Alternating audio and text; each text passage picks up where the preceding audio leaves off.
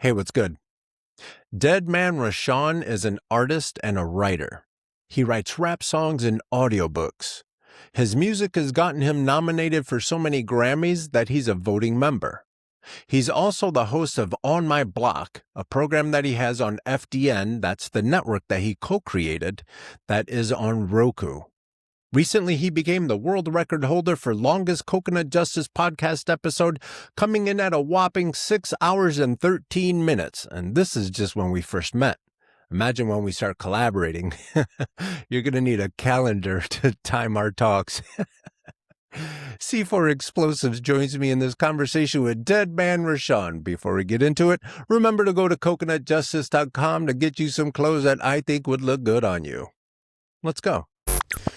We were getting into some really cool stories with the guest of the hour, but this go round I kind of want to show off a little bit, so I'm gonna go ahead and introduce my brother. Cefore Explosives is here. What's up?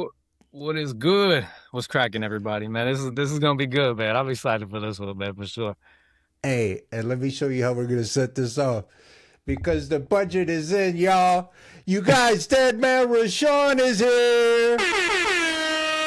I may spill the tea, but I sip coffee. Just get it pop. Go. Let's go. Live studio audience. Just kidding. It's fake. You guys, I'm so excited to talk to Deadman Rashaun because I just started following you just a few weeks ago, and it's just like gem after gem after gem. So I wanted to actually, Cefore was like, yo, you got to check out this dude. And brother, I am so excited to get to meet you and to talk to you and to pick your brain a little bit. Yeah. Likewise, bro. Likewise, King, likewise. So when they say Deadman Rashaun, what is it that you're doing these days? Just a few things, a few good things. Naturally, doing music, writing. Man, we are the album. Matter of fact, got out of the studio last night. We was in the studio yesterday from 3:12 to 3:46 this morning. Just doing interludes for my Nightlife album. And cause the songs are done all pretty much live. We do a lot of live, like the Roots and stuff. And yeah, I got I don't want to say star-studded cast, but I had, Pharrell, Trey Quick came through. We got a song in there called Let's Chill with JC singing the hook. He was part of Pharrell's crew before they broke up. My man Mark Payne, he did a track on there. It's called Think of You. Mark Payne, he's from that Bill 10 camp. He done production for Bill DeVoe and all those guys over there, MC Brains and all them. He came up with, matter of fact, I think they was in a group together over there at Bill 10. I don't want to spew them. I have to talk to Mark about that. If you guys don't remember MC Brains, son, he was so Coochie good. Coochie, la la la. I am dying and I'm up to par. You did. Boy, So don't get me started. Yeah, man. That was my heyday right there. Yeah, so he did a track called Think of You. My homegirl Madeline Miller, she's on that. I think I don't know if she got signed to Big Machine Records down there in Nashville, but I know she's been talking to him. But yeah, she's on that song.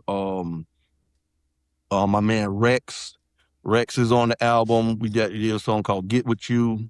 EA Ski did a track. Almighty. Yeah. Wild Hill. Matter of fact, Wild Hill, the first single, is out now. I think That's a banger. It charted #1 on iTunes for like 2 weeks. And I would have actually paused on bringing it out because, once again, here's a story. There was a song on this album, and I'm not going to diss my man, but my former manager, who helped me get into some Netflix movies, why he did it, I have no idea. But he was like, yo, when the album gonna be done, this, and this, and this. And I was like, yo, the album's pretty much done, man. I got 2 more songs to go. And I said, I said, I just got a track for EA Ski. He was like, what? I said, yeah. I said, matter of fact, the track that I got from Ski was actually supposed to be for Cube's album. But it was on a live. He was on one of his lives, and he was like, yo, this is some tracks that I was doing for this person, this track that I did for this person. And if anyone knows Ski, EA Ski posts every day, you know what I'm saying? Shouts out to EA Ski. You did what I'm saying, you know what I mean? Always live. Bay Area, you did. And Rage actually called in because I had it was the last track on his live. And I just so happened to have, I literally had just finished cooking, and I came in, I sat down, and I seen EA Ski was live. And I said, Ski live? So I hit it, and he's making a beat. And I said, oh, damn. So I'm just sitting there, I'm like, damn, Ski be coming with that heat. And he seen me, he said, yo, Deadman, what's good? So I just take back, peace and blessings, King. Just came in, sorry I'm late, you know. And when he was finishing it up, I just put on there with like three fire emojis, and then at the bottom I said, man, if I only could. Just like that. And about 2-3 minutes later, he said, hey, yo, Deadman, hit me up in the DMs, man, when this chat's over. Hell yeah. Okay. So when it was over, he didn't even wait on me. He called. And we started chatting. And I was like, what's good? He was like, yo, man, you like the beat? I was like, dude, are you kidding me? And he was like, yo, you want it? Man, don't play with me like that, man. Don't do that, man. I'm MC, man. You know what I mean? I got something that in my head right now. You did. I was like, yo, you put it on my plate, I'm eating, man. You know what I mean? So make a long story short, he sent that and he sent another one. And that was the track that Cube was supposed to have got. And I was like, oh. And matter of fact, matter of fact, I'm gonna do you one better. I'm gonna let you hear it.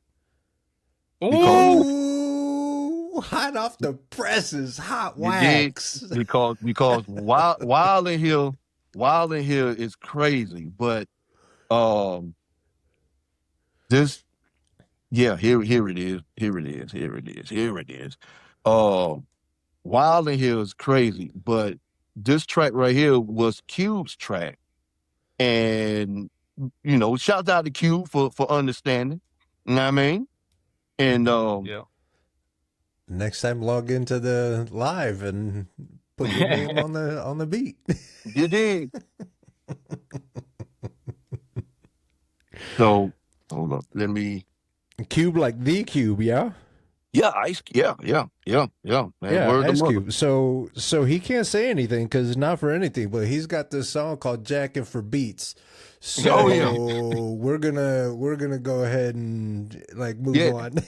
But I'll let you hear a little bit of it, man. I'm gonna let you hear a little bit of this joint because it's crazy. It's called "Till They Bury Me." It ain't out yet, but it's not going to be on the Nightlife album. It'll be on the Malevolent album. It'll actually be track 3 on the Malevolent album. Wild in Here. You got an album on deck. Yeah. Oh yeah. Man, I have 5 albums already done, and I'm working on 2 audiobooks right now. Oh man. One of the audiobooks is called Demonado. The other one's called Womanaconda.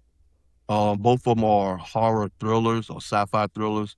Demonado is where 4 kids from Nebraska was playing with a Ouija board for the first time, but this one girl, she already knew about a Ouija board, and thunderstorm came up that spawned a tornado, and And when you're in the Midwest, you got to run for cover, storm shelter. Mm-hmm. So they left the Ouija board open. And she was like, yo, you got to close the board. You got to close the board. They were like, get to the shelter, because the tornado's coming. Left the Ouija board open. The portal's open. So now demons come through the portal during the tornado. Hell. So now the demon is in the tornado. So now the demon is now seeking wrath and vengeance on the 4 kids and their family members. So one by one, as family members start passing away, every time a storm comes up, why is this tornado only hitting the homes where the family members of these people are? So the girl is telling the police, I'm telling y'all, I'm not lying. I know what's going on. He's like, so you mean to tell me y'all was playing with a Ouija board? You left the Ouija board open and a demon comes out and now he's in a tornado killing people. Is that what you want me to believe? Yes. I'm going to lock you up and throw away the key. Get out of my face. So the cops don't believe her. So there's one old lady from Louisiana who was literally banished for witchcraft down there. She had moved away and was basically in Nebraska living her best life, chilling. Don't nobody know me up here. They don't know what I did down there. She feels the energy every time it happens. So she's like, I know what's going on. I'm about that life. She finally finds the girl and they're talking. And she's like, okay, so she's going to help her get the demon back into the portal. And at the last minute, the police, who didn't believe her no matter what, finally saw a tornado with the demon in it. And he was like, there's no freaking way. But it didn't see him. And he went back to her and like, okay, I believe you now. You know what I'm saying? So they have to fight to get the demon back into the portal. It's bananas. And with that, I have different artists that's going to come through and write songs to be during the interludes of the audiobook.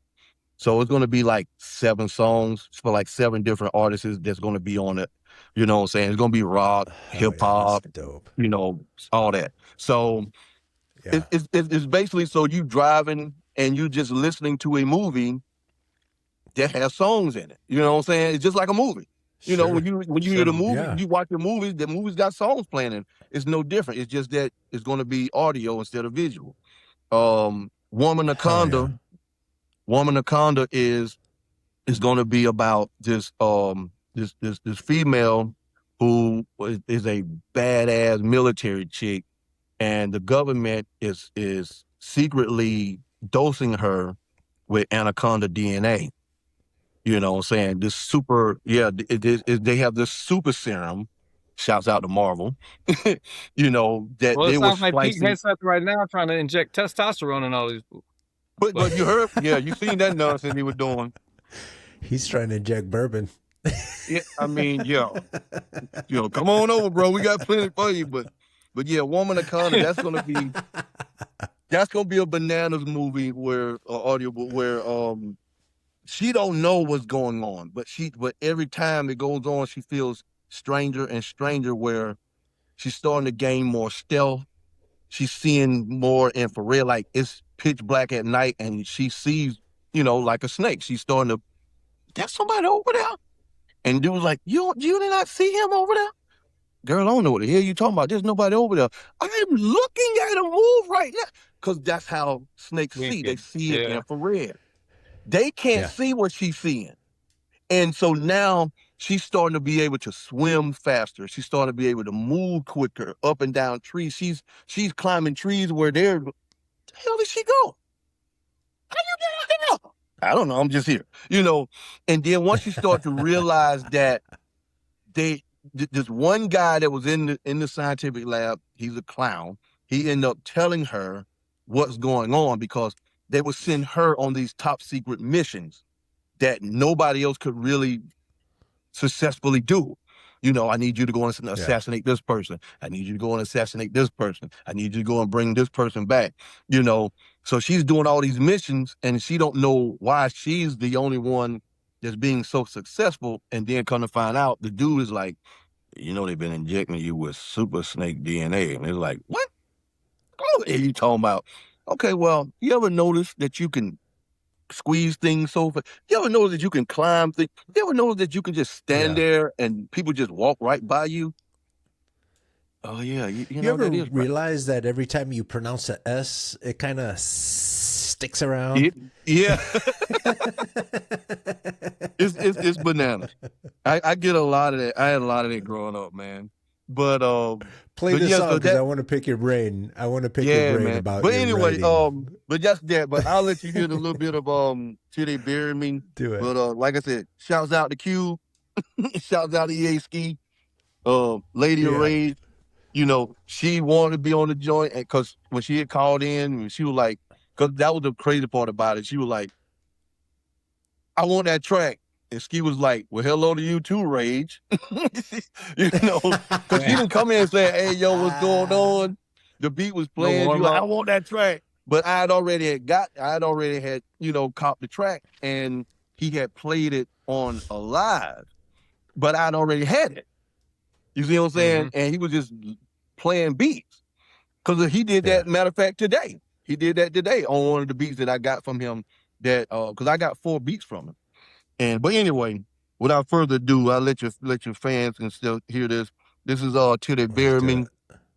You could just say stop whenever you want to, and I'll just press play. Okay.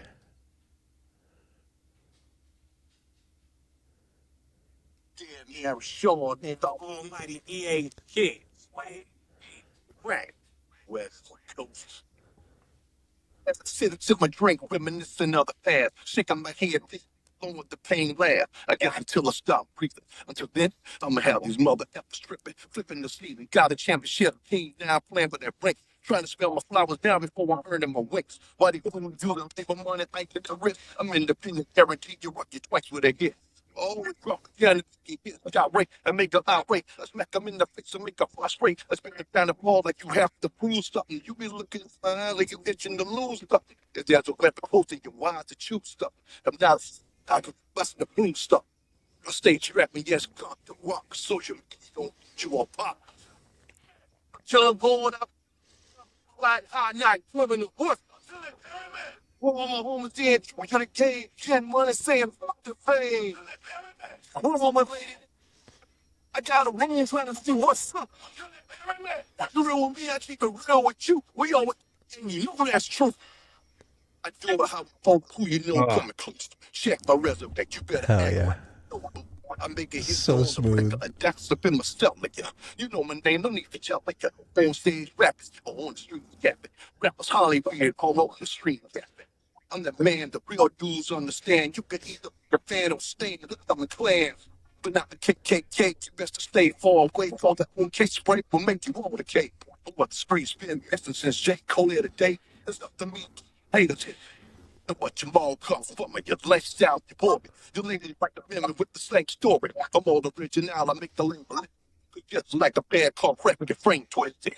I'm still going out and living it up. Riding high night, flipping the what? There we go. To the game, can understand the fame. I'm good. I'm good. I have a lot of questions. I have a lot of questions. Let's go. Let's go. Let's go. So, All right, this one goes to both of you. Like this is my selfish question. How do you guys go about building a good chorus for a rap song? Me, I come from the heart with it. What I do, I let the beat marinate. Like when I got that beat right there, I was like, and at that time, I would always think, for me, I never lived a gangster life. Like I didn't grow up like that. I didn't grow up slanging dope. I didn't grow up shooting, you know what I'm saying, like a lot of cats do, you know what I'm saying? So I gotta go. But I love West Coast music. DOC is still my favorite rapper to this day. You know what I mean? Ooh. No one can do it better. Yeah. Still to this day. You did? So Yeah. I was like I said, with that song, Till They Bury Me, I was actually in the studio letting my man Freddie listen to that beat. And he was like, man, I ain't gonna lie, man. I just love what we do, and I'm gonna do this until we gone. I said, bro, until they bury me, I'm gonna be doing this just like that. And I said, and I grabbed my phone till they bury me. And I let it go just like that. And that went with that. Because I'm like, it's a West Coast joint. And I was like, so on the way home, I was like, till they bury me. Till they bury me. And I'm just letting the beat do, do, do, do, do, do, till they bury me. Do, do, do, till they bury me. Until they're gone, I'll be living it up, riding high, not giving a what. I'm like, oh, I had to go. Got back to the house, and I just wrote the chords down. But most of the time, man, I let the beat. That does have that little delivery that it's got a lot of Tupac in there. Yeah. Oh yeah. The Like I music, said, man, the delivery. I another crazy story. I like those. We own, where is it? That one.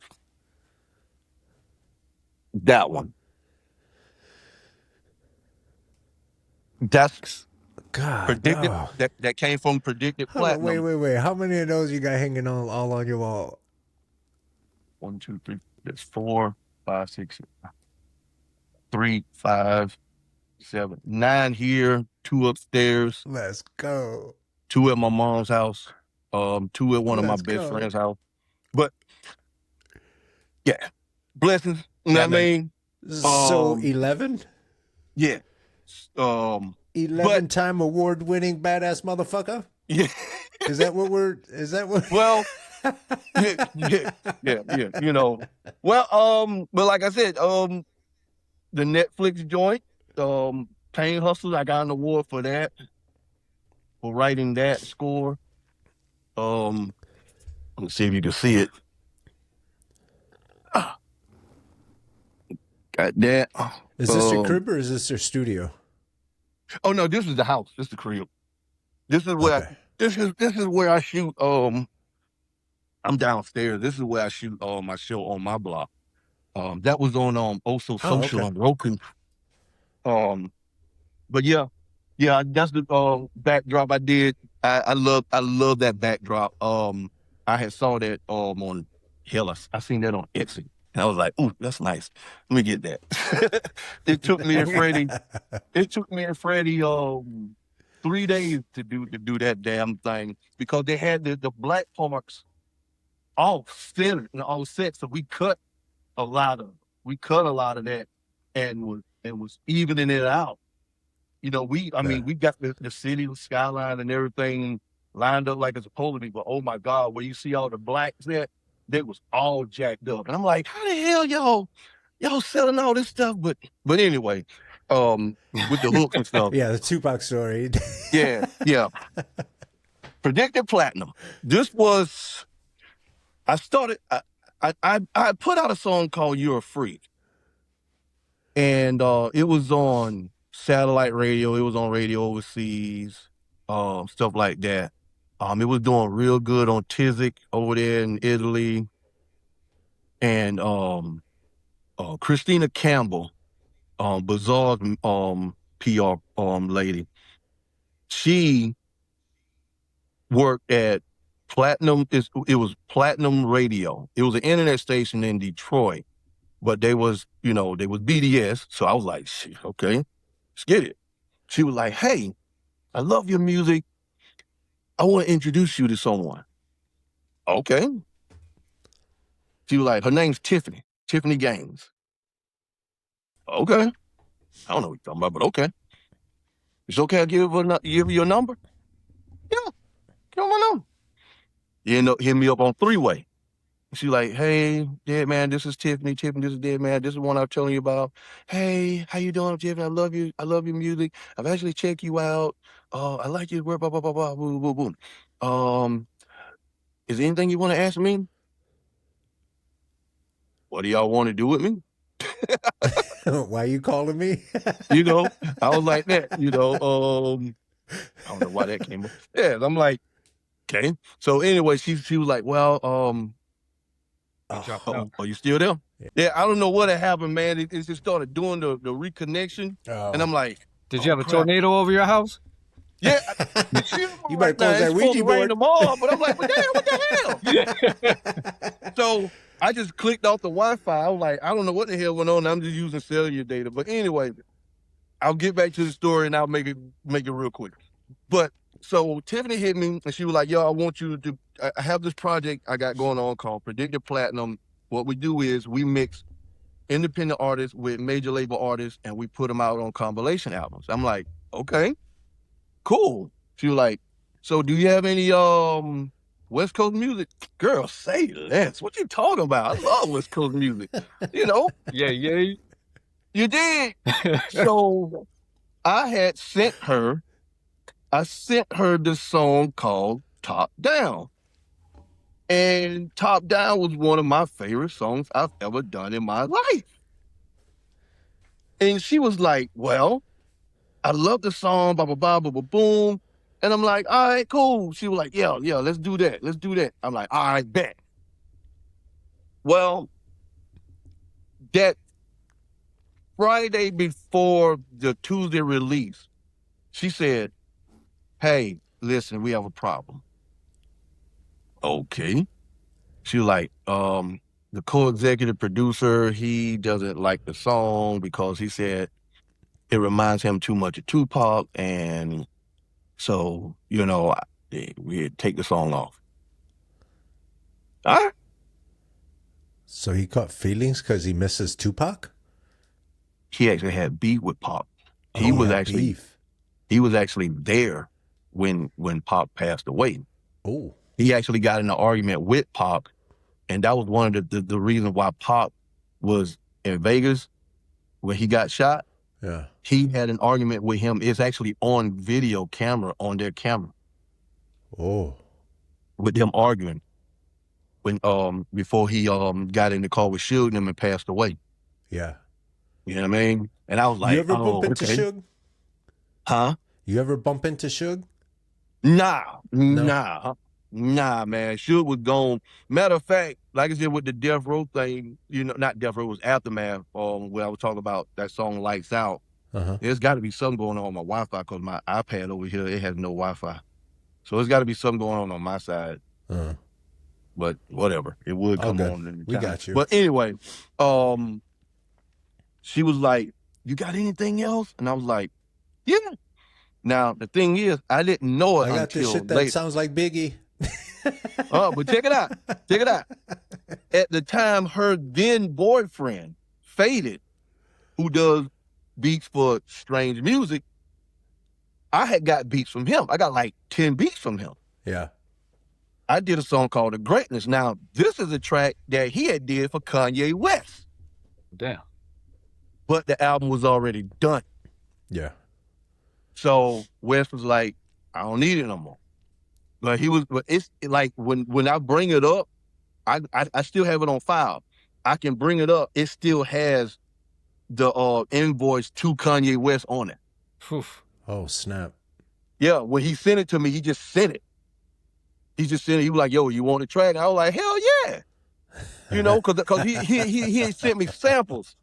He had sent me samples. Sure. And I was like, oh, okay. Well, that song became The Greatness. That's the song that was out. So I sent her that. And I said, just to let you know, if you don't like this one, he got to take that up with your man because your man produced the beat.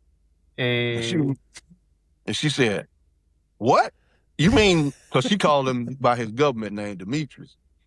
I said, Faded. I said, yeah, D did this track. And she said, oh, okay. So needless to say, it got on the album. Yeah. And that song was the second highest streamed song behind E40 song on that album. And when it debuted number 12 on Billboard, and it went to go number 1 on Billboard, and it went number 1 on iTunes. And it went platinum like a year later. It came out in 20, went platinum like middle of 21. Explain I how mean? good that feels. Explain how when you go into the lab, you just go in and you're chopping up beats, you're writing the rhymes, you're doing all that thing, all this stuff, and then it comes out, and then like all of a sudden, someone mails you this shiny ass record, and then like your song is on the Billboard and shit like that. Like, what's that feel like? Validation. Yeah, But I'm from, like I said, I'm from a small town called Batesburg, Leesville, South Carolina. yeah. It's 32 miles west of Columbia. It's about 28 miles east of Augusta. And 803 Fresh is from my hood. Yeah. King George is from my neck of the woods. Huh. You know what I mean? Matter of fact, 803 Fresh goes with my homeboy who taught me how to rap. It goes with his niece. You know what I mean? You know what's fun is when I talk to artists, you're not the first one to say this person taught me to rap, because our boy Rookie Shy, he came on here and he was telling us stories about how folks had to teach him how to rap. Yeah. Like, how's that work? Like, generally speaking, rappers just ones that I've seen, they just like it, and then they work on it and shit like that. Like, with me, I didn't even like rap. I wrote poems, I wrote haikus, I wrote plays. You were in the R&B, brother, yeah, son. Yeah. Howard, you would, I mean, yeah, man. That was the inspiration for Anaconda. We got things to get to. Hey, girl. Yeah, man. I mean, yeah. The Doobie Brothers, Mickey Howard. Oh, hell yeah. Miles Davis, man. I was that guy. You know what I mean? Like, Earth, Wind & Fire is my first band. My favorite band ever. Ever. But I was taking theater and drama classes. I took theater and drama for 12 years. I was trying to be the next Denzel, not the next LL. Right. Shout out to LL for being the next Denzel. I mean, but yeah, man, real talk. I went to private school growing up. They used to call me Black White Boy because I went to private school. But then when I got into public school, man, I mean, I was around all the homies from in there anyway, but they would just pick at me. What's going on, Black White Boy? Yeah. They knew you, though. Look at this book reading. Yeah, we all grew up together. We from the same hood. Yeah. But my mom wrote gospel music for different gospel groups growing up, and she took that money and put me in private school, thinking that it was going to be better. I'm like, whatever. I ain't had no say-so on that. I'm a child. Teachers might be better, but yeah, so I mean, but anyway, yeah, man. So that's where that came from. And one day, my man Tony Ruth, they call him Step Ready. He's been on all of my projects. We had a group called 190 Proof, and we had all kind of record deals on the table, bro. Tommy Boy, Interscope, Asylum. Matter of fact, I wrote 2 songs for the Cheetah Girls when they first started. Shit.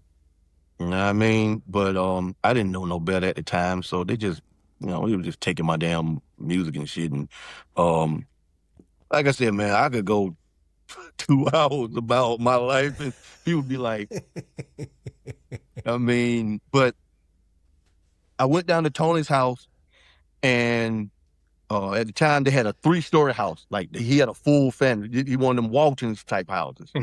You know what I mean? 1 story, 2 story, 3 story. Everybody lived there. Uncles, aunties, cousins, Everybody.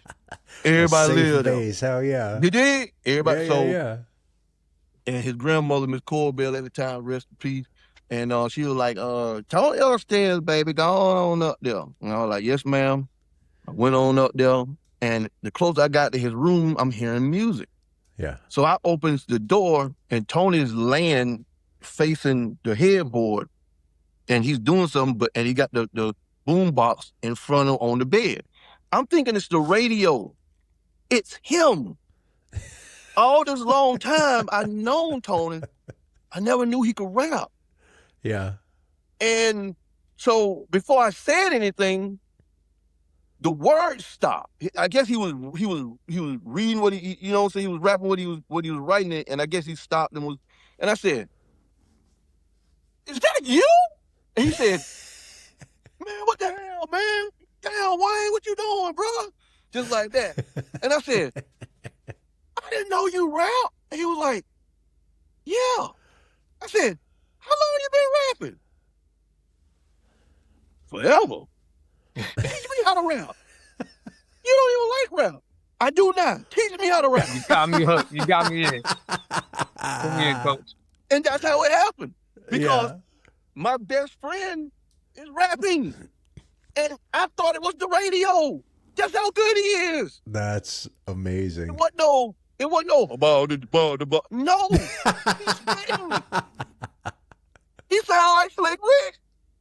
Hey, He sounds like Slick Rick. That's the other one, Slick Rick. Oh. When you hear Ricky. Tony rap, I mean, to this day, like I put an album out up for him, but this was, I hated that. I hated that happening, man. This was the time I was getting divorced. Another story. Oh, God. But, yeah, man, he got an album out right now called Swag Juice that nobody knows about. And I'm telling you, We're about to tell everybody then. if Step Ready would have been signed to any label, he would probably be one of your top 5 favorite MCs right now. I mean, you would really have a hard time saying Jadakiss or Method Man or somebody like that, because he's on that level. He's that nice. Like, when he rhymes, he floats on the beat. There is nothing choppy about it. Slick Rick, just think of Slick Rick. That's Step Ready. I mean, how he, oh, man. And so when he taught me how to write, when he was like, "Listen, you know how to write poems. Yeah. Just think of a beat playing behind it and just write it longer." He was like, he said, "But no matter what you do, write what's in your heart. I don't care about what they're doing outside. I don't care about what they're doing at the game." You know, because like I said, this was 91-ish, 92-ish, something like that. 1991, 1990, somewhere around in there. And like I said, man, I had no inclinations of being a rapper, but once he started showing me how to do it, I was all in. Yeah. And I was like, and I was always asking, like, "Why ain't you out there showing the world, showing people that, you know what I'm saying, you got it?" He like, "Man, nobody want to hear me rap, man. I just do this for fun, man." Yeah. I'm like, yeah, and I was telling, and I know he think that, like, even to this day, like, I don't see him as much because he's still in South Carolina and I'm up here in Kentucky, and I don't see him as much, man, but he's still one of my favorite MCs to this day. Like, that's why I have him on every album I do. Like, I got songs with him. I got about 45, 50 songs with him. Damn. Just me and him. Because like I said, we was a group, 190 Proof. And the DJ Caprice, shouts out to DJ Caprice wherever he's at. His real name is Edward Strader III. I know there's multiple DJ Caprices out there, but his real name is Edward Strader III. He helped write that song "Who Let the Dogs Out," and he had a record store in Columbia, South Carolina, and he helped me damn near get a deal with Tommy Boy, because I used to always tell him Tommy Boy was my favorite record label because I had such a big crush on Queen Latifah. And preach. These are man, facts. man, I still Sweet do. Tea and Queen Latifah. If Aaron one of them ever had came to me, we was gonna be walking the aisle. It was a rap. I ain't care. Oh, yeah, you and me would have to fight over after Queen Latifah, boy, because she... Bro, man, to this day when I see her, I just be like... Something about strong women, just... Yeah, oh. man. And man, when she came out with UNITY, I was like, talk your shit, bro, girl. It was a rap. Look at him. I went back to Dance For Me when I saw the video for Dance for Me, I was, because Yeah. I used to go back and forth to New York and Philly with family. You know, a lot of my folk used to live in Bed-Stuy, you know, and so I would go there all the time. Matter of fact, another story, when Ill and Now Scratch came out with my homies, we was there.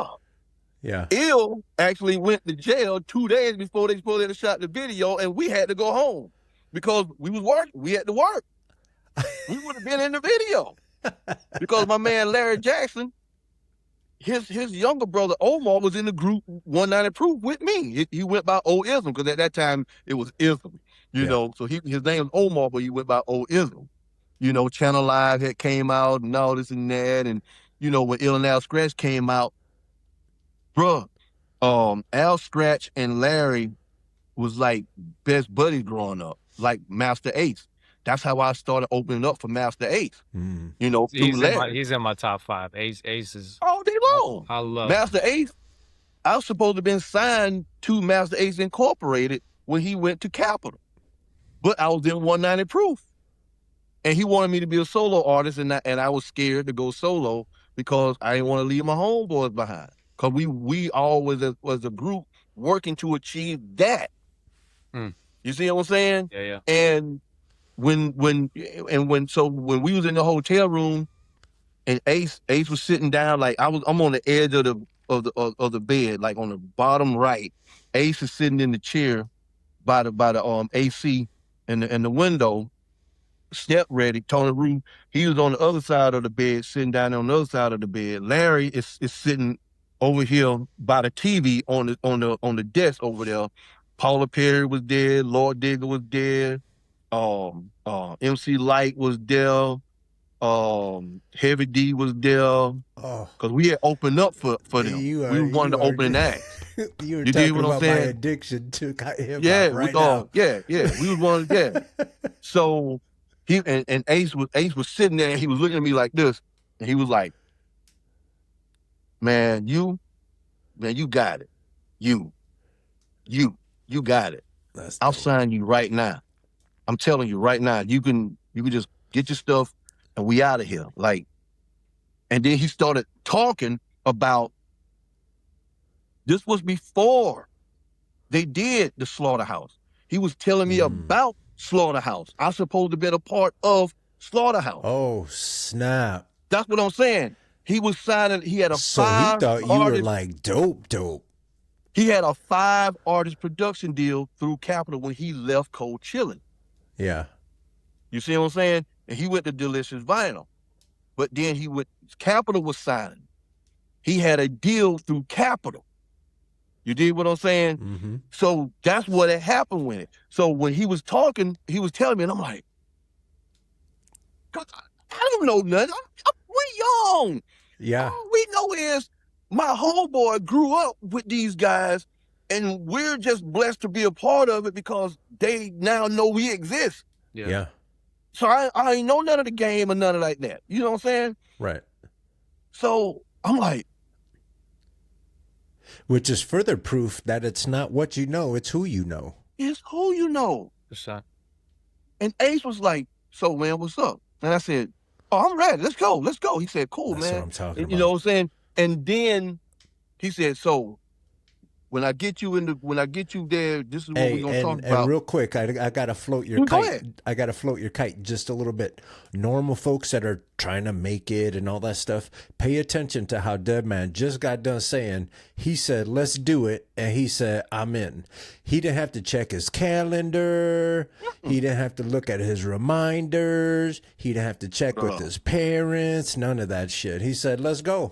Let's go, Tom. Bro, I was so overjoyed that all these years, like I know people know me down here, but man, I'm about to be on TV with Master Ace. Like, man, the symphony. Take a look around. Oh my God. Yeah. I'm like that inside. But on the outside, I'm like this. Yeah. Chilling. Hey, and again, I'm going to go ahead and point out something here.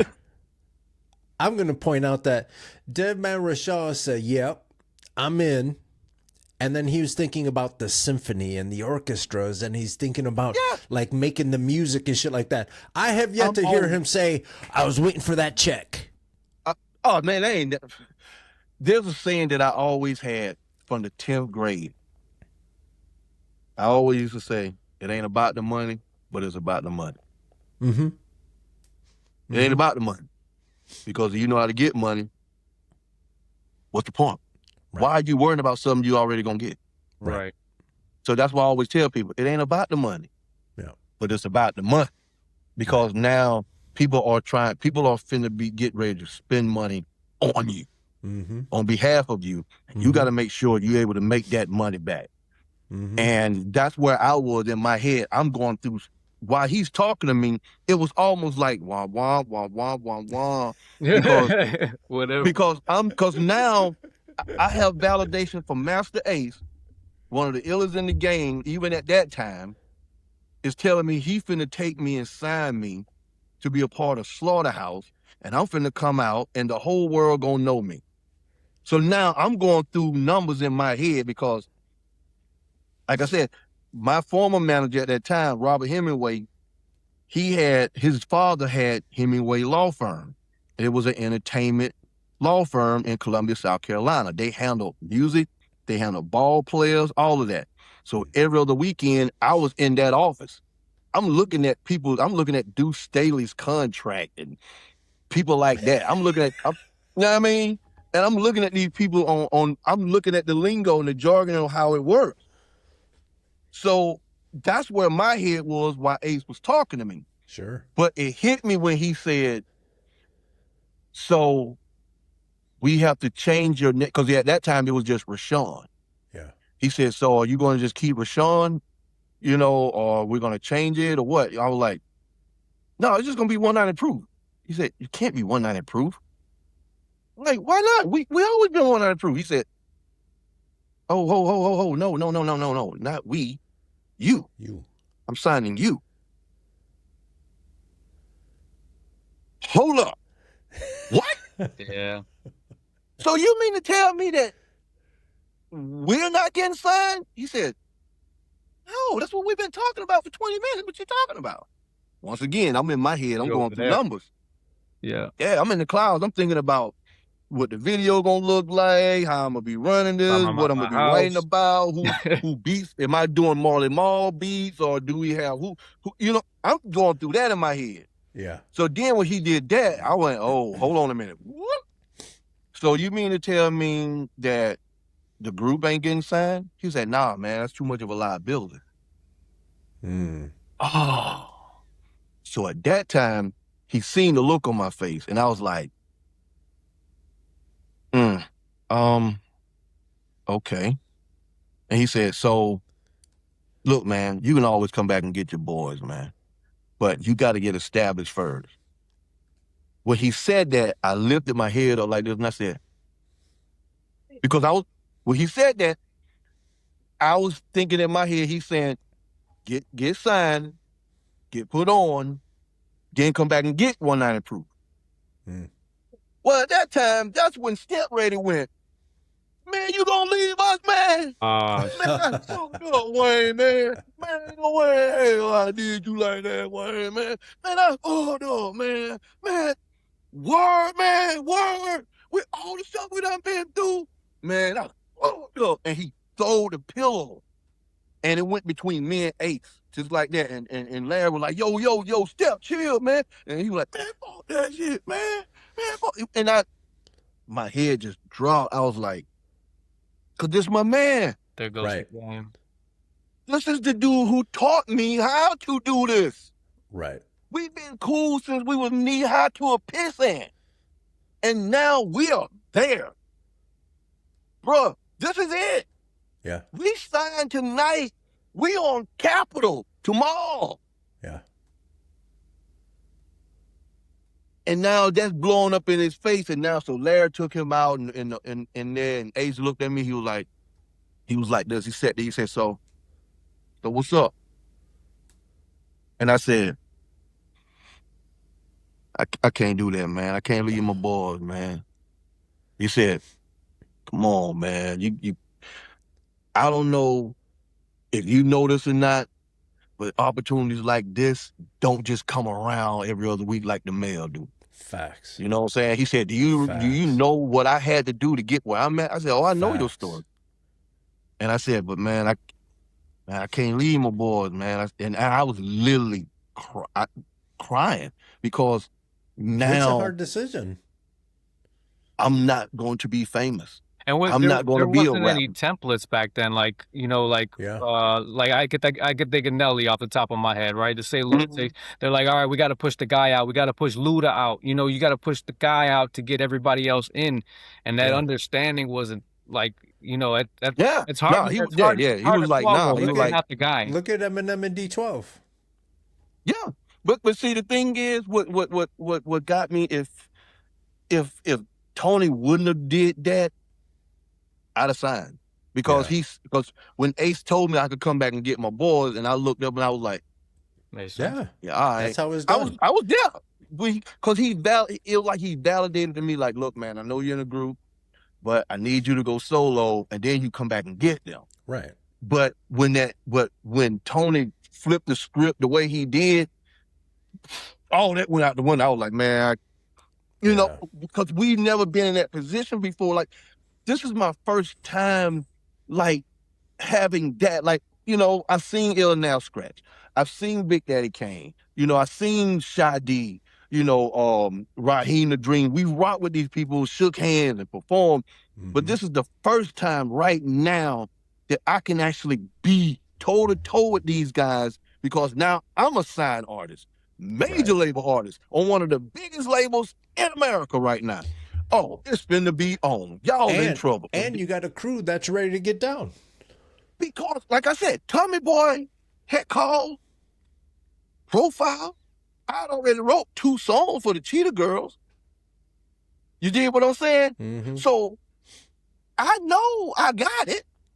Ace just validated that I got it because he want to sign. He was finna sign me. So I know I got it. Yeah. So there was nothing to be talked about. There's nothing else to talk about. We good. Yeah. But when he did that, that was it. And then, hell, man, less than a year later, Slaughterhouse came out. Slaughterhouse album come out. Yeah. You know, and then his album come out, INC Ride, and so now I'm watching MTV like. So now that we're older,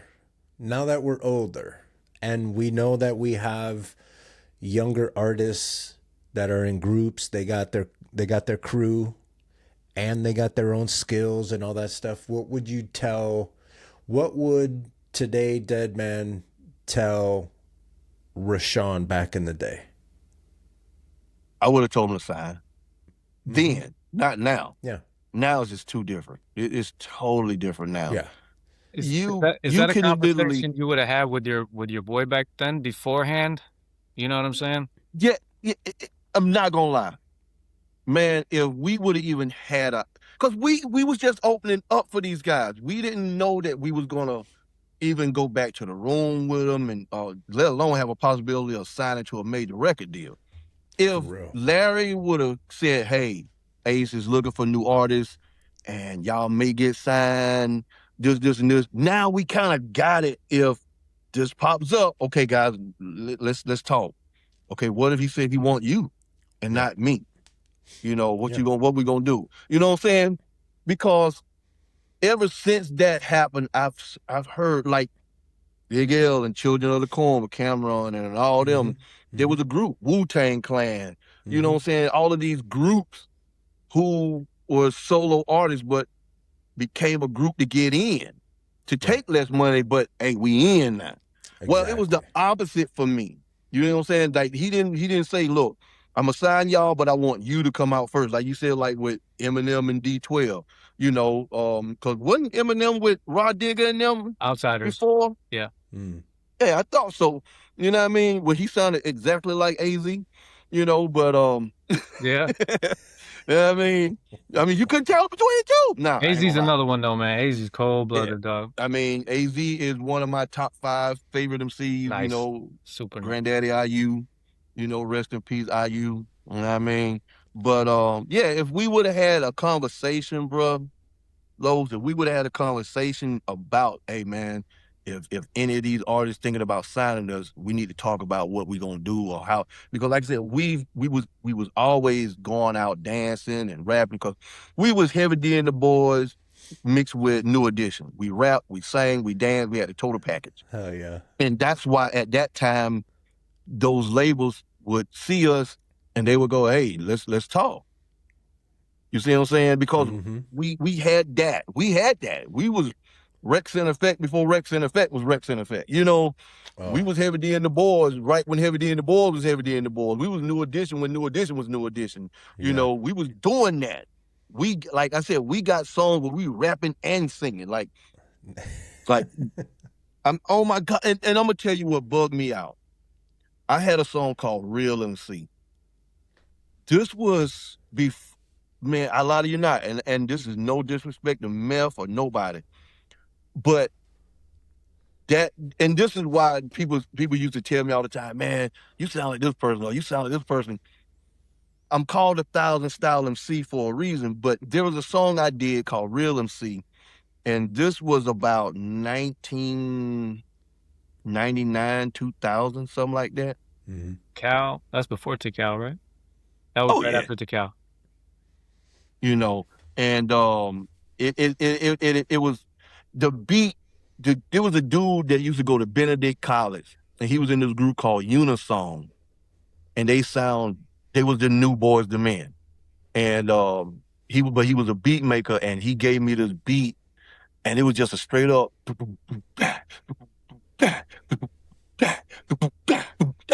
It was just one of them, and I was like, ooh, and I did a song called Real MC, and it was sounding,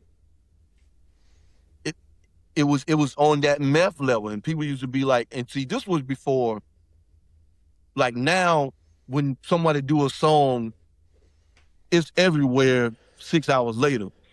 If someone in New York did a song, put a single out, it didn't get down south for like 3, 4, 5 months. Oh, It didn't yeah. get out west for like a year later. So This I'm is right doing, around the time, like you're talking about, like 89, 90, 91. This is when I was stationed in Germany. We're not even talking about, like, music took months and months to make it out to to go Germany. You had to wait for someone to go on leave, and then they would listen to all the good music and bring back the tapes. man, you was working on your second album when your first album just hit Germany. Just You started know, warming up, yeah. yeah. I mean, man, but see, that was one of the things, and see, like I said, Ace and all that, we always was always be around. And when I had that song, and he was like, "Yo, that shit is crazy." He would never, they would never say fresh or dev. He would always say, "That's Yeah. crazy." And it was like, how many hits does it take to get your clowns off my shit so I can make another record style where your people start pumping the jam, you will slam to keep you all Oh, that's that jumping. Bring the Pain. Yeah. Yeah, but you see how it sounds? Yeah. So if you think about, Yeah. I'm riding the beat. So the beat is, that's on how many hits does it take to get the clowns off my shit so I can make another record style. So that's what yeah.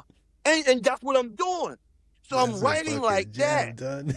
I wasn't writing like Meth. I'm writing like that. Yeah.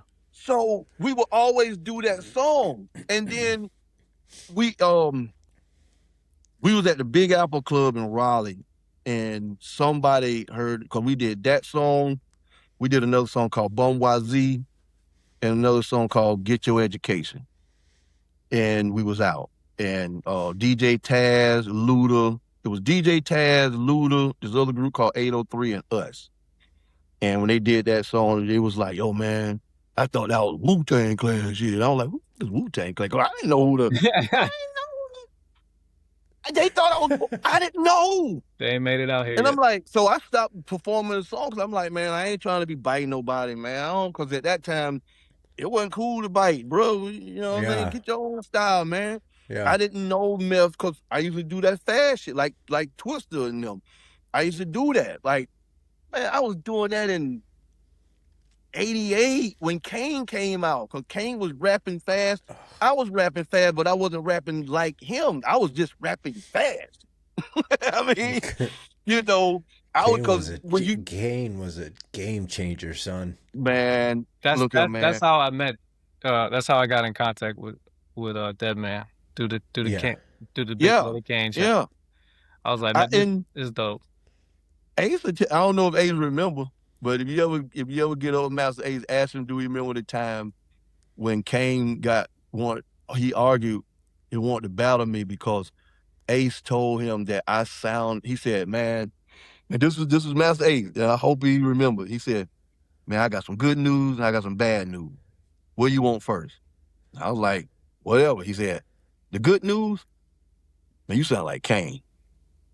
When you rhyme, he like, it's so crisp, it's so jazzy. He said, but you can tell the difference, but man, you sound just like Kane. And it would be a battle every time you guys would come out. Like, he would have to come out if you came out with something, because I know Kane. He was like that. I know Kane. And then he started telling me about the story with when Granddaddy IU got signed, and he didn't like Granddaddy IU because, his name was actually IU, but Biz Markie changed his name to Granddaddy IU. No, actually it was called Daddy U. It was called Daddy U. IU name was actually IU, because it's actually his real name. I can't pronounce how the name that starts with I is, but his actual name is IU. But it's something else in it, like some African stuff. But when they was getting signed, Biz Mark said, we're gonna change that to Daddy U. That was gonna be Granddaddy IU's stage name, Daddy U. And he was like, Daddy, Granddaddy IU was like, oh, hell no, I don't want no beef with Kane, man, because I already know. You know what I'm saying? So when Kane, that's where a lot of people don't even know, that's where the fallout came from Kane and Biz Mark. Because when he signed Granddaddy IU, he changed the name right when they was coming in there, because I think Fly Tie was actually the one who said, no, we can't do this. And he said, well, we're just going to say Granddaddy IU because it's Big Daddy Kane. So he's Granddaddy IU. And Fly Tie was like, he was like, all right, let's ride. No. And that's how Granddaddy IU got his name, because it was actually IU before he got signed. Yeah. And then Biz Mark changed it to Daddy U. And then before they signed, Fly Tie and them changed it to Granddaddy IU. And that's how he got that name. And ever since then, that's why you never heard Kane and IU never do nothing. To this day. They never did anything. They never was on now one. Kane is on everybody's music except Granddaddy IU. Dang. He even got a song with the Jizzle. Remember when he was the Genius? Mm-hmm. Kane got a song with the Genius. He do not have a song with IU. Not one song. Even when IU left. He do not. IU is the only rapper that ever came out of that crew that Kane never did a song with. Hey, talking about, because of the name. Talking about Big Daddy Kane and talking about Granddad IU and listening to you dropping dates and stuff like that. I'm assuming that you and I are probably very similar. We probably went to high school together. You know what I mean? Yeah, I graduated in 92. I graduated in 89, but I graduated early. Mm-hmm. How do you feel when you hear people like Dre 3K, Andre 3000, when you hear Dre 3K talking about, one of the reasons I don't rap is because I don't feel like anybody wants to hear me talking about getting a colonoscopy? He's in the game. He has sold over 30 million records. Yeah. He feels that there's nothing else. But when you have reached a certain plateau, there is nothing else for you to do. LL Cool J said one time, I think it was on the Exit 13 album or the Phenomenon album, he said, it's hard to stay humble when your pockets are so fat. I mean, you can't rhyme about the struggle if you're not struggling anymore. I want that challenge. And that's where 3 Stacks is coming from. He's like, look, man, I can't give you Southern Playalistic. I can't give you AT Aliens because Yeah. Southern Playalistic, I was broke, hustling. Bro, I had $13 in my bank account Yeah. when Southern Playalistic came out. When AT Aliens came out, I was just able to buy my own apartment. Yeah. You see what I'm saying? When Yeah. Equipment I came out, now we're doing things because now we're in some movies. I can actually afford a house now. Yeah. That's why, and now he's an icon, global icon. He is heralded right now one of the top 5 dead or alive. Not Big Boy, who's in the same damn group, but Stax though. And that's why I tell people your frame of mind has a whole lot to do with this. Yeah. Because I'm always have something to say. Yeah. I always got something to say. Yeah. I could have been stopped this stuff years ago. Yeah. But I always have something to say because something is always in my heart to talk about. Yeah. This goes back to when your boy said rhyme about you, like the stuff that and come from Step Ready. Yeah. And like I said with Stax, when he said that, he's also pointing out the fact of, man, I've been doing this for so long. My frame of mind is different from everybody else's, which you can already tell that. And a lot of this, his people won't admit it. A lot of this goes to Hey Ya. Yeah. Hey Ya got so big, he couldn't go back. Yeah. First time I heard Hey Ya, I thought it was a commercial, and then it turned into a commercial. That's when the wig came out and all this, you know. That shit was a perfect commercial song.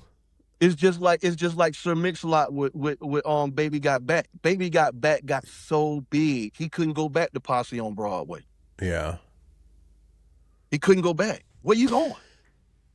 Yeah, you see what I'm saying? And that's a good point, because like, not that rappers are gonna age themselves out, but it's just like when Michael Jordan was playing. He was like, when you see Michael Jordan in real life, you could tell he was built for that shit. You just feel it. And that's why I tell people all the time, I've been around NASCAR my whole life. And I tell people all the time, people are like, man, how the hell you watching that drive and go round a circle? I said, you know, and I used to tell people, I said, well, how the hell can you just sit there and watch grown ass men hit each other and slap each other on the ass all day? That's different. You have to be there to understand it. You have to be there. And that's why I tell people, that's why the music game is the way it is now. Because for so long, we looked at these people as larger than life people. I see, like I said about Master States, I've seen you on TV, and now I'm looking at you and I'm like, do you know who you are? You know? But you're just now like we me. don't do that. We don't do that because everybody can be it. Yeah. Yeah. Okay? Everybody can be Reba McEntire now. Everybody can be Martina McBride now. Everybody can be Judas Priest right now. Yeah. Everybody can be Slipknot right now. When we was coming up, yeah, we had gatekeepers, and now it ain't like now that no more. They're not there, and that's why I tell people, my cousin, my little nephew, Prodigy child, down there. He when he raps, I tell people we used to laugh at Silk the Shocker. Not all y'all sound like Silk the Shocker. I used to listen to Silk the Shocker in the suburbs of Chicago, make everybody nervous. Man, that's when you were here. I was gonna say No Limit. It was. I had 3 tanks. You know, I'm just saying. I had copped every album, but I had copped Masterpiece. Like his first tape out of L.A. when EA Ski started. That was my introduction to EA Ski when he was coming through the West Coast, man. Whew. But people used to laugh at Silk the Shocker because of how he rapped. Now everybody rapping like Silk the Shocker now that's coming out now. That because they can't stay on beat. They just say 100%. words. 100%. They just say words. The beat be playing and you don't know who to dance to. Yeah. You know, just like when I said I was doing Real MC, I'm rapping to the beat, how the beat pattern is going. I'm rapping boom, boom, boom, boom. Did you rap to this beat? Or they just slap it on something else? But with them, they just put a beat on. You got Tourette's or something? I mean, I'm serious. I would love to see how someone with Tourette's rap. I guarantee you they'd be platinum because they.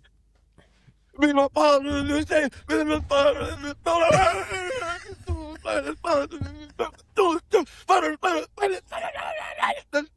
I can see a lot. And all you need is the beat behind it. All you need is a trap beat behind it. That's it. And talk nonsense. And just let somebody else do the hook, and then he just, hey, bro, just go in there and just get it in. He ain't even gotta have nothing wrote down. That's why when you see them drill rappers and them trap rappers, them new cats, they be on Funk Flex show and stuff, and Flex be looking at them like, he does that on purpose. Flex ain't stupid. Flex know these dudes is gonna bomb when it comes to freestyle, because and then those when you on a Funk Flex show, dum-dums say I don't freestyle because I'm a rock star. this is not on the radar. But this is not on the radar where you could just come in there and just do one of your songs. On the radar, you come in there, yeah, let's go. Yeah. You know what I mean? Let's get it. And then he looks at him crazy like he looked at Tyler, the Creator, when he did his thing. Mm-hmm.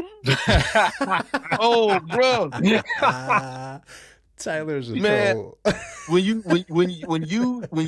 you find out that there's a trap rap or a drill rap on Flex show, you know it's funny before you even press play. He does this on purpose. He does this because, excuse me, he's getting those clicks. He knows this is gonna be fucking hilarious. Like, no, I gotta.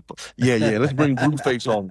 yeah. We're gonna bring 42 Doug on. 42 Doug. You can see it coming. Yeah. But see, guys like that, that's why I love it, man, because Rex was like, yo, man, we got to get you on Infamous Amadeus show and use some freestyle. Because the last one that Rex was on there, he was like, yo, King, I called you, man, because I wanted you to take the flight with me to be on the show. And I was like, man, I was at my old lady, because my old lady, she retired Navy.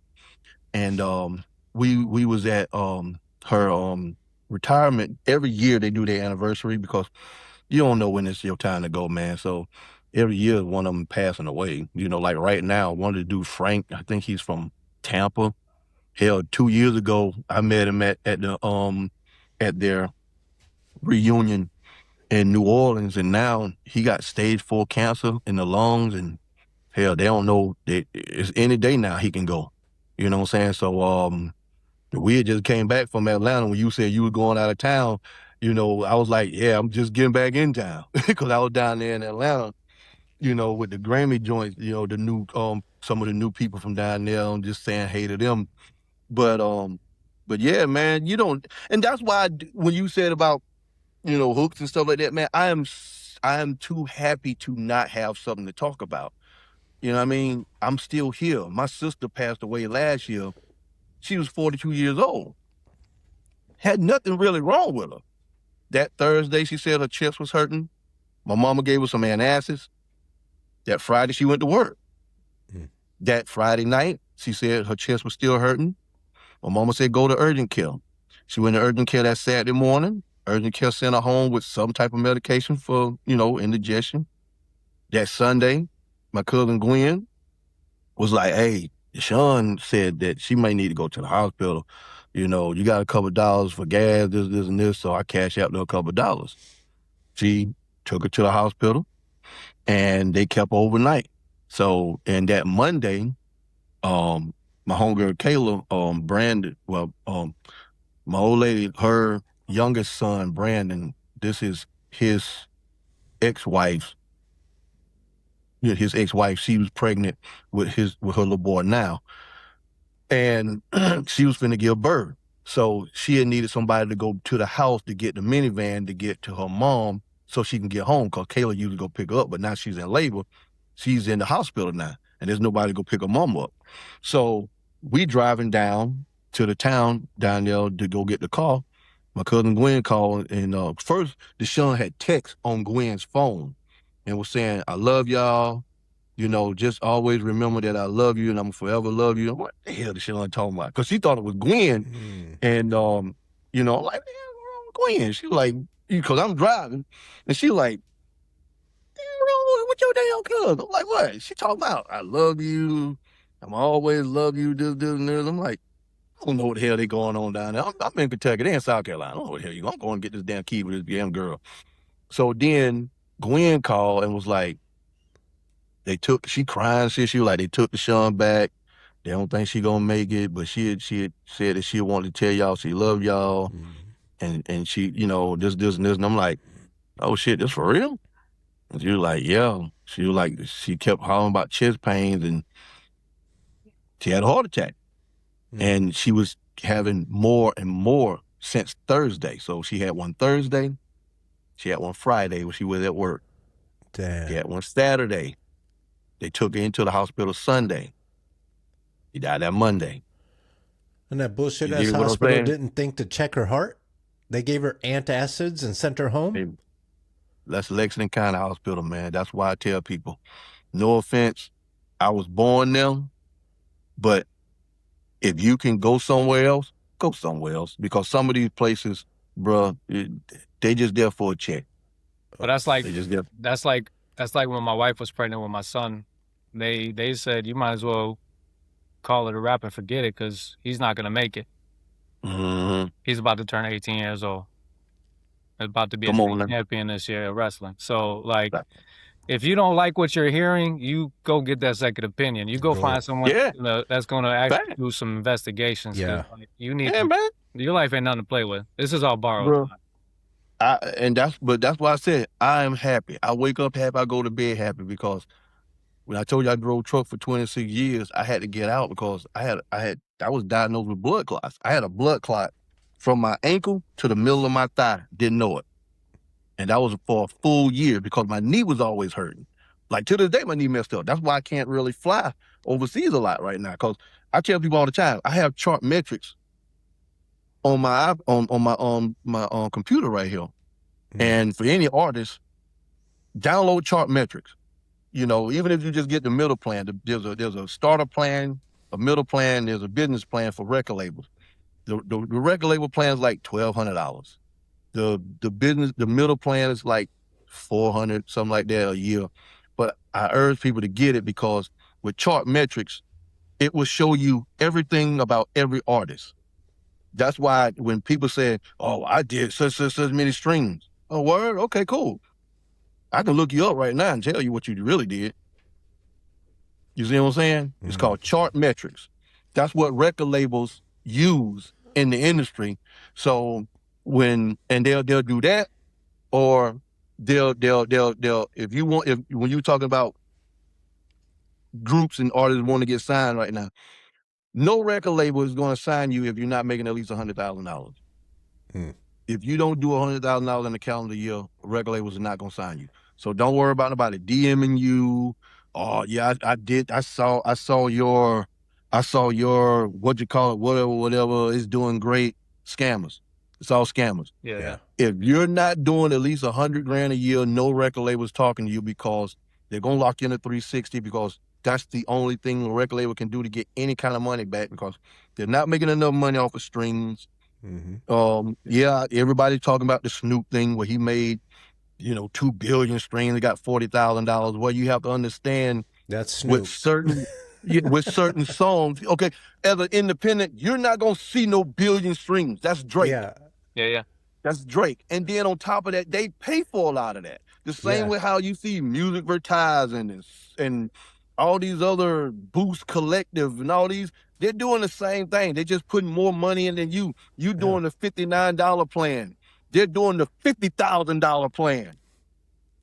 Okay, that's what they're doing. Levels. Okay, we did it back in the days when record labels would sign people. We would go and the record labels would go and sit there and buy $20,000 worth of cassettes and CDs and then hand them out at the clubs. Yep. That's where they had the street team. That's what they would do. They'd be walking around with CDs and cassettes in the club. Here you go, my man. And you dancing and shit. You like, oh, thanks. And back to dancing. You got a free CD. You got a free cassette. It's already paid for.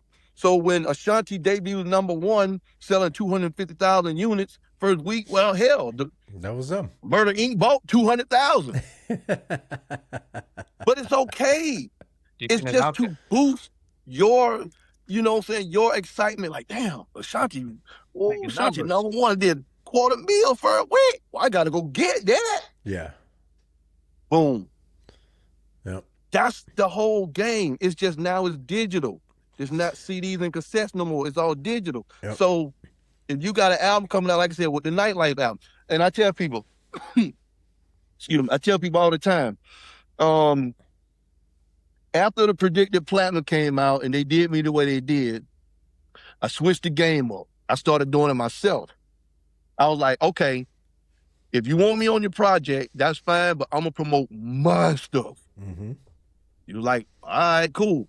So she came out with Smoke Chronicles Volume 1. I purposely sent a conscious record. The whole album is just upbeat partying and just gangster thug stuff. I'm the only song on there with a conscious record. That's just life. That's just life. It's the only song on there that charted. Because it stuck out. Yep. The only song on there that charted. To this day, it's still the highest selling song on that Smoke Chronicles album.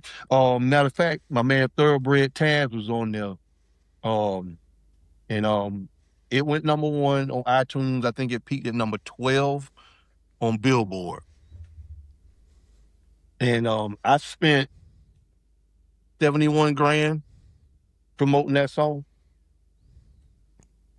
And Hip Hop Chronicles Volume 1, I bought it out as a single. I didn't promote it on the album. I actually bought it out on my own. And I spent like $36,000 on that. And it went number 1 on iTunes, and I think it peaked at number 18 on Billboard. Because the album, matter of fact, the album peaked at 24. 24, yeah, the album peaked at 24 on Billboard, but the single peaked at 18. I got a question, man. I want to... Mm-hmm. You talk about being happy, man, writing music. So I want to... I just recently, I probably got into some shit over on IG because I made a comment on a video that Graph put out. Yeah. Him and 38 Splash put out a track, right? It was called Rock, Paper, Scissors. Mm-hmm. And beat is banging. The track is dope. I want to emphasize the track is dope, and I got mad respect for both of them, right? Yeah. The concept of the video is they're playing Russian roulette at a table. My comment was, track is dope. I don't feel that I don't when in an age where people are searching for content and they see content images like that, and kids are gonna try to recreate that and go home. The last thing what they see. The last thing I want to see is a shorty playing Russian roulette like it's a Tide Pod challenge. Mm-hmm. And you So that's why I don't post stuff like that. The flack I got I got a lot of love. Believe me, I got a lot of love. But the flack I got was 1, don't put your kids on social media. 2, Good luck with that. 2, yeah, right. 2, maybe you should do other things than listen to this. Go listen to country music. 3, the biggest one that got me was I listen to country music. Was your too. What right? Not a country artist now. If your kid is gonna go ahead and do this, they got bigger problems and they need to be in a mental institution. I'm like, tell that to Cardi B. How are you solving problems like that? And you're not. My thing is the responsibility as an artist. I understand that you're in the game, you're spitting what you're around and all that, the life, whatever. But when you're on a level like that, where's your responsibility as an artist? Because whether you like it or not, you're putting yourself on a platform because you put your shit on a platform, and people are going to do what they emulate. You know what I'm saying? So when you're making records, what do you feel about that situation right there, just in general? Same thing what I told Cardi B on her live.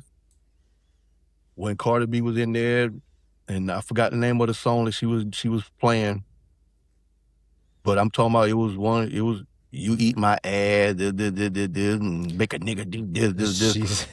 She's daughter coming down the stairs, she broke her neck and a nail to try to stop the damn shit from playing.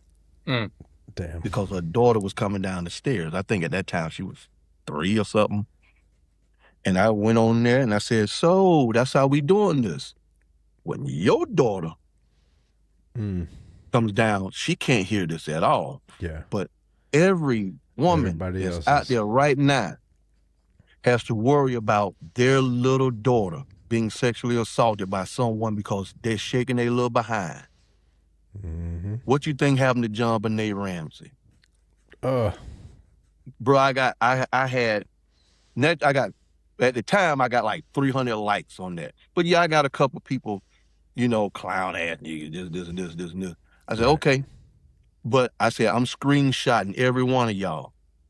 and I'm telling every one of y'all right now, when you come on social media, because y'all can't help but put your business out in the streets, but when you come on social media and talk about your little niece or your daughter has been sexually assaulted or molested or this, and this, I'm going to screenshot this and send it to you. I'm not going to post it, but I'm going to send it to you, and I'm going to be like, remember this?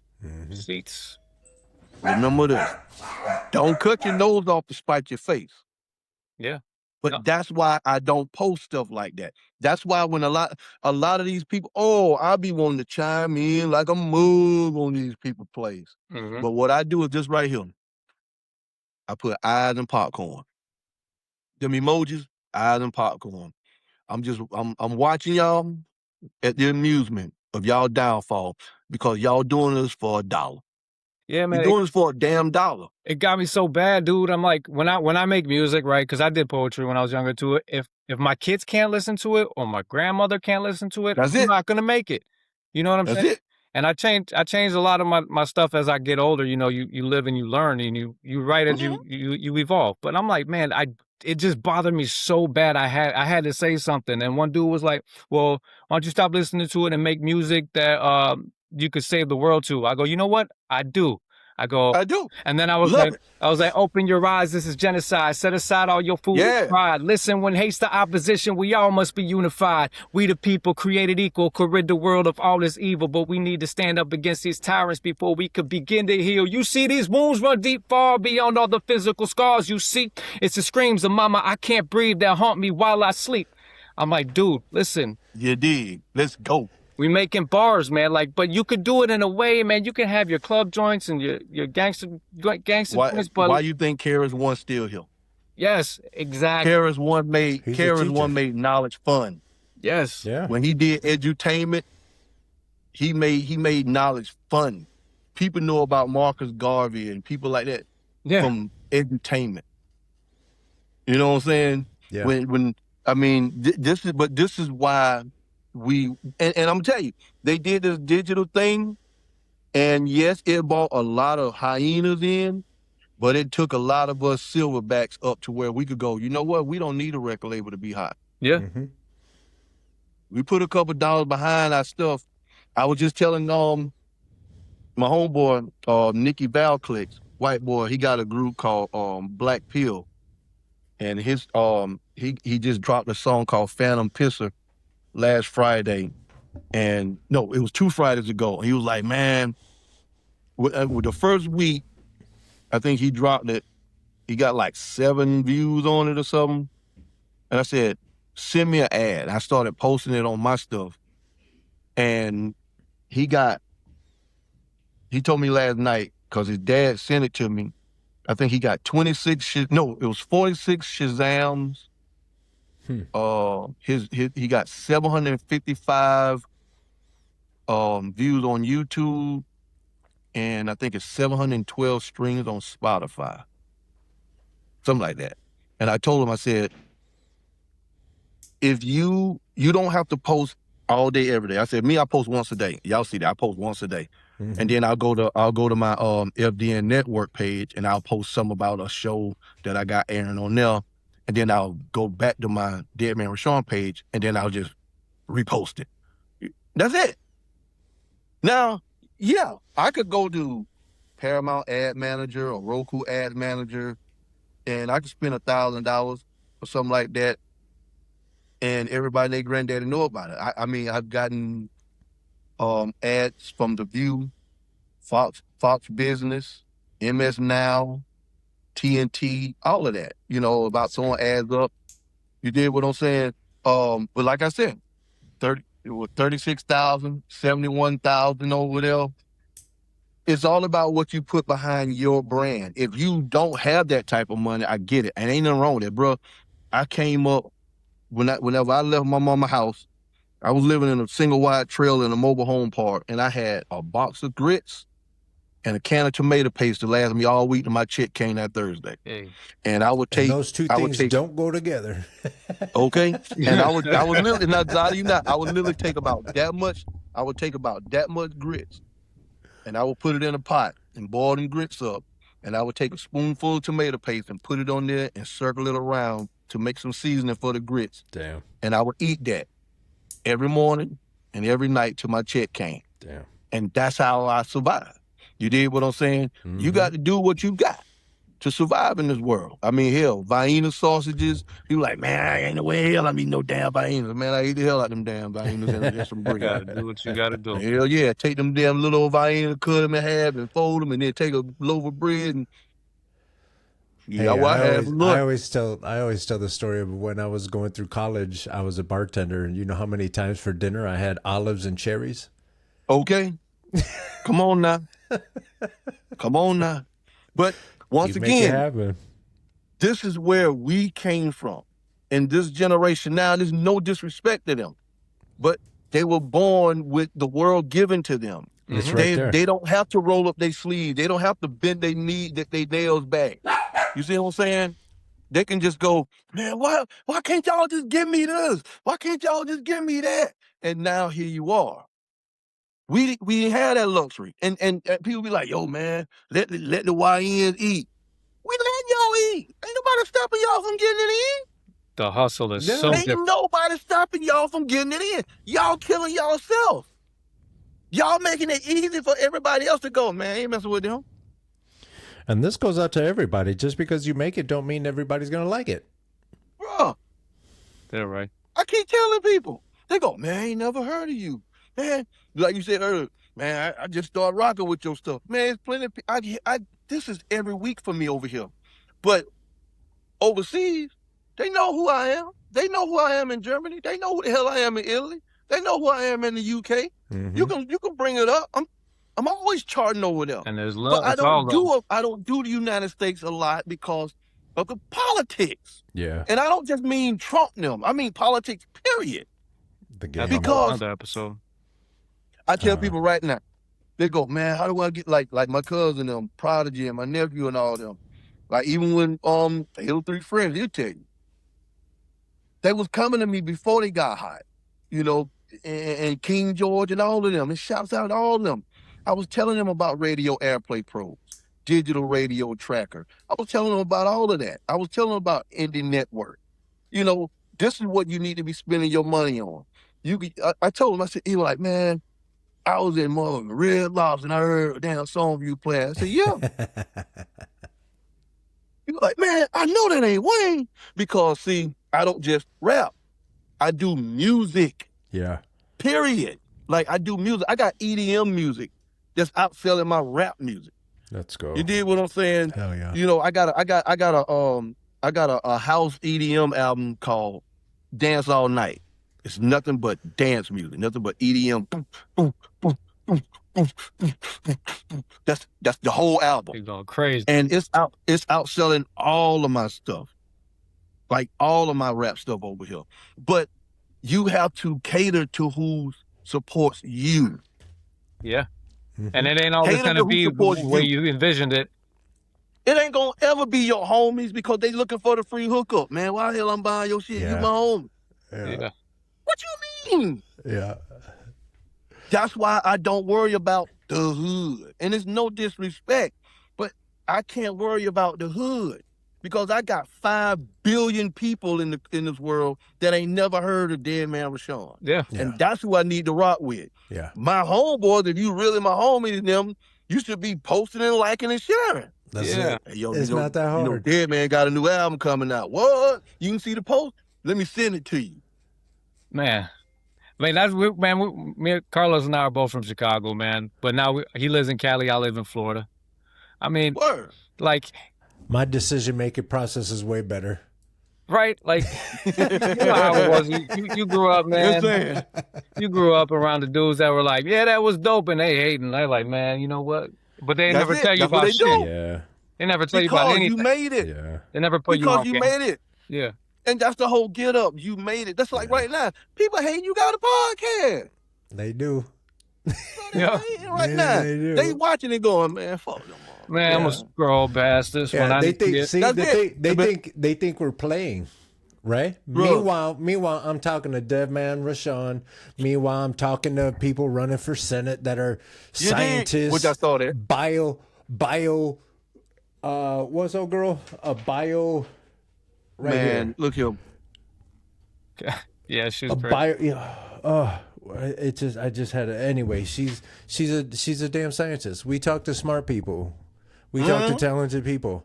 Game changer. You got to know what you're doing is, man, you And find there's a whole bunch of something that salty you people love. just sitting there with their arms crossed, just breathing heavy through their nose. Man, get mad. That's why I'm. Cause They're people, gonna be people mad. all Ain't the time, ain't nobody waiting for you. bro. Every single week, yo, man, you seen my post? No. Did you tag me?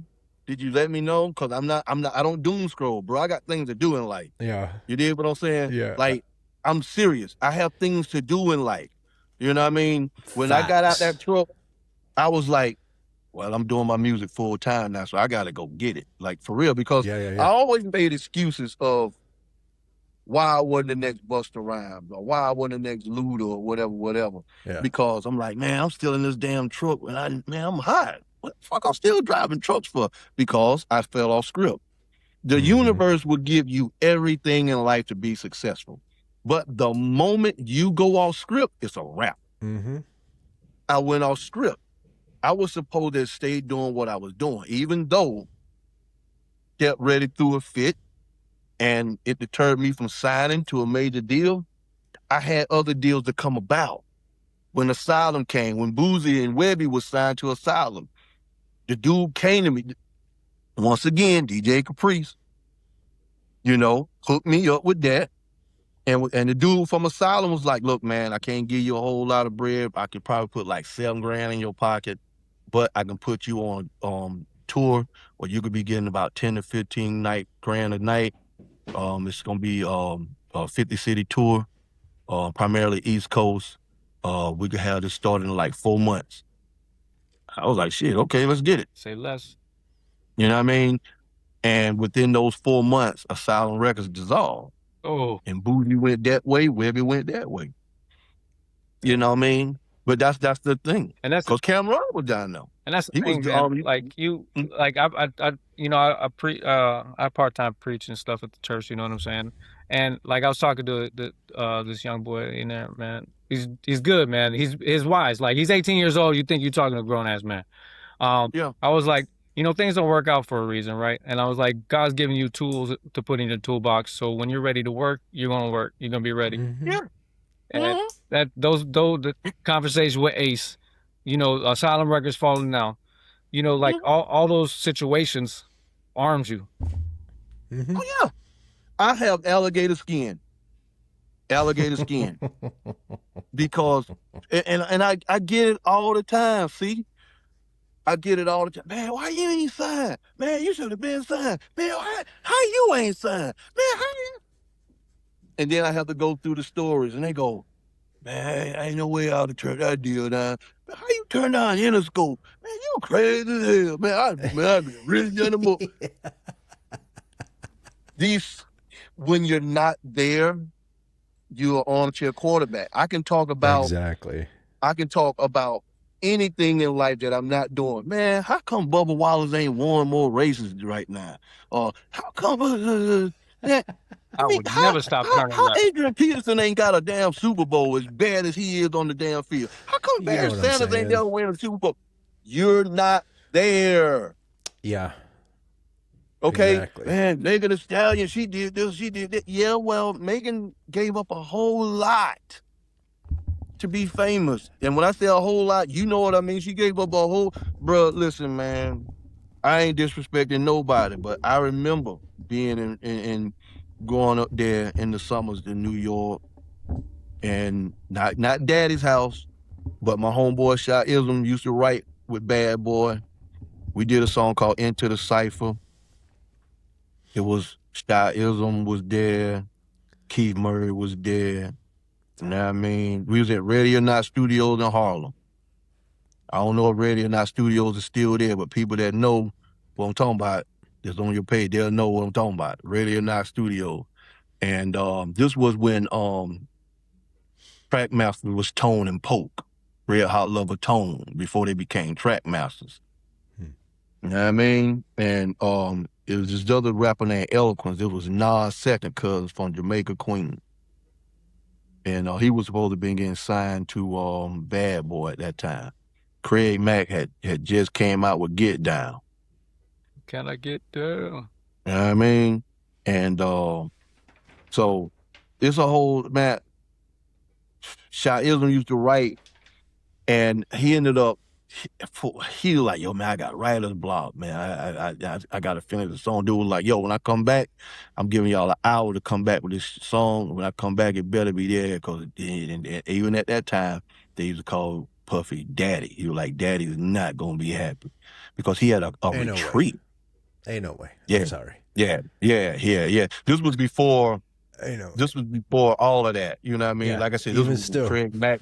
Yeah. I don't even call my dad Daddy. You ain't lying. And they didn't even know, at that time, they didn't even know our rap.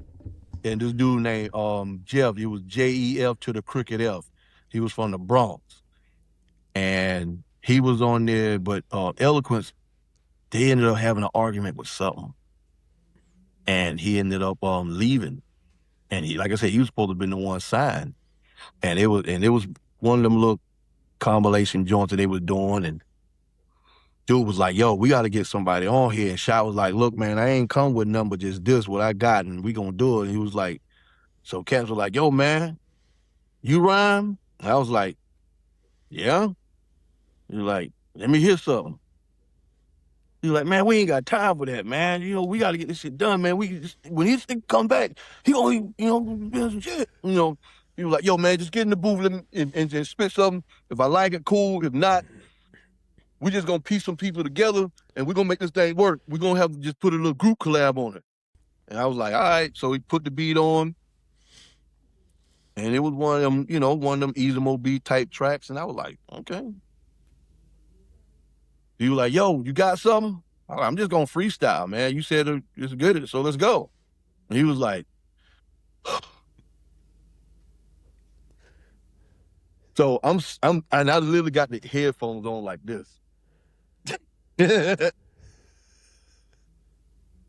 And I'm like this. I'm standing there with my hands in my pockets. And dude, like,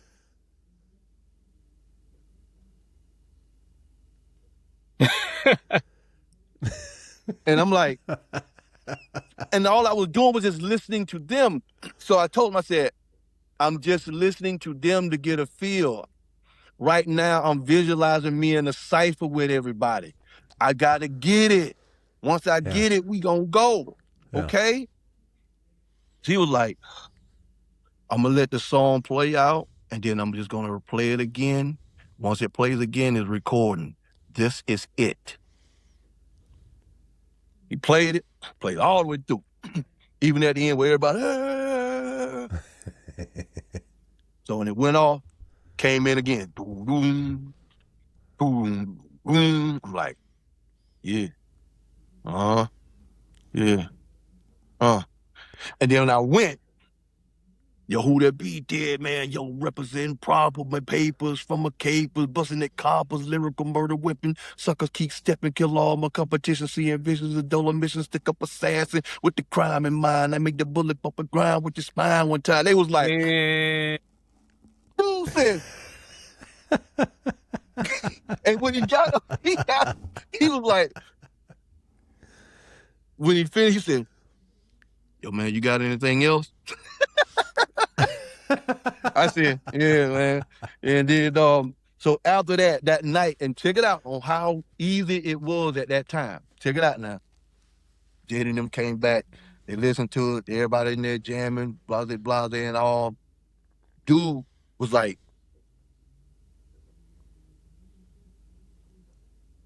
cool. I got up.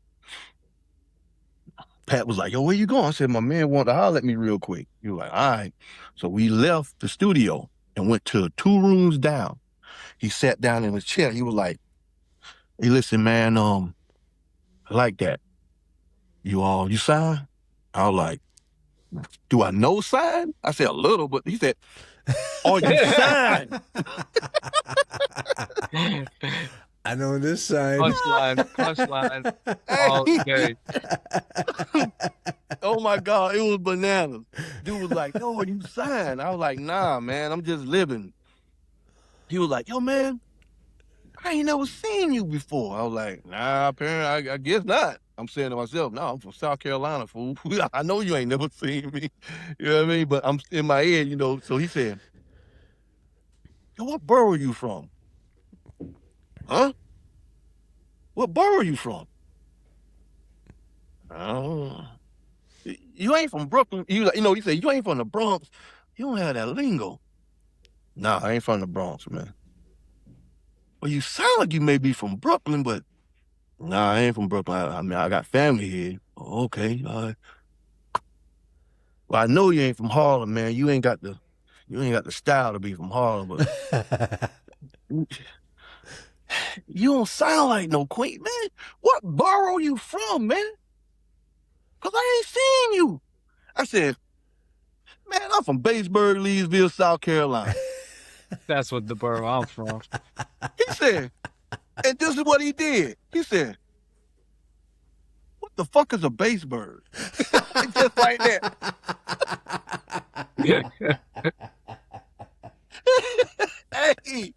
Hey, I was offended. I was like, it's about 30 miles west of Columbia, South Carolina. He said, now I know where Columbia is. I know where Columbia is. We done performed there before. He said, so you ain't from New York? Nah. He said, man, and I lie to you not, and this is another reason why I still do what I do to this day. He said, ain't no niggas from South Carolina got no talent, man. Damn. Man, you lying, man. You ain't from New York. Look, Damn. man.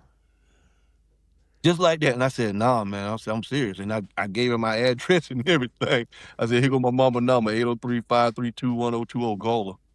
Just like that. You know what I mean? And he said, and he sat back, he said, well, listen, man, I'm gonna be honest with you, man. I don't really sign people unless they from New York. But I like your style. If something come up, man, I'm gonna keep you in mind, man. But Damn. yeah, man, if you was from a borough, man, just know you'd have been on Columbia Records in the morning. What the hell? Just like that. Just like that. And I was like, all right, man, that's it. He was like, yeah.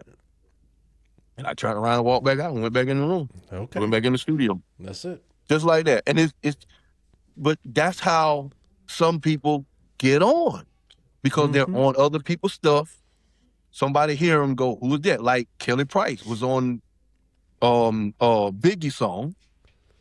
Mr. Big and them heard her. Yep. Was like, yo, congratulations on being signed. She was like, I ain't signed. Next thing you know, she on T-Neck Records. You know what I mean? Selena Johnson, same thing. You know, a lot of people was like that. You know what I mean? Spice One, same thing. You know, sometimes it just takes somebody else to hear you. And then they go, damn, who the fuck is Cefore? I don't know, but he nice. Yeah. Man, he was on Deadman's track. Yeah, you see what I'm saying? And that's what happens. Like, that's what, things like that happen all the time, especially when we was coming up. You know what I mean? YZ had told a story about that. When he was thinking of a master plan, he was talking, you know. I mean, man, it's just so many cool things like that happen in the world of music, man.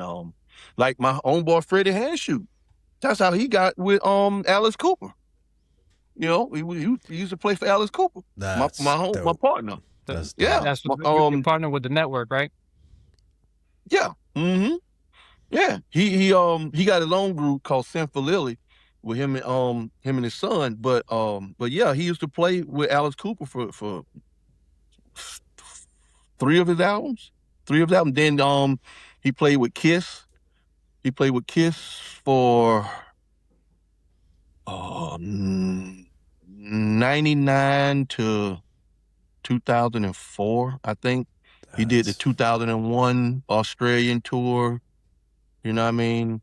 That's so dope. Back and forth. Yeah, man. He played with he helped record Leonard Skinner. Matter of fact, he helped me do a collab with old boy from In Living Color. That singing Cult of Personality. Yeah. Yeah. I got a song with him in the studio. Just sitting there. That's I mean, cool. You know what's beautiful, man, is when you grow when you're raised around music from all genres, right? You always hear stories about people that are successful, and they have influences from everywhere. Mm-hmm. You know what I'm saying? Everywhere.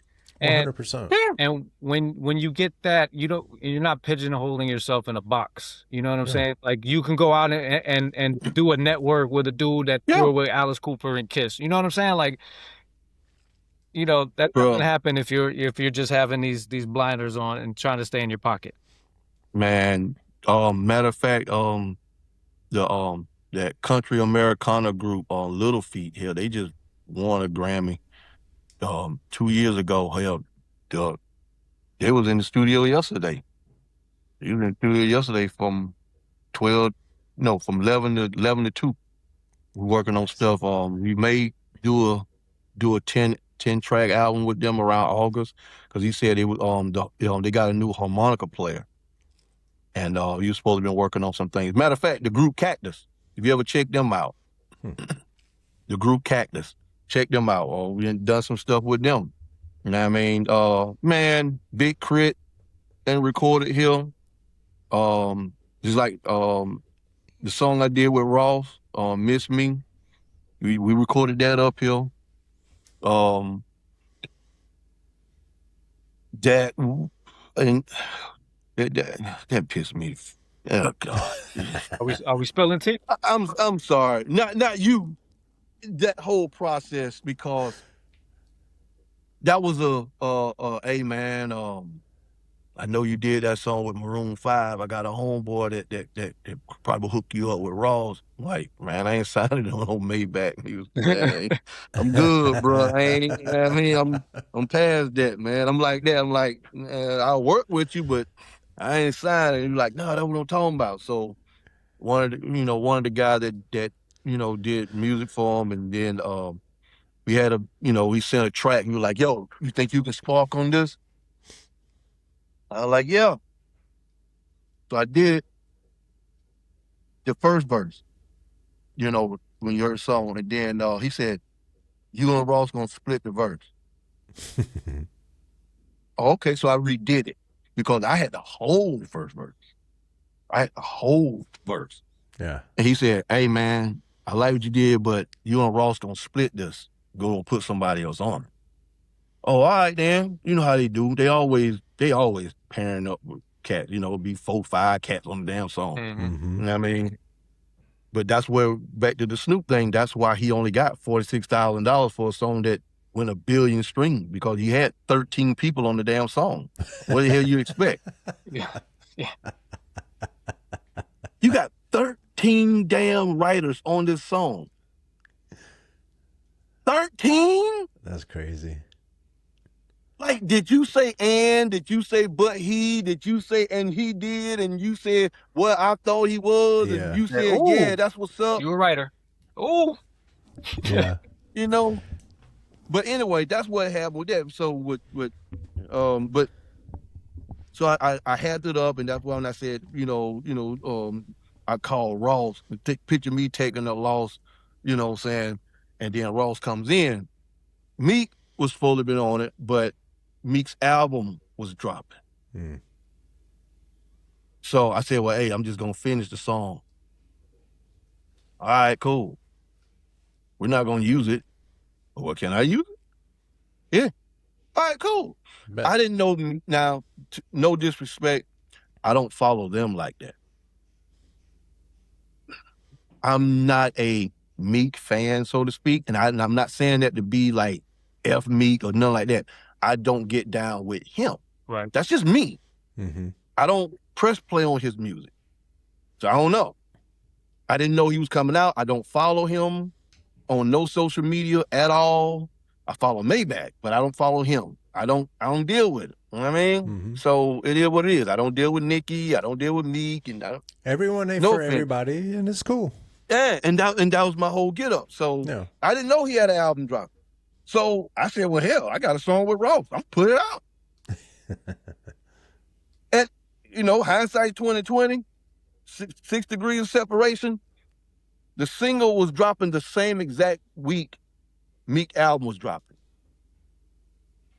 Now anybody that know anything about anything with music, once you set something up, if you're on it, you get notified about that. You get notifications about it.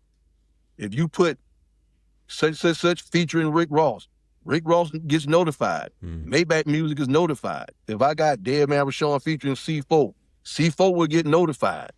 His distributor will be notified. His record label will be notified. They got notified and was like, hey, listen, About that. I'm going to need you to push that back because Meek's dropping and we got to make sure that all the attention is on Meek Mill. All right, okay, I'll push it back. Well, the distributor at that time, because I use myself now, but the distributor at that time, they screwed it up multiple ways because I told them, and when I told them, not only did they screw it up by not taking it down, they also screwed it up because they put it under a horror rock group named Project Deadman from Detroit. They're from Detroit. So when the song comes out, I get a notification from Project Deadman featuring Deadman Rashaun featuring Rick Ross, Miss Me. Oh shit!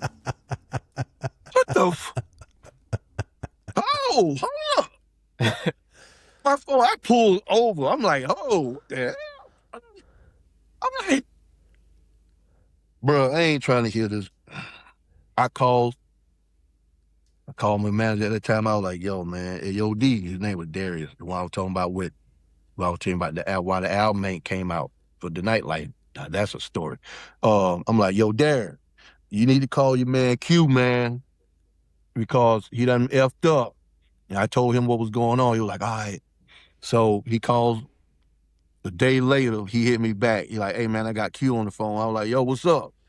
He was like, man, what you talking about, man? I ain't going nothing, man. I was like, I told you. I sent you the letter from Maybach and told you what they said. They said, do not drop this song because Meek is dropping. And you put it out anyway. Take it down. So we going back and forth. I said, okay, well, look, this is what I'm finna do. I'm finna contact Maybach and tell them to contact you. It's out of my hands. Ain't got nothing to do with it no more. He took it down that day. 2 days later, it went back up. Shit. Why is it back up? What, you thought I wasn't gonna see it? How the hell you think I saw it now? Called him again. Look, my man, I'm not gonna argue with you, bro. Take the damn song down. You did? Take the damn song down. That's why the song ended up. So after all that hoopla went on, I said, you know what? Damn that. I'm not going through that aggravation because the only reason why y'all out here wild is because Ross on the damn song. Man, damn Ross. No offense, but damn Ross. Because, I'm going to tell you how wild it was. I had did a billboard in Times Square. Ross liked the damn billboard. I still got it. I still got the screenshot. Ross liked the damn billboard. He liked the shit. And I was like, kind of bullshit is this? Like, you telling me to take the shit down? You can't tell me to take it down. Then you going to like it. Rich Forever likes your post. All right, bro. I took it down. That's why it ain't on Spotify, none of that. It's on. I did a. It's on one of them because YouTube will give you about 30,000 pages. It's on one of them pages. I think one of this is on one of them.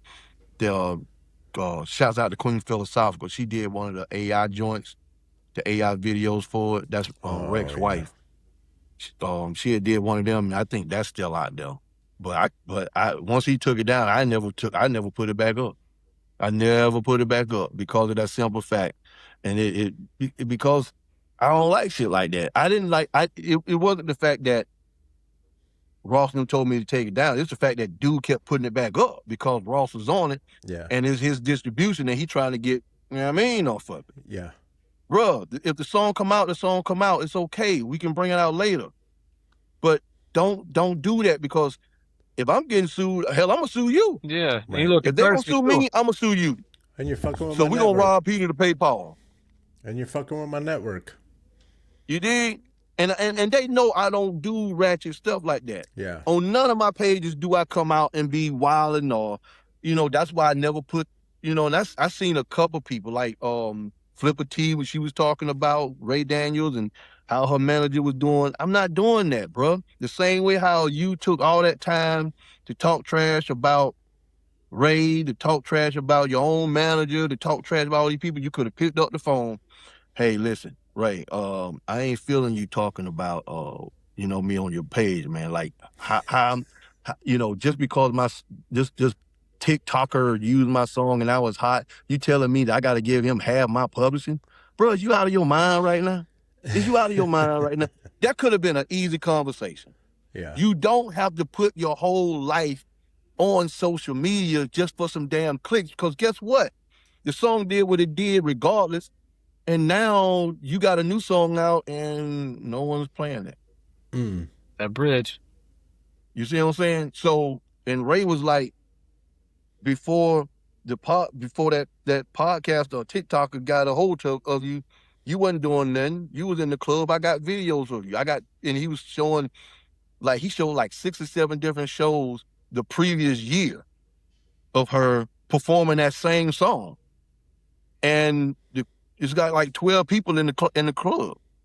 You know what I'm saying? It's one of those. You did what I'm saying? And now you hot. See, he said, so now correct me if I'm wrong. You said, but here's you performing this song last year. And this dude liked your song. He started playing it on his page. It got hot. It started to blow up. And now you getting money. And I'm like, well, hey, y'all should at least work something out. And I told, and I came on his page and I was like, hey, yo, Ray, listen, man, on his live, I was like, yo, man, I'm with you, but I'm also with her in a sense, because number one, she don't have to give him no publishing, but she can drop some bread on him for that love though, which I would have did. You did what I'm saying? I would have even said, well, you know what? Let me give you a couple points on it. Because if it wasn't for you, and let's keep it a buck, Flipper T, if it wasn't for dude, that song wouldn't have went gold. Because just like he said, last year you were performing for 12 people in the club. Now you hot because this dude picked it up. So at least give him some points. You did what I'm saying? Give him 3 points on that thing. And now when it's updated the next quarter, he can see a check. Yeah. That's an easy fix. Right. That's an easy fix. But no, y'all want to go on social media and wild out with each other, but that's the artist development part, the A&R part that we don't have no more. We don't have no PR personnel no more to tell people you need to calm down because you're hurting the brand. Don't throw a pillow at Master saying? Ace. They need to. Said, don't throw a pillow at Master Ace. Yeah, you go. Don't step ready. You know what I mean? They need to, shouts out to my man. They need to read that book, Making Friends and Influencing People. Lowe's, listen, it's the truth, because for the simple fact, you don't know who know who. You don't know who around here, man. Exactly. Bill Gates shop at Walmart. So you can't just look at some old lanky ass old white man no more. That old lanky ass white man can buy your steak. 100%. Literally You know trying what I to mean? buy the country. Yeah. Perception precedes reality out here, man. And so that's why I don't burn no bridges. That's why you're talking about with Graf and them. Man, look here. Like when Spish went off on Jada, and then when Jada did Aroma, Spish goes on Bag Fuel, crashes out, but at the same time show Jada love, but then talk trash about it. Yeah. Yeah, I heard the verse. It was dope. But you mad at Jada because he didn't want to do a song with you. Mm-hmm. But then you keep going on about wanting to do a song with him. That's like a dude shooting his shot at a broad, and the broad keep telling him, "No, I ain't feeling you." And then you get mad at the broad and go on social media talking trash about the girl that ain't feeling you. I didn't want to give her no way. Like, And then say, I was trying to shoot my shot. She talking about she ain't feeling me because I ain't her type. But yet, I'ma still get at her tomorrow though. Mm-hmm. Bish, Jada said he don't. I mean, he don't want to rock with you. He's just not that into you. Matter of fact, I mean, the song was already there. You got put on the song, so it wasn't like it was your song and you hollered at Jada and what's called to get on the joint. Yeah. It was already there. So that was my only thing with Special nasty. He nasty. Yeah.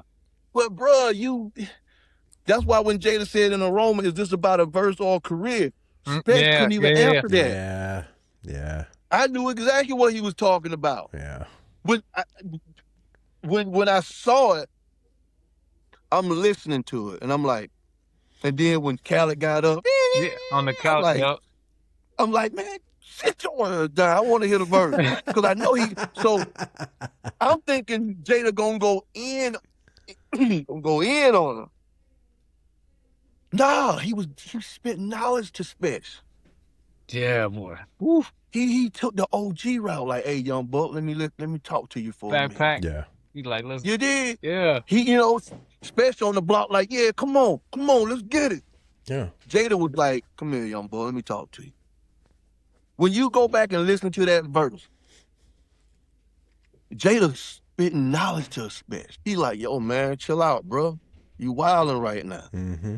If you want to be in this game, that's why he said, he kept talking about he been in the game for so long.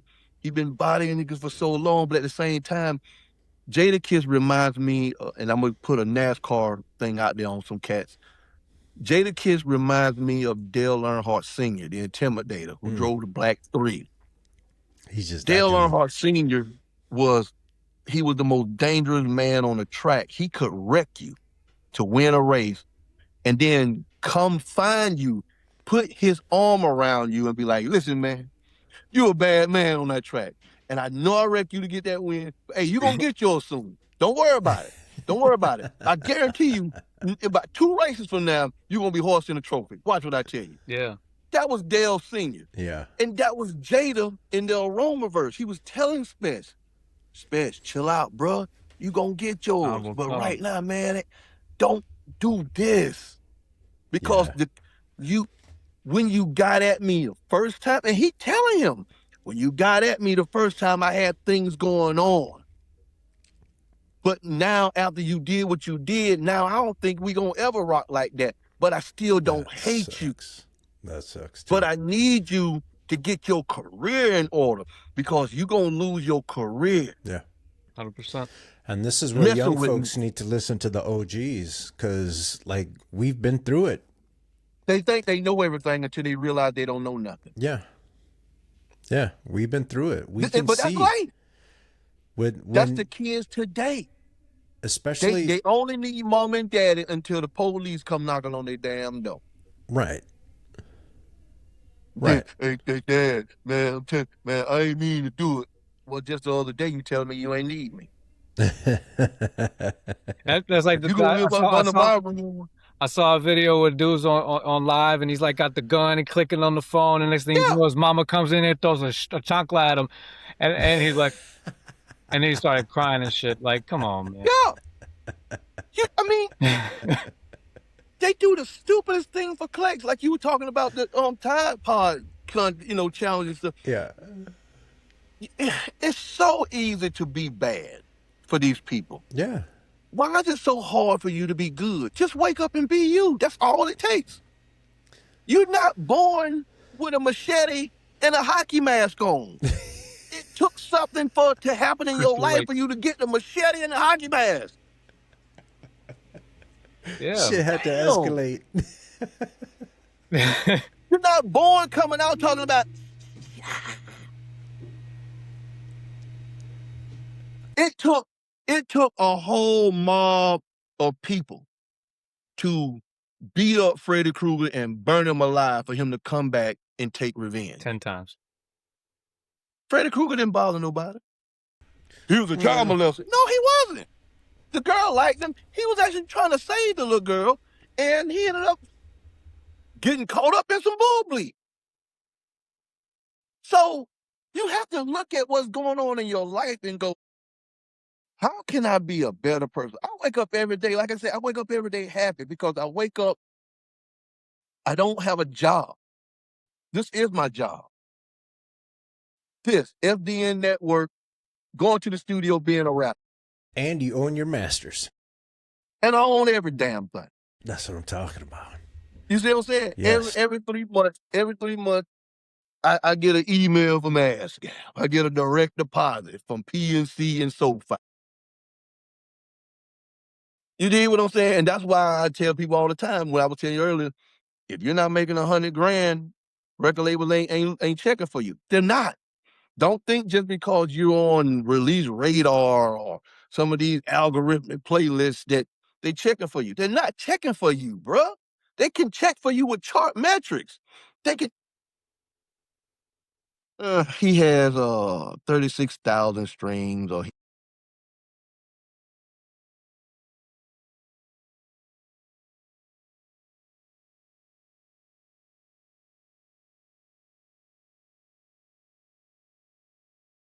His sound went out?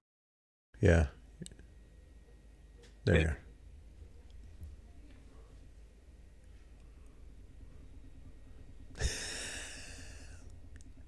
But I was there like with chart Bravo metrics, clap. they can sit there. Yeah, they can. Yeah, I got it. When I moved up here, because I still got a storage facility still yet in Atlanta when I used to live down there. And hell, I've been renting it for 4 years because we didn't know we were going to stay here.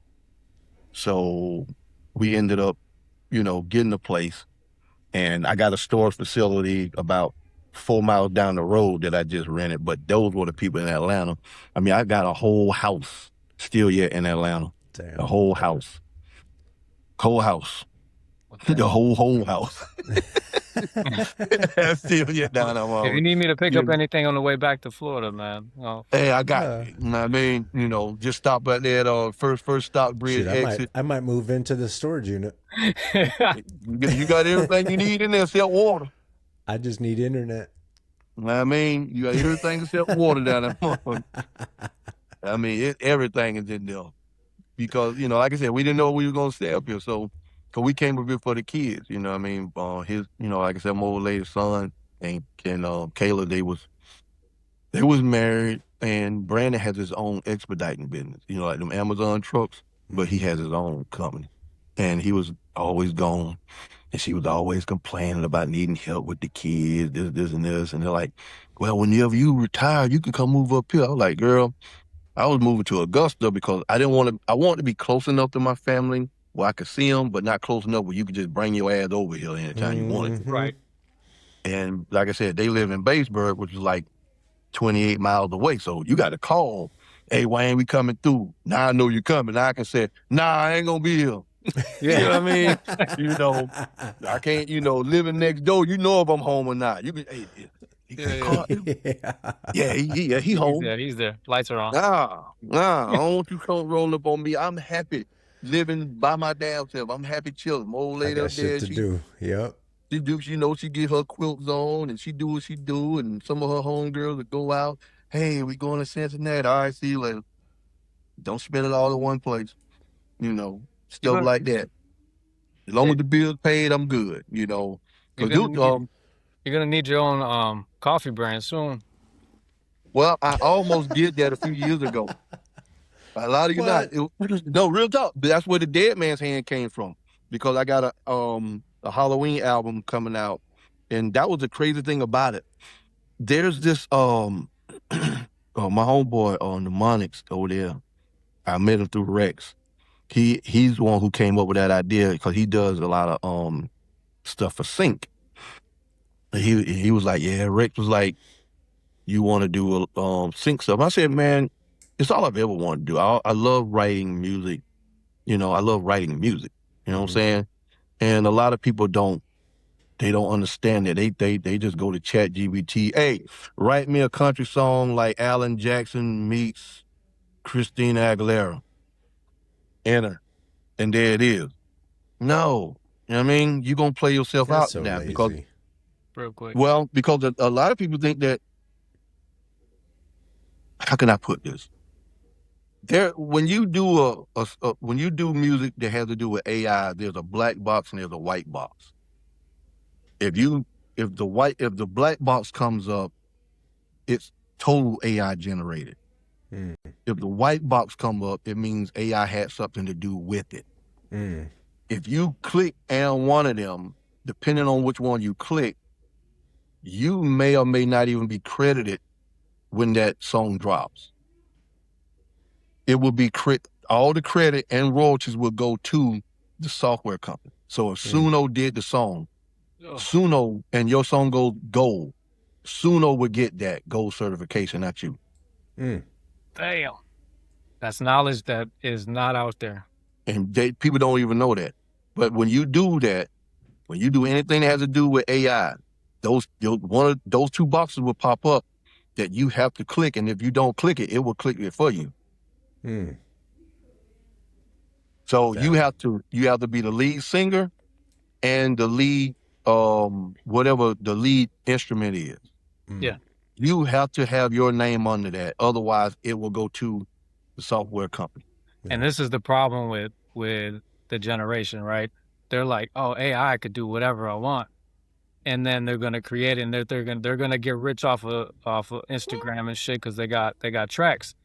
But then they realize they're not getting paid for it. They ain't get paid. Yeah. You got a million. But then what's gonna happen? A million views and ain't seeing nothing. Let me tell the young folks this. When I went to film school, I learned about film, about 3D animation, 2D animation, all the things. There was a dude that went to school with me that we used to keep all our stuff on the school network. And this dude went through and started collecting everyone's work, combined it into a demo reel, sent it out to to all the video game companies, and he finally ended up getting hired. He lasted all of 2 or 3 days. Wow. Because when you go and you let ChatGPT do your homework, and you let that other person do your homework, and you go over there and do your homework, then when it's time to create or to stand up to the resume that you put out there, and you can't, you want to talk about a fast way to ruin your entire career? Oh, I know that firsthand through my homeboy Omar. With the same thing what you were talking about, he did it with music. Yeah. And shout out to my man Omar. But Omar was Denny in Naughty by Nature with us. But he wanted to be KG. Yeah. And I was making a lot of the beats. My man Daryl Turner, D Extra from Audio Effects in Columbia. I actually followed him on Facebook about 2 weeks ago because I haven't seen Daryl. I ain't seen Daryl since 2002, whenever I finally left South Carolina.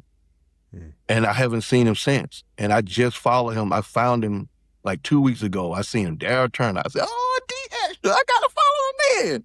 And I hit him on Facebook, and I was like, yo, this Wayne, man, 190 Proof, what's good? You know what I'm saying? Because I knew when he seen 190 Proof, he was gonna know who he was. Because I wasn't dead, man, when we was rocking down there at that time.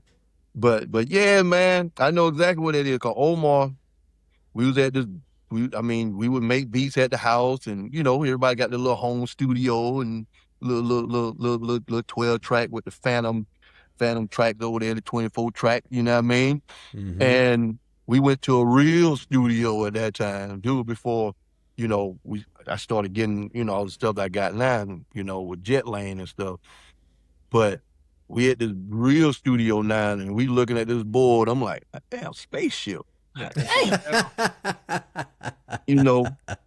I don't know what. I don't look at, bro. I don't even know how to turn this thing on. So I'm gonna leave. I ain't messing with nothing. So when the engineer comes in there, you're like, so which one of y'all make beats? And I'm finna say something to Omar, like, yeah, me. I'm the beat maker. You like, all right, cool, get up here. So Omar pulls up the chair. They talking and Step Ready was like, man, what the hell wrong with you, Wayne? Why don't you tell him? I said, I ain't saying nothing. I said, because my You see grandmother. how many buttons that shit has? My grandmother, I told him, I said, my grandma used to always say Ruth, because his name is Tony Ruth. We used to always call him Ruth. But I said, Ruth, my grandma used to always say, anything you do in the dark gonna come to light. I said, he been lying. I said, he been lying in the dark a whole lot. Now he finna come to light. Mm-hmm. And Omar sitting there listening to dude, he talking about all the different wires and different buttons, and this moves this and this moves this. And he like, this was long before Pro Tools that came out, where you could just go to Pro Tools and have everything and put it in. Mm-hmm. You ain't got to get up there and mash that button and tweak that and go up there and move this down. You ain't got to do that no more. It's great to know. Yeah. But now you don't have to do that now. These new, you ain't got to do that no more. So dude was like, all right, man, I'll be back in about 35, 45 minutes. Real talk. He said, I come back, man, I want to hear some heat. You like, all right, cool. Rue's on YouTube. He left. Bruh, he left. And me and Tony back there like this. All right, let's hear some heat. You like, man, come on, man. You like, let's go there. You the beat maker. Make some beats. You're the big dog. Make some beats. Hey, that fake it till you make it shit makes sense until it doesn't. He wanted to fight. Omar wanted to fight. That boy was 38 hot. You hear me? And I lie to you not, man. It was about 5 or 6 minutes before dude came in there. He was like, turn around. Man, you ain't gonna help me, man. Ruth looked at me. Ruth said, Wayne, if you get up out this seat, me and you gonna bam. I love you, man. We ain't never fought a day in our life. But if you get up there and help him, today gonna be that day that we prove to each other how much of a man we is. I said, I ain't messing with him, man. I said, I ain't messing with him at all. And when dude came in, dude was like, yo, man, I don't smell no heat generating in here. What's up? And O was like, man, and they wouldn't help me, man. He was like, you the beat maker? Deadman's in the corner. I got bars. I showed up to write. Bro. It was so hilarious to hear that dude chew Omar out. He was like, man, yo, motherfucker, don't know how to do shit. Man, let somebody damn know. I could have been asked this stuff. I was like, hey. That's so said he made beats. He was like, so who really made beats in here? And Tony pointed at me. Tony said, just like that. He said, hey, get up here. I said, nah, because I don't know what I'm doing up there. I don't know nothing about that. Just that fast. Nah, because I don't know what I'm doing up there. He said, okay, well, how do y'all make your beats? I said, I use an ASR 10 and I use a DR5. And I told him, and at that time, that's what I used. At that time, the ASR 10 was out. The motif and all that, we didn't use that at the time. Now, I ended up using those, but at that time, we didn't have, all the other stuff. So that's what happened. He went in, he actually had the ASR and came in there and was like, yo, let's get to work. And we ended up cooking up a couple joints and rocking. And ever since then, Omar never took credit for nothing after that no more. I told him on the way home, and I said, Omar, man, I love you. But I kept telling you, man, you can't be taking credit for other people's stuff because it's going to eventually bite you in the ass when it's time to push and put up or shut up. I said, what if this was the actual record label? Yeah. You know what I mean? And I said, you always talking about wanting to be signed to Def Jam. What if we was at Def Jam? And one of them big old producers or engineers would have came up to you and did that, you would have never got a record deal through nobody. We would have been signed and You you'd would have have been been home at thrown out by the Walmart. collar. I told you we'd have been signed and you'd been home working at Walmart. Yeah. He would have told you that when he told you to go in the booth, that was now, you'd be like, all right, hold on, let me pull up my phone real quick. Yeah. Which was kidding, because to this burn. day I still can't do that. Yeah. I cannot. It just feels weird. And to those who grab that phone and get it, man, shouts out to y'all, man. Word up. Shouts out to all y'all with the phone action. Like, I can't do that. I gotta sit down. I gotta recite. I gotta get it together. I gotta get my cadences together. And then when I go in the booth, yo, turn me up. All right, yeah, here we Where's go. my bass? Here we go. And My snare. there it is. You did what I'm saying? I'm Yeah. not doing this because now I'm reading it. Yeah. I need to be feeling it. Yeah. Because whenever I'm putting my music down, I'm talking to you. I'm getting it in with you because I'm visualizing me saying to you what I'm saying. There is a video going on in my head as I'm recording. Yeah. I like that. Yeah. That's why I tell people, if I don't put a video out on no song, you can still visualize what I'm saying, because I am visualizing what I'm saying. Mm-hmm. I'm not doing this because now I feel that if I'm reading it, I'm reading it. You see what I'm saying? Yeah. Yeah. I'm reading it. Yeah. I don't want to be reading it. I want to be spitting it to you. So if I'm on stage, I'm not doing this. I'm doing this. Yeah. I'm talking to you. Yeah. You did what I'm saying? The It's very whole similar. time I'm on stage, that's what I do when I'm on stage. I talk to you. Yep. And so when people leave, they go, damn. That's an experience.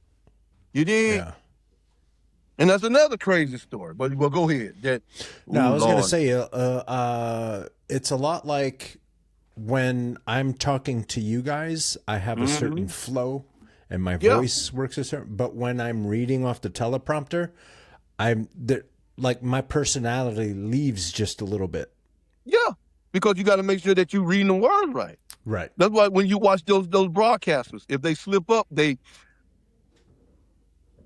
they go back. You know what I'm saying? That's how you know when some people are reading the teleprompters, especially because a lot of them, doing TV and stuff, I'm back there watching as the teleprompter's moving. Mm-hmm. I'm looking at it, and then I'm looking at them looking at the teleprompter. You know what I'm saying? No. And I can read it. And then on the side, there's another one right here. When you come down through the gate, there's another teleprompter, so I can look at exactly what they're reading, and then look at that one, look at them, look at the green screen over there. When they doing the news, they doing the weather and stuff. Yeah. And people be like, how the hell they know what they're doing? Because they have a teleprompter in front of them. Yeah. And there's the green screen where they're at. That's why you can only wear certain color clothes. Yeah. I said, hell, it's just like when you shooting a video. There's certain colors that you can wear during this, but you can't wear certain color clothes with a green screen. That's why you have a black screen, you have a white screen, A blue one, a green one. Yeah. You know what I mean? So a lot of people, and this generation is getting a crash course on being a businessman or businesswoman. And that's why when you look at Megan right now, you look at Megan Thee Stallion right now, she's transferring over from rapper to businesswoman. Mm-hmm. She had a major cost at doing so, but she's not going to be rapping a whole lot longer. And I'm hoping that she continues to stay with Booker T and Bun B and them down there, because they've been doing a lot of work, helping her transition. And I hate that with the Tory stuff that went down, it did not have to go down like that. But this is what this generation does, y'all.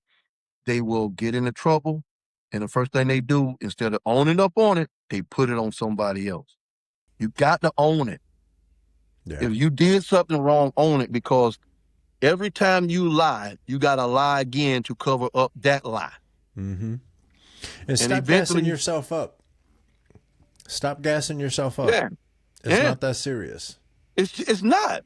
Who shot you? Exactly. I mean, exactly. you know, Exactly. 2 people are dead and gone because they got gassed up. That's it. And everybody loses. Everybody. I mean, Everybody loses. A lot of things that go on in this world could be so preventable if you just sit there and just man the hell up and just go, my bad, man. My bad. And do the right thing. My bad. And learn. Yeah. Look at all this stuff in politics right now. People getting bummed because somebody said, I ain't gonna say I messed up. My bad. Yeah, never said it. Ever. My bad. Ever. It's the opposite. Well, he was taught to say, I'm gonna win. He was taught to say to never accept a loss. To never accept. That's on purpose. Yep. This is how you win. Stop looking at him as a life guide. Oh boy, and an excuse. Stop looking at him as a damn excuse. He's been handed everything, and everything that he starts by himself, it crashes. Look at everything. Everything from casinos to the reflecting pool to this dumbass arch to everything. Bro, his name has been associated with 114 businesses. 101 of those businesses has either went bankrupt or fell apart 2 years or less after it came up. Yeah. He was born with $400 million in his bank account. And they said if he would have just put that shit in a mutual fund, he would be way more richer. Yeah. Bro, he would be a trillionaire. And we all be better off. It's crazy, and that's why I tell people, look here, man, I have I say this wholeheartedly. That's why I don't talk about politics on my page. Now, when I was doing On My Block on Also Social Network, that's what they wanted me to do. They was like, look, man, we know you got a journalistic background. We need you to do this. And I was like, man, I don't want to do that because I do music. Like, Cory Booker follows me. Marjorie Taylor Greene follows me. Oh, damn. Danica Patrick. I'd be like, Jeff Gordon and Danica Patrick follow me. I know they're staunch Trump supporters. Yeah. But I have an in with them in that department over there. Yeah. I know Cory Booker hangs out with all these damn Republicans. Dude, I was up there a month ago on Capitol Hill talking trash to these people. And I told them, because that's what they do with the Grammys. They send you out on different missions. You have different workshops that you do. Dang. And, so when we went to Capitol Hill, I don't play with these people. And I tell them all the time, the last thing y'all want me to do is come for your job, because I'll get it. Because for one, you better tell them. I will be Donald Trump, but a brother that has sense, but I know how to talk to white folk. Because I've been around too many of them. That's like Bernard Taylor down here in my Go for you, that man. Exactly. Follow him if you don't follow him. Hey, I tell you all the time, where I live, where I'm at in Kentucky, it is 84% white. But 1 out of every 3 kids walking around here look like Jordan Sparks.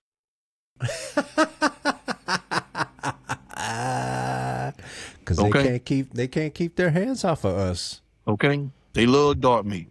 Yeah, they do. And a lot. And I'm telling you right now, I tell people all the time, you have to know how to talk to people, because if you can't just sit there and growl at people just because you feel that you can do that. Don't do that. If you can't have a healthy debate with people, be quiet. Mm-hmm. I don't care if you don't agree with me. I don't agree with a lot of things you do either. Rand Paul calls me. I don't agree with 98% of the things that he talk about. But the 2% of the things that he do talk about, I go, all right, brother, let's talk. I can't stop what they do. But damn it, you gonna know that I don't agree with it. I have a voice too. Yeah. May not be as big as yours. But people hear what I say, they go, well, damn, he do have a point. Because I don't just go from a Democratic side or Republican side or independent side. I go from a human side. Okay? Don't sit here and tell me that this ICE is doing the good thing. Dude, you do understand that 37% of all immigrants look like him? Where are they at? You mean to tell me that 37% of all immigrants that don't have this color skin, they're coming in seeking asylum just like the ones from Venezuela and Haiti, but yet you don't see none of them getting ran to the ground. You don't see none of them getting ran off the damn road. You don't see none of them getting shot like Renee Good and Alex Preddy. Nope. Where are the European immigrants? It's because they look like Stephen Miller. Where are the Australian immigrants? Yeah. You see what I'm saying? Where the New Zealand immigrants? Why is it that you're limiting the people that look like us, but yet you're gonna let we know South Africans come over? We know what it is. We know what it is. Stephen Miller already said he wanted 100 million people in America. He wanted 100 million people living. Okay, but there's 196 million white people. So what's up with the other 96 million white folks? You just gonna wait till you get rid of all the black and brown people and then say, well, yo, guys, hey, y'all see what we did with them? Y'all got to pull some straws because 96 million, y'all got to get the hell up out of here. And we got you all on flock camera. We know where you're at. Okay? Why you think all these data centers is up? Why you think all these fires are starting? Okay? Look at what's going on up there. Look at what's going on up there around Canada, U.S. border. Canada's straight up on fire right now. I keep telling people, where are they on fire at? Follow the water, you'll follow the money. Yeah. You can't have a data center without having a shitload of water. A shitload of water. Okay? Follow the data, you'll follow the money. Yo, they need so much water that China is putting data centers in the ocean. Yeah, they're underwater. They under the water. Under the water. They are ocean floor. Under the sea. They are under the sea. You know what I mean? They are under. Ariel's just a mess right now. You dig? How do you run the Rio Grande dry? That thing was here when Moses was walking around here. How do you run a river that's over 5,000 years old dry? You ran that shit dry. But it's good for it. Mexicans is like, damn, we ain't got to swim no more? What the hell? Wasn't it a river here? We could just walk. What is it? We want to wagon on aquí? You're like, oh, señor, I don't know. Like, hey, Deadman, I want to make sure that because I know Mike Cefore has to leave in a little bit, but I wanted to make sure that we talk about your network. FDN Network. FDN Network. Yeah, man. To all artists out there. FDN, okay, let's talk on FDN Network is a station that started after we left Also Social Network, man. I always wanted to have my own show, and that's why we did On My Block. And when the owner of Also Social Network, his father is the originator of the Whispers. He started the Whispers. And the Barcades. When you talk to him next time, you thank you for for doing that. Yeah, man. His name is Billy Sly. A good dude, man. I rock with him. We don't rock no more like that, but that's still my man. You know what I mean? You know, much love. You know what I mean? But Roku came in to me after we left Also Social and was like, hey, you want to put your show on another station? I said, no, I want my own station. Yeah. You're like, all right, cool, let's go. Yeah. What do you want to do? I said, I want a nostalgia station. I want an old school station, but at the same time, give it to where artists and independent filmmakers can come without losing anything going to Tubi or Netflix or stuff like that, because people don't understand when you have a movie on Tubi or Hulu or Netflix, they take up to 85% of the total revenue, which leaves you with 15%. With FDN, it's the other way around. We're giving you 85%. of the total revenue. So if you got a movie out or a documentary, or even if you do a show, Cefore, and you said, look, man, 200 people came to see me perform, but I want the world to see me perform. All right, cool. You got the footage to that show. I can take the footage to the studio, edit it down to where it's an hour show or 45 minutes or whatever. We can put it on FDN Network.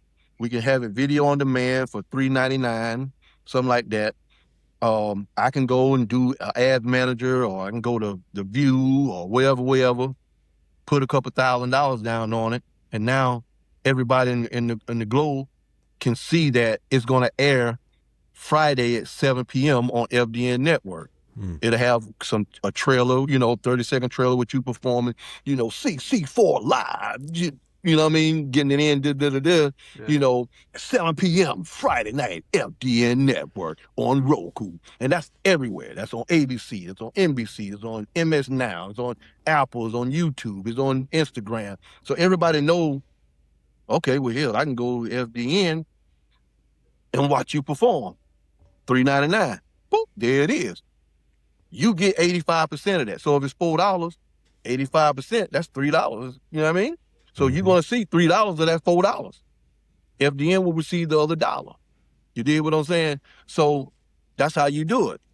Any artist, like if you got a single or album dropping, I will air it. Put it out there for 30 days. If you like what we're doing, $100. $100 will get you, when you lock in $100, we're going to give you an extra month free. If you go and follow FDN on Instagram, we're going to give you another month free. So that's $100 for 3 months. See, you got to add. Let's say you got to add right now for your new single. I'm going to put it on FDN Network right now.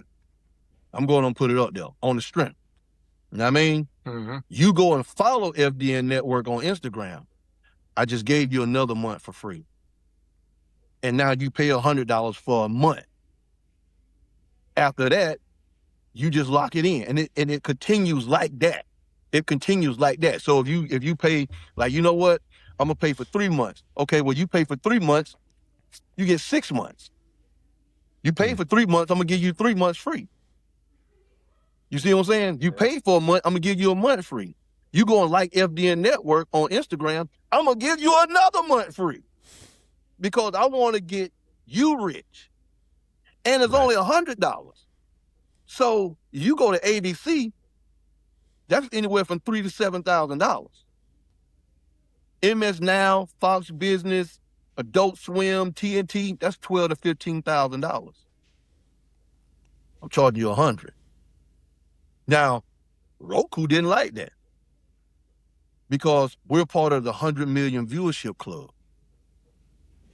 So I'm supposed to be charging you anywhere from $5,000 to $10,000. Damn. Because see, the station's not monetized. We get our money from ads. That's how TV works. You see what I'm saying? So Ford will pay. You see what I'm saying? They'll pay the subsidiary from the broadcasting. They will pay ABC. They won't pay WKTY or WJBF or WSBY. No, they're paying ABC. X amount of millions of dollars to play the new Chevy pickup.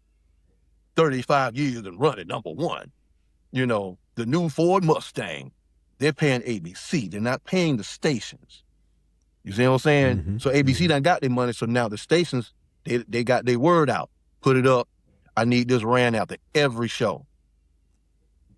You see what I'm saying? Now, excuse me, if it's going to the View totally, it's because people pay to have their product viewed while this show is on. That's why you see certain ads on this station or that station or this station and that station. That's it. Because like I could go to the View, like I said, I can go to the View right now, pay $3,000, and every commercial, after each commercial break, something about FDN Network will be running. But if I go to ABC, I got to pay a couple mil. You see what I'm saying? That's why you see if you see some places they go, like football, they'll go, such would be aired except in your local station or something like that. Yep. That's why, because certain companies have paid to have it played here, and then some people have it paid to be played there, and then some people will pay it to be played. Period. That's why they say except in your local areas or in your viewing area. That's how they do it. You see what I'm saying? Yeah. And that's why I said with FDN, that's why I want to make it as easy as possible with people, where if they come there, they go, "Oh, hey, Deadman, how do I get at you?" Okay, send me the ad, deadmanrashaun24@gmail.com. I'll put it up. Now, if you want to pay the $100 now, that's fine. Go ahead on and pay it. If you want to wait 30 days, fine. Ain't no disrespect. I'm going to still air it for you because I want you to get as much props as you can get to get your product traction. If you're a small business owner, same thing. You may have a food truck. You may have a rib shack. You may have a full-blown restaurant like Olive Garden or auto mechanics store like Advanced Auto Parts. If you want your thing on there, $100. I'm running a commercial before and after every show, whether it be cartoons, a kung fu movie, a horror movie, or whatever. Your commercial is going to be ran before and after every show. That's how I do it. Yeah. So you can't go wrong with it. Even like you got a film company. Lowe's, you got a film company. Lowe's Film and Entertainment. I'm running that. I'm running that ad for 30 days. If you want to pay now, pay now. If you want to wait for 30 days to drop the $100, fine, drop it then. Go to FDN Network on Instagram, hit the follow button. Bro, you just got an extra month free. Just because you hit the like button. It's already free to do. But that's how I'm doing with FDN. And like I said, they ain't like that. They were like, bro, what you doing? Yeah. I'm like, nah, man, I want cats to eat. I want you to be able to, somebody out here need to show love to somebody, because when you show this person love, this person will run their mouth over here. Hey, man, I heard you had an album drop. You got that EP ready? Yeah, man, holler at Dead, man, bro, so you can get that commercial out there for you, bro. Man, let's get your shit popping, bro. All right, that was up. Man, you spending all this money at Song Trust. Song Trust ain't doing it for you, man. Them bots, bro.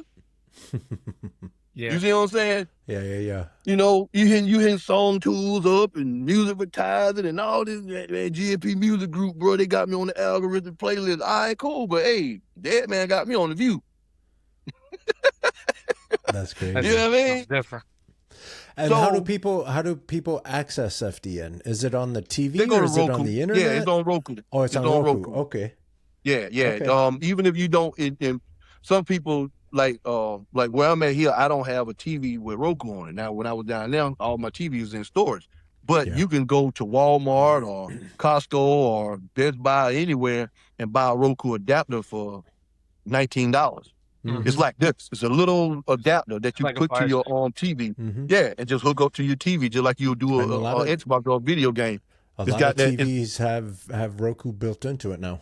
Yeah, and it's got that little thing on it right here, and you just plug it up in the back of the TV, and it's got a little remote.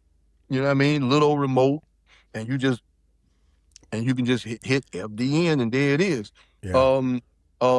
Before this year's out, I could have already did it, but what I'm doing is I want to do it a slow process every 6 months.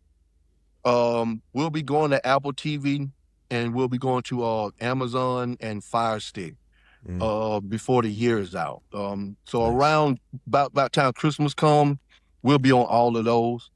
But right now, I wanted to build a demand for the supply. Yeah. And I want to give because the hardest thing to do now is people to believe that your generosity is for real, because nobody's showing you love no more. Right. Don't nobody. But this is Another what it rapper looks ain't like. showing you love, Cefore. Right. I'm doing what you doing. I ain't sharing your post, bro. Right. Hell, I'm trying to eat. That's And this is what it looks like when an artist is in control. You see what I'm saying? Right. And that's why I tell people, I've been around the block to where I know that, man, if you just show some love to people, and it's just like a puppy dog or a cat. They're not just gonna come up to you because you got some food in your hand. They got to build trust with you. Right. But then once they build trust with you and you show them love and they show you love back, hey, y'all friends. Now y'all good. Yeah. That Let's go dog get this gonna bag. man up for you if a cat will battle a dog for you. Yep. That cat will purl up. Yeah. All right? Well, all right, you better bag off. Fluffy finna get at you, bro. But it Fluffy's a took you killer. 4 months. It took Fluffy 4 months to gain trust for you, but now y'all good. Right. And it's the same thing with me with FDN, because that's like even on Red Note. I get so much love on Red Note for them Chinese cats over there, man. Like, and because I do a lot of Kung Fu movies, I do a lot of Black Expo movies, like Jive Turkey, Dolomite, you know what I mean? Pam Grier, I got a lot of her movies on there. Starsky and Hutch. Hell yeah. The Immortal, the original Avengers, Champions, where a lot of the Marvel stuff came from, Spider-Man, Mask, Visionary cartoons, Fat Albert, shows like that. Vegas, the original Vegas TV show. Yeah. Not the one with Don Cheadle. That's the remake from 2012. I'm talking about the original. And that's what I'm doing. I have those shows where when we were 6, 7, 8, 9 years old, and what our mom and them and dad and them watched. Yeah. That's what I have on there. Yeah. Movies like Maximum Overdrive, The Omen, Alligator. You know what I mean? You had them all in the Tarantula. You had, I saw that post. Yeah, like Tarantula. Last week, people last like week people Deadman like, was on his channel talking about, I got all those scary nature movies, Alligator, Anaconda. Like, it was bananas. Like people, the hot. I had like this one dude on Instagram, not Instagram, on Facebook was like, man, do you know the last time I saw? He said, man, when I saw Strays, I was 5 years old, dude. I'm 48, man. It took me back. I was like, cool, do it, inbox me. He was like, yo, man, Eric Klein. He was like, man, that took me back. He was like, when I seen that, I was like, hold up. You mean like the movie Cat? Like, cause I got the movie Cat People. It just hasn't aired yet. That was the first movie I ever saw about incest. Damn. It was the first movie I ever saw. That's wild. And I was like, oh, snap. Because people didn't know they took it out the Bible. They didn't even know that. That's wild. That's part of the Bible that your pastor ain't gonna talk about in church. We have to say that on for another episode too. Yeah. That's the episode. My old lady would tell you. I used to do this thing, cause I know Cefore got a bounce. I'm gonna tell you this real quick before you bounce. I used to do this thing called FU Fridays, on Facebook, and it got so bad. I had a judge from Rome, Georgia, call me and tell me, you need to take that shit down, because you're gonna get a lot of people hurt. Damn. A lot of you not. I mean, I was like, hold on a minute. Is this for real? And dude called me. He was like, look, man. Because I told my old lady, she was like, yo, that's, you wild. And I was like, nah. Because what I was doing, because I started it because I used to do tarot. I used to do tarot readings. Mm. I did tarot reading for 15 years. Damn. And it got real scary. While you were on the truck?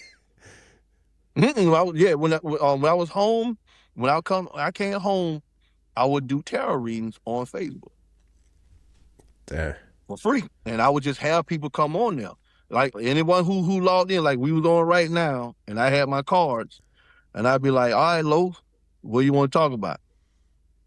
And I would have the cards out, and I would say, okay, how many cards you want? I'd be like, 5, 7, and I would give you whatever. You said 5, I put 5 cards down. If you say 7, I put 7 cards down. Then I would turn over that other card, and I say, okay, this is what's going on in your life right now. This is what's going on in your relationship right now. This is what's going on here. And it'd be jam up, jam up, jam up.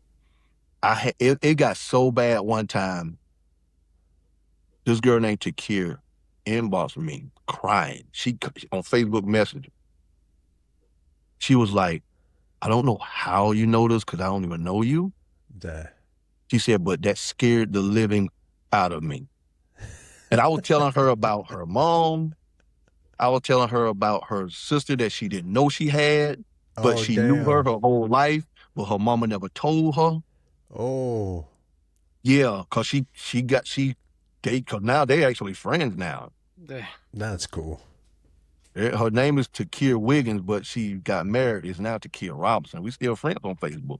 That's cool. Shout out. Shout out to Care. Yes, banana.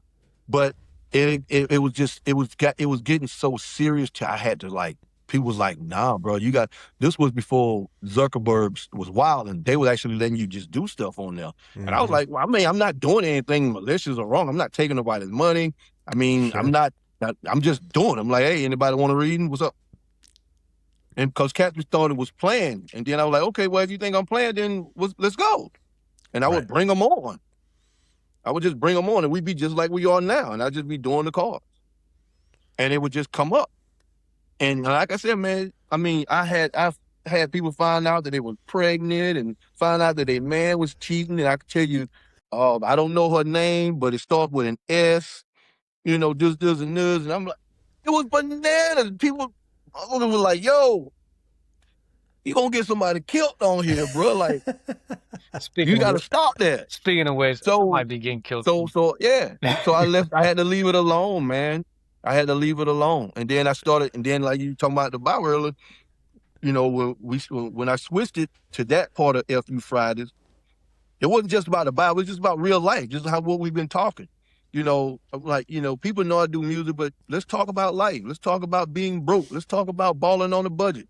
Yeah. You know what I'm saying? Okay, you out here, you making $600 a week, but hell, your damn rent $850, your car note $500, cable bill $148, cell phone bill $212, light bill. You know what I mean? I mean, where the money coming from? Yeah. So so I would be on there talking like that with people, and I'm like, man, you know, this how we doing it. I'm like, you know, we ball on a budget. You know, you can't be at the club spending $25, $30 just to get in, and then another $10 when for you get paid $12 right? an hour. Get out of here. You know what I mean? Like, come on, bro. Like, what y'all doing?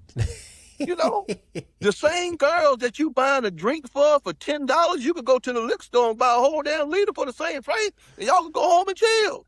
Now you ain't got to worry about nobody fighting. You ain't got to worry about nobody getting shot, and you can just go home and chill. 100%. Yeah. Oh hell, go get a room. Go half on the room. If you paying $20 to get in the club, she paying $20 to get in the club. The damn room $40.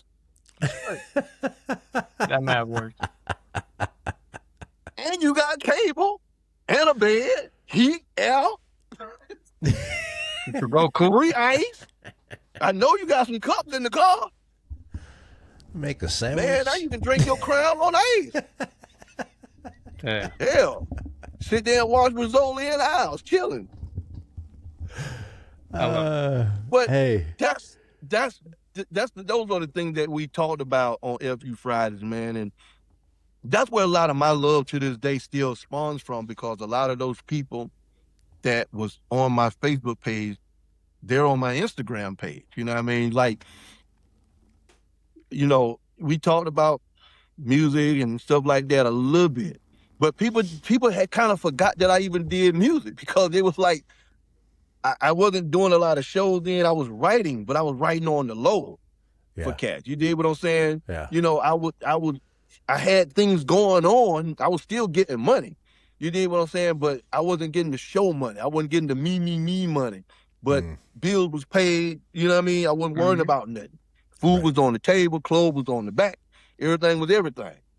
You see what I'm saying? And when you're at that level, like I say this all the time, when you get to that level where there's not a lot of friction in your life, you can really start to enjoy yourself, and you enjoy your life, and you can really tap into who you are as a real person.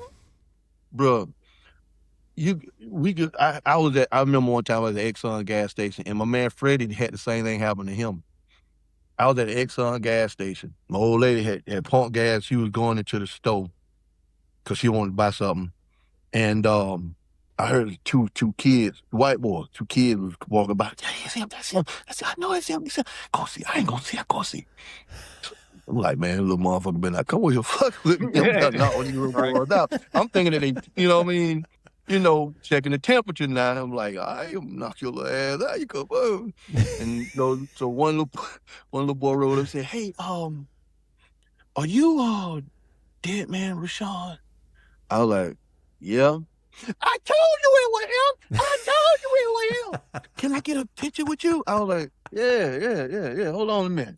So I got out the car. You know what I mean? I had on regular clothes that time, but they should see me because at that time, like I said, the greatness was out. I had a couple of lights out.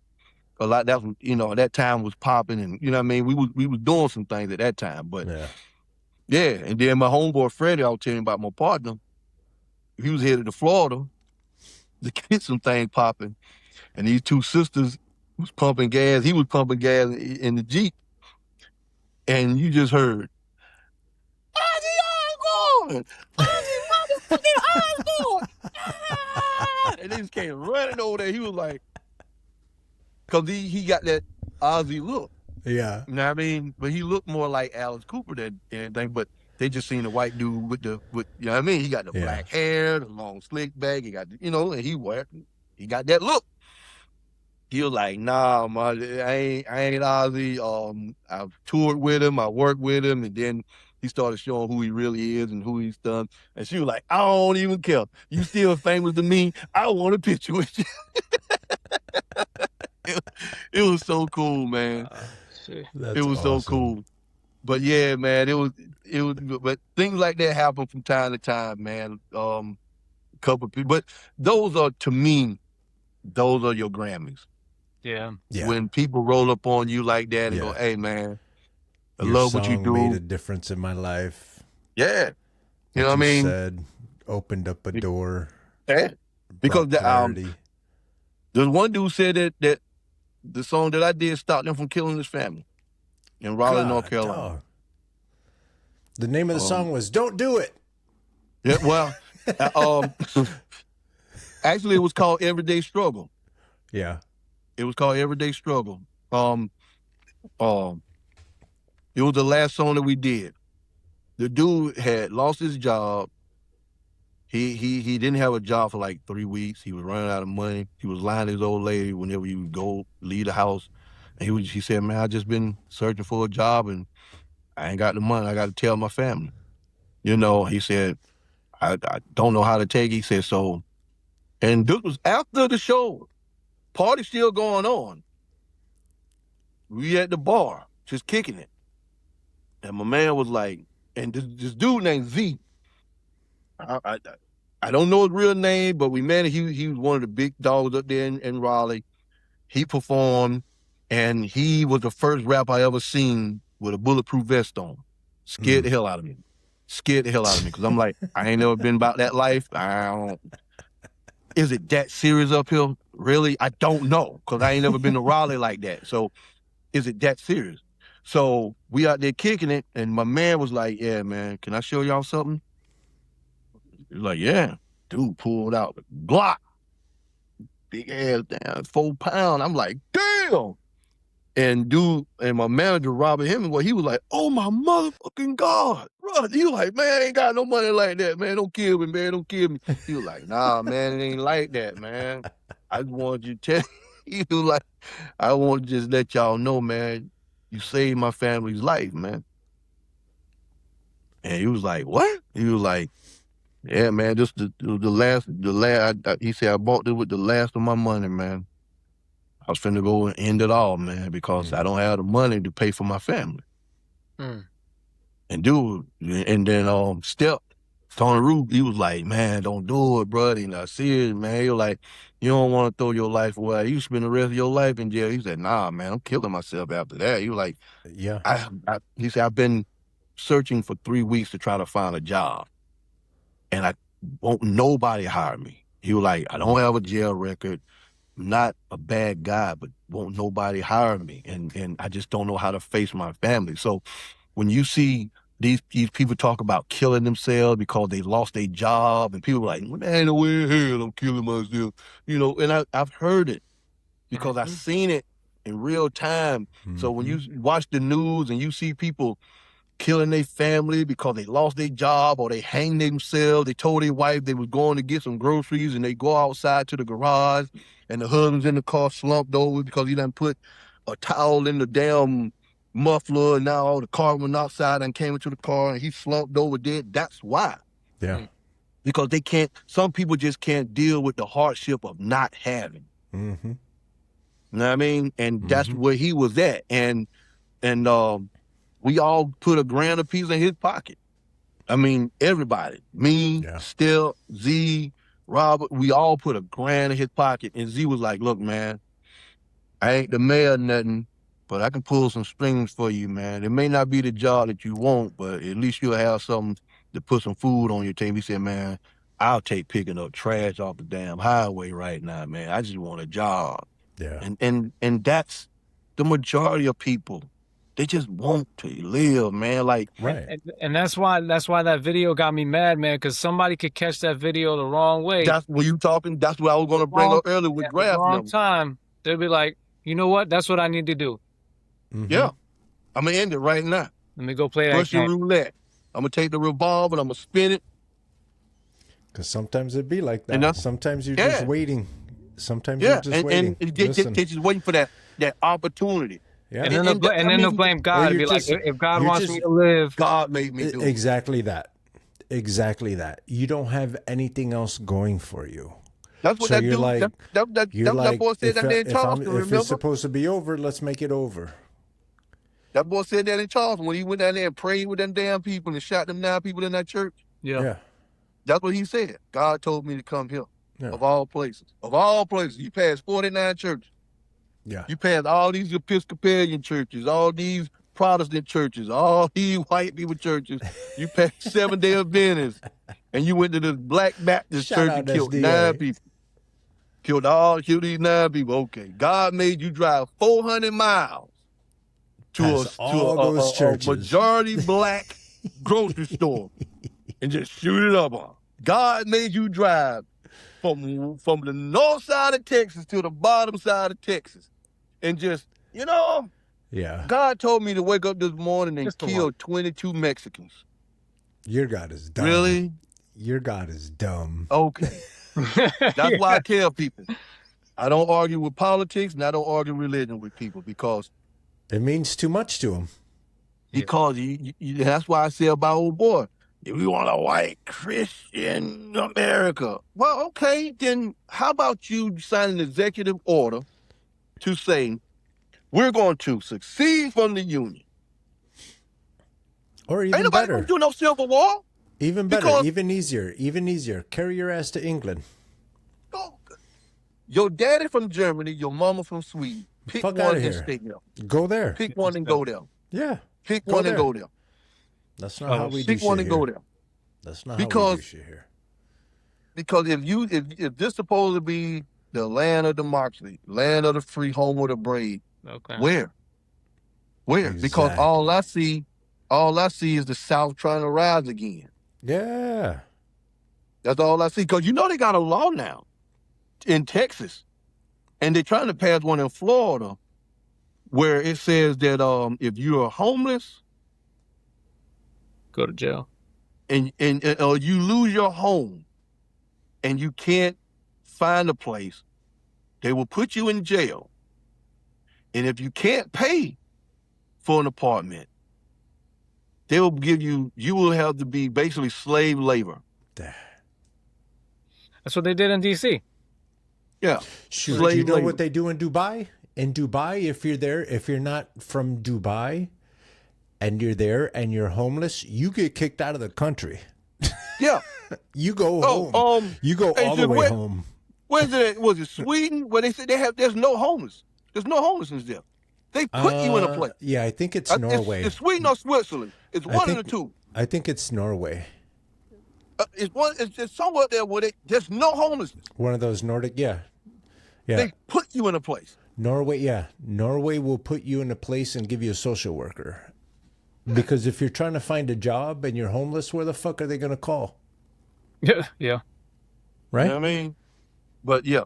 But anyway, Cefore, I see you got to bounce. Guys, we got to do this again, man. We can pick this up Hell yeah, we do. We can have a weekly. Hey, we can have a weekly.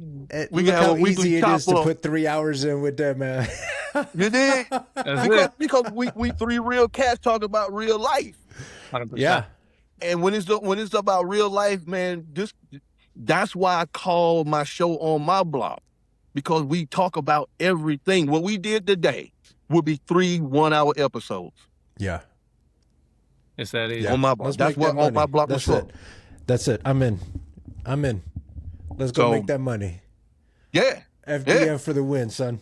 Yeah. So that can be whatever. It literally can be it. Because I was going to tell you about it. I'm like, yo, man, if you got your podcast like that, we can give you a block.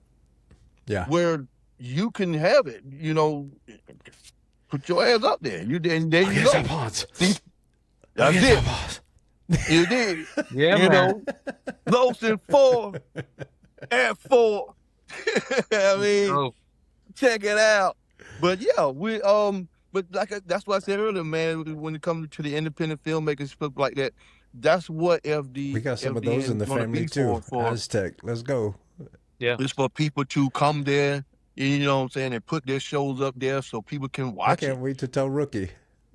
Yeah, I mean, hell, he had his own show. Like you know what I'm saying, like how we got a stable, son. They have them. We got a stable of stallions. Yeah, and y'all can have your own damn show, and it'll be up there, right there for people to go watch it. Yeah, the world over, and we just run ads about everybody's shows. Yeah. That's what FDN Network is for, man. To give artists a place to where, okay, I can't go on tour, but damn it, the whole world can see me perform though. Yeah. Because here you go, Deadman. I got a show I just did up there in Newark. Such, blah, blah, blah, boom, boom, boom was on there. Okay, cool. Do we have a release form to make sure that we can air them? Because we have to send them a release form. Do we have it? Because on my block, I play videos on that, where it's like Video Soul and stuff like that. You remember Video Soul and how they used to come on, do the interviews, and then we'll be back after these videos. Mm-hmm. That's what I do on my block. I have 10 videos per episode from independent artists, and their videos air, and each of them have to have, I send them a release form to say that it's okay for me to play it. And that way, when Roku gets it, they know that they won't be sued or copyright infringement or anything like that, for airing it. You know what I'm saying? Because it's to give you the max publicity that we can give you with that, with the show. But yeah, man, that's what FDN is for, man, for people to come on there and watch shows. That's why when they go in there now, they see on demand. It's not video on demand, it's on demand. But you can just go and click it. If you just want to watch horror movies or you just want to watch cartoons, I have a 24-hour ticker that goes on. When you just go on to the station, you just go on and just watch stuff. That's fine. But if you just want to, you know what, man, I want to watch that damn Maximum Overdrive that they say. I ain't never watched that damn movie. Yeah, just go over there to Breaker or Drive-In Classics or whatever. You'll see some of the movies. Oh, there it is right there. Click. And there you go and you just watch it. You see what I'm saying? Yeah. That way you ain't got to wait till 8 p.m. What the ticker said to come on at 8:30. Man, I'll be at work at 8:30. Shit. Y'all work second shift. Okay, well, I'm going to watch it now. And there you go. Yeah, man. I try to make it as so it's convenient scheduled as I can. and it's scheduled content and on demand. Yeah, matter of fact, I know Cefore in the lead, but let me try to bring it up real quick. I'm going to show you. Let me show you real quick on how to do it. Because I did this one time before with some people because they were like, man, you ain't got no damn TV station. I'm like, not only do I have, I'm going to show you how I do it. I'm going to show you how to do it. Okay. I can go from my browse from here. I can YouTube, Vimeo, Dropbox, my dashboard. That's what's playing right now. Look like an episode of Vegas. And you can collect content off of Vimeo and YouTube and stuff? Yeah, I have to have the rights to the show. Yeah. But you see? That's dope. That's dope. And so I go here to my channels. I go to my channels and FDN. So whenever you go to Roku, that's what you'll see. That's where it'll come up. How I do my playlists. I manage my playlist. These are all the movies. See, there's Kenny Atwell, his promo. I can go there, see that. That's coming up. But I have different TV shows, NYPD, Carnage. The Last Carnage, that's The Last Measure. His album just came out. A Black Business commercial. Maximum Overdrive, Road Games, Murder in Mississippi, Spider-Man, Mask cartoon, Vegas TV show, Runaway Train, The Omen, Silent Thunder, a commercial for me, Wild and Hill, Convoy, Trucks, Dark Knight of the Scarecrow. So, I got documentaries, More Than a Bullet, Streets of Chicago, New York Gangs, Thinking Cold, Rough Streets of New York in this 1970s. So and down here is where you see the schedule. The schedule started at 4:45, and this is what's going on right now. And this schedule will end at 8:06 in the morning, and then tomorrow's schedule will start. So and see. Wednesday, Tense Tuesday, Sacred Sunday, Sinister Saturday. All these are playlists that's already set up. Tornado Thursday. That sets up the playlist? Yep, I set them up every day. That's what I do every day. This is I used to work at Hallmark Channel, and I sat in a couple meetings like this. Yeah, yeah. Cool. So I try to make sure that I give people something different and new every day. Some shows play every day and some don't. Yeah. Like I said, let me go here to the video library and I can show you some of the commercials. Let me see. So when I go here, you'll see where it says like edit and stuff like that. It's like a Carnage. Let me go here to edit, and it'll come up, and then I can go up here to video preview.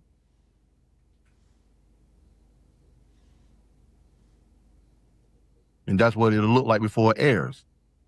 This verse shouldn't have been on that album, cause murder with you is always the outcome. That's crazy. That's dope. I don't watch, sir, spot you next. We ain't got. So when you're watching this television station, yeah, and that commercial come on, that's what you'll see.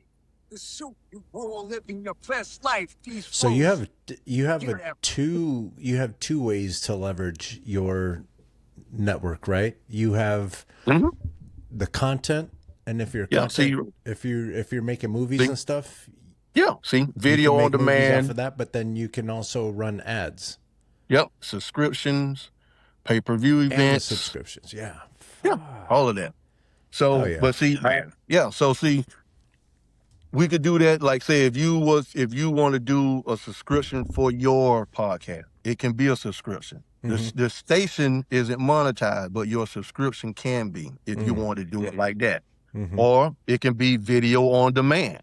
So if you want to go video on demand, see, that's like with this, but it'll have your own section. See, I got crime dramas, music, cartoon mania, drive-in classics, kung fu theater, dark side, horror. Podcast episodes on there.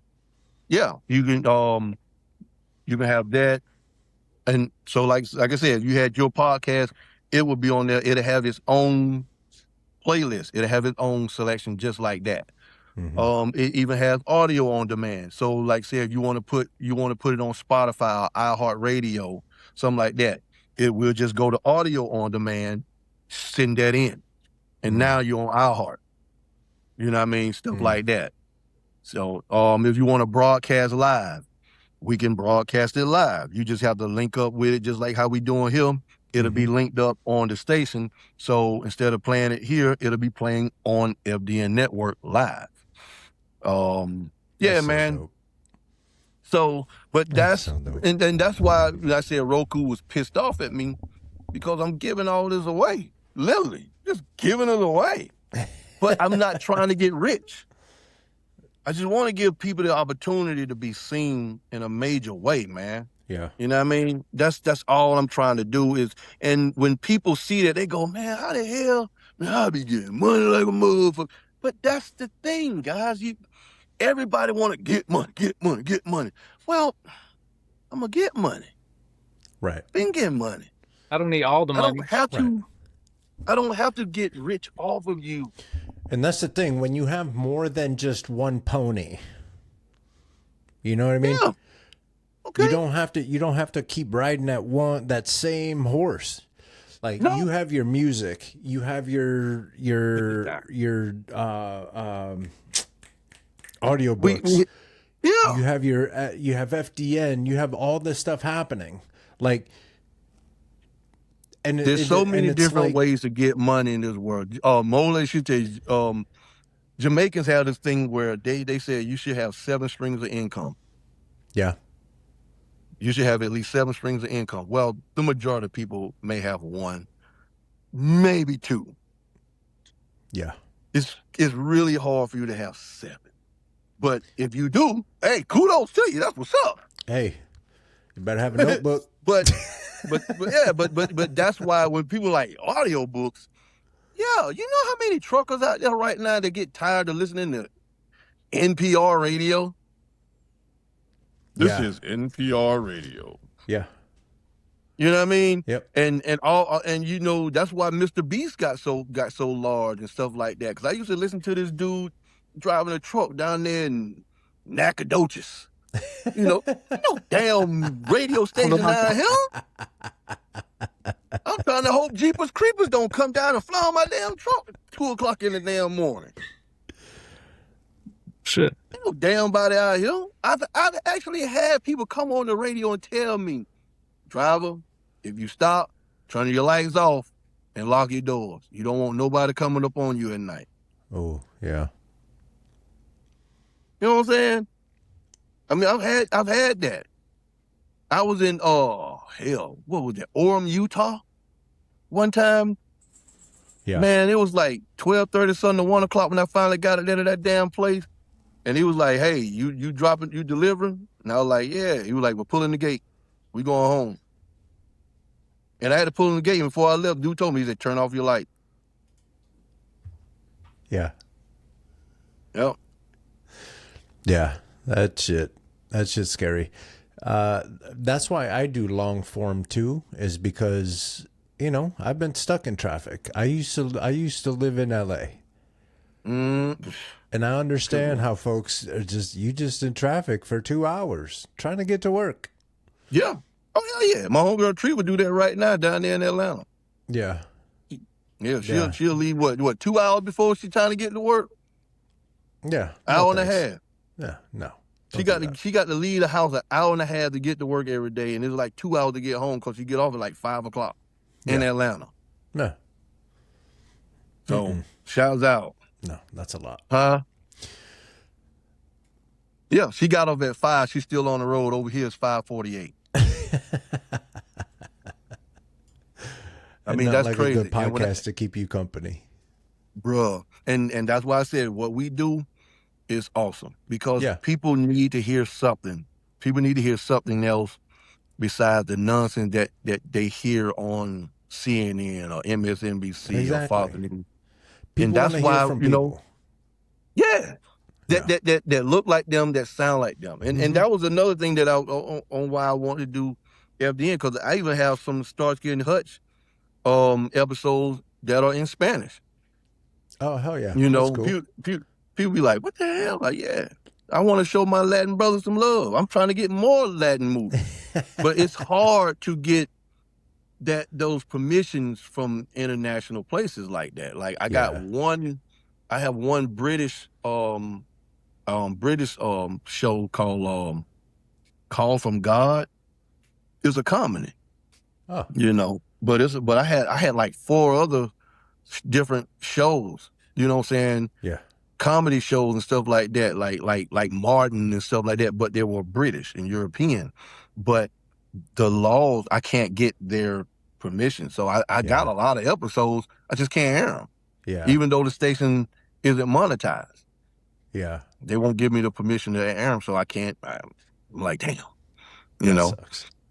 because by Roku being global, you want to show love to the different areas. Right. Like I said, I got a nice following on Red Note. I would love to have some Chinese, speaking shows to come on, even if it's just on video on demand, where the Chinese brothers and sisters can just clap on there instead of the you know what I'm saying? Yeah. Instead of the TV, the ticker. They can just go on video on demand and just watch some shows. But I'm still trying to get them. I know there's a Nigerian station that I've been trying to reach out to, man. Nice. Oh yeah, man. But we working. Yeah. I know. Now that you say Nigeria, I know that there's a lot of independent filmmakers in Africa that are using the barest, the most minimum film equipment available to them, and they are still making some dope ass films. And they getting in it. My homeboy Sonny from Best Food Show Ever on YouTube. Mm-hmm. He had a couple different those guys on there, and I followed them on YouTube. And I'm like, damn, man, see, that's what I'm talking about right there.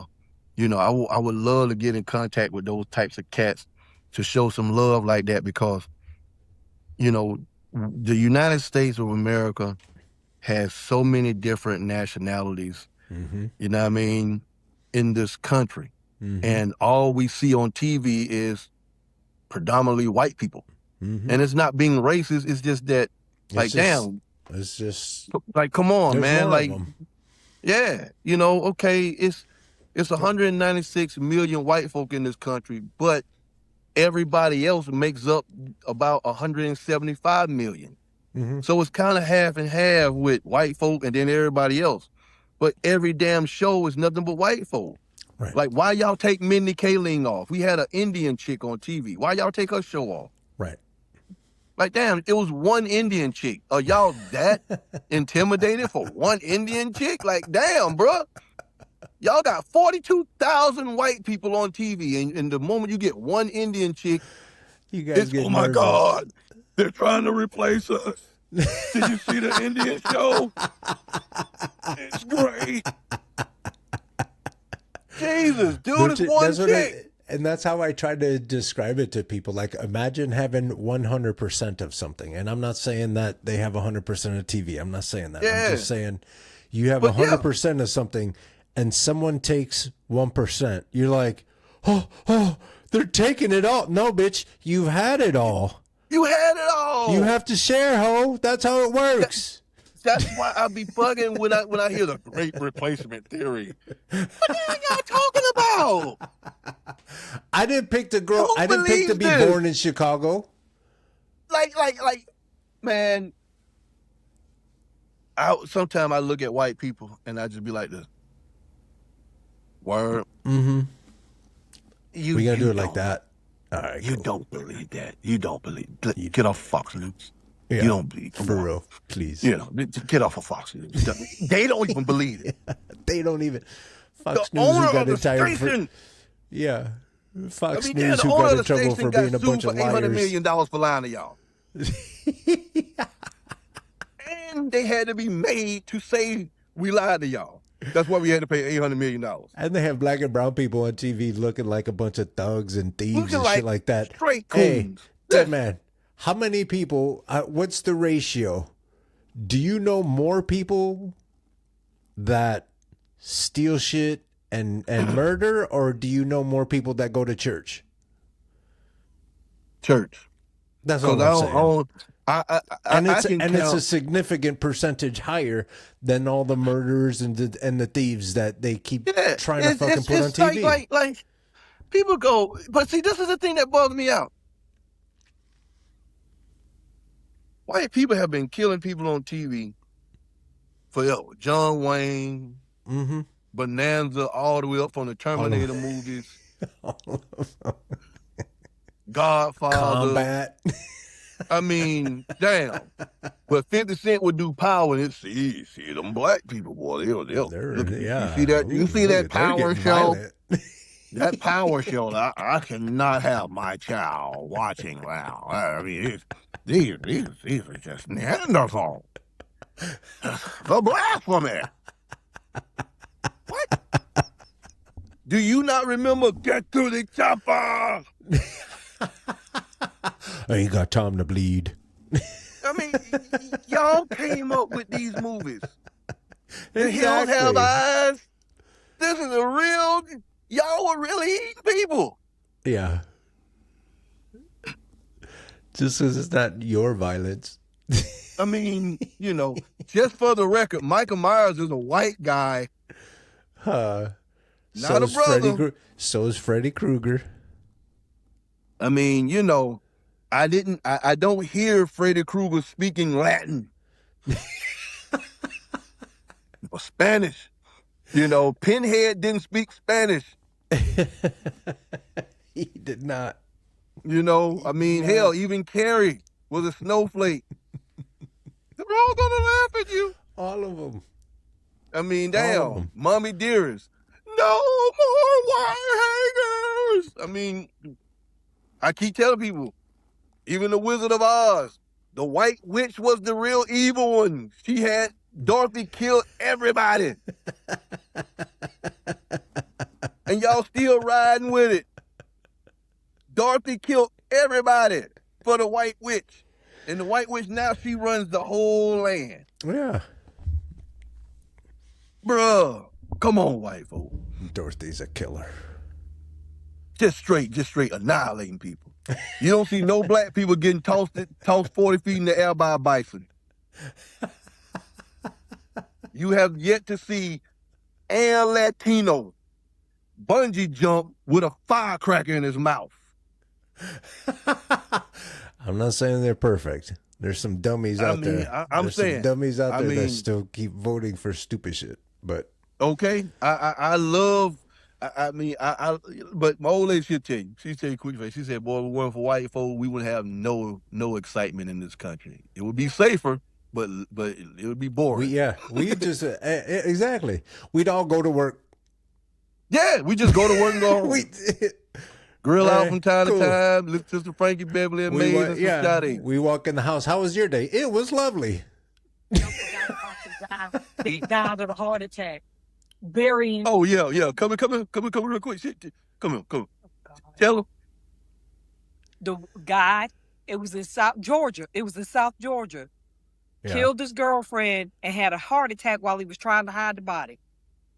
So they found both bodies side by side. Somebody saw the car on the side of the road, called the police. They saw the drag marks, followed the drag marks. He dead over there in fetal position. He had a heart attack, and her body over there laying next to him. Tell me white people ain't stupid shit. White people. Hey, here's a helpful hint. If you're going to walk around killing people, you better do cardio. I'm trying to tell you.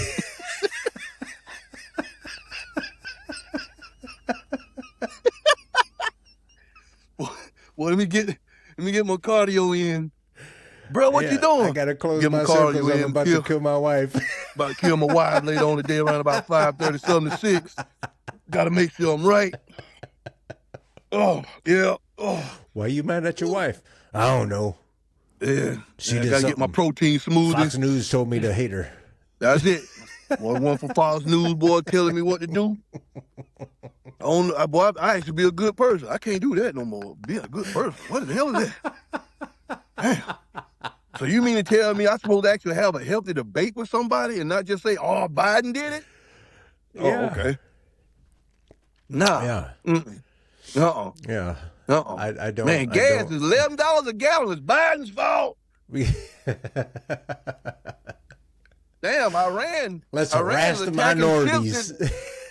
Yeah, like damn. But that's another thing. What was that earlier? They said that Trump was about to have the United States military join the Israeli military to become one big military. Yeah. Yeah. I thought you hated immigrants so much. Yeah. Not the Jewish ones. If there's another country they're immigrants to you because they're not from your country. Right. Like if America goes to Israel, we are American immigrants. If we go to if Australia comes to Canada, they are Australian immigrants. So you hate immigrants so much. Mm-hmm. How are you joining forces with them? Yeah. It don't make mathematical sense. Tonight's going to be really hard to listen to him lie. Yeah. It's going to be really hard. It's going to be really, really hard because the election you lost, you were in control of. The elections you won, Democrats was in control of. You know what I'm saying? Like Thomas Massey said, how did they cheat? We won all the elections. We have the White House. We have the White House. We have the Congress. We meaning the Republicans, my bad. This is like Thomas, I don't, this is Thomas Massey talking. He said, we own the Supreme Court. We have it all. How did they cheat? Yeah. Right now, cheating, election fraud is even smaller than the price they pay out on Spotify. I'm serious. I'm serious.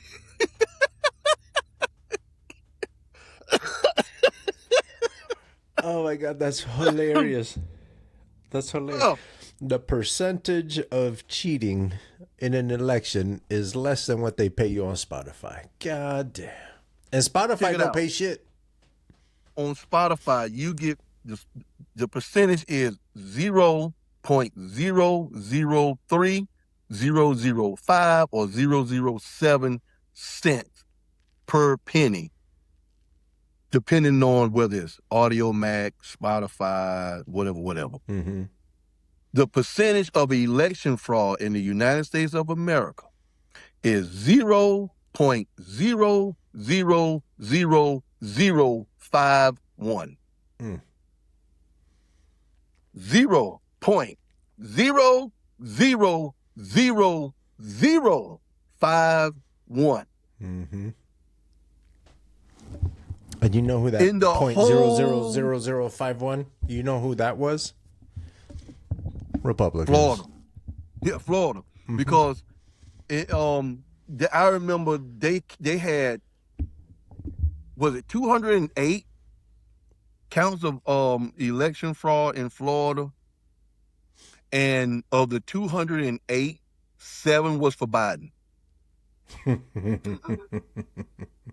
Biden came. And we know that because Florida's a stronghold for Trump. Biden came on X. It was Twitter at that time. He came on there and said, "Appreciate the I want to appreciate I want to thank the Republicans for finding those extra 7 votes for me."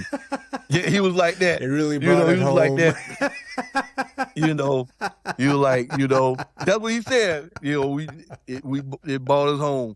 But Trump got over 200 election fraud votes there.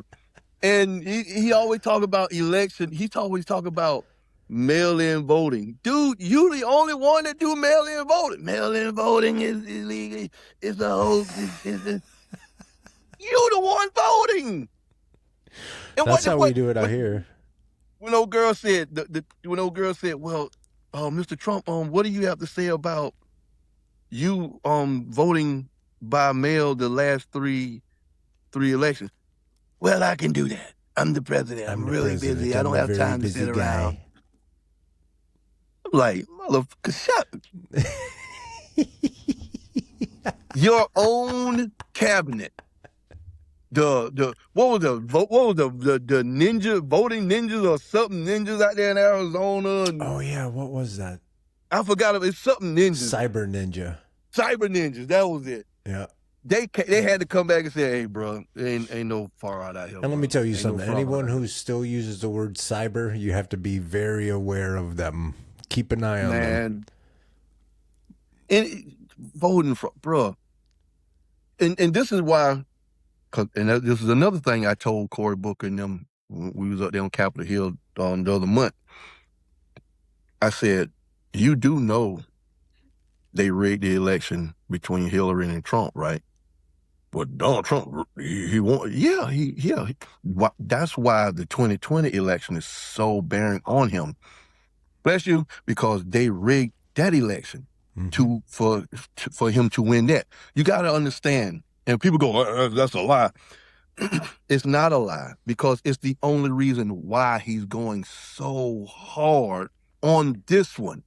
He's rigged all of them. What did he just say a couple months ago? It was last year before they bombed Israel the first time. He sat there and said it himself live on Fox News. If it wasn't for me sending Elon Musk to Pennsylvania to work magic on the voting boxes, he said, and he's the one with all the brains, I wouldn't be standing here before you today as president. The man told you he sent Elon Musk there to sabotage the election. He told you that. He told you the last rally before they went to vote in November. If you vote for me, you'll never have to vote again. I'll see to it you never vote again. The Republicans what does that mean, for bro? the next 100 years. What does that?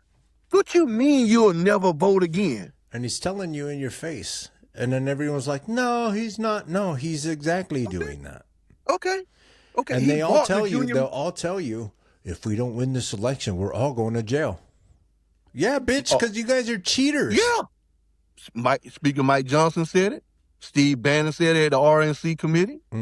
Okay. Joe Rogan said it. Elon Musk said it. Like, how you going to give $1 million to a random, quote unquote, random person for voting for Trump? Yeah. That's manipulation. I mean, he's sitting there telling you openly, I am going to deter you. I'm going to send my military to stop you from voting because I don't want you to vote. Okay, fine. And that's why they said mail-in voting. That's why he put his homeboy in charge of the United States Postal Service, which is damn near running out of damn money right now. Karma's a bitch, ain't it, Trump? Because that's one of the few entities in America that don't get money from the government. They own all. So if there ain't no money coming to them, that's why they trying to raise the rates on the damn postage stamps. They try to get some money coming in. And that's why I tell people now, mail in vote. Don't go out there. Mail in your ballot. You already know you vote from president down to city dog catcher. Because in order for you to be way up here, you gotta start down here.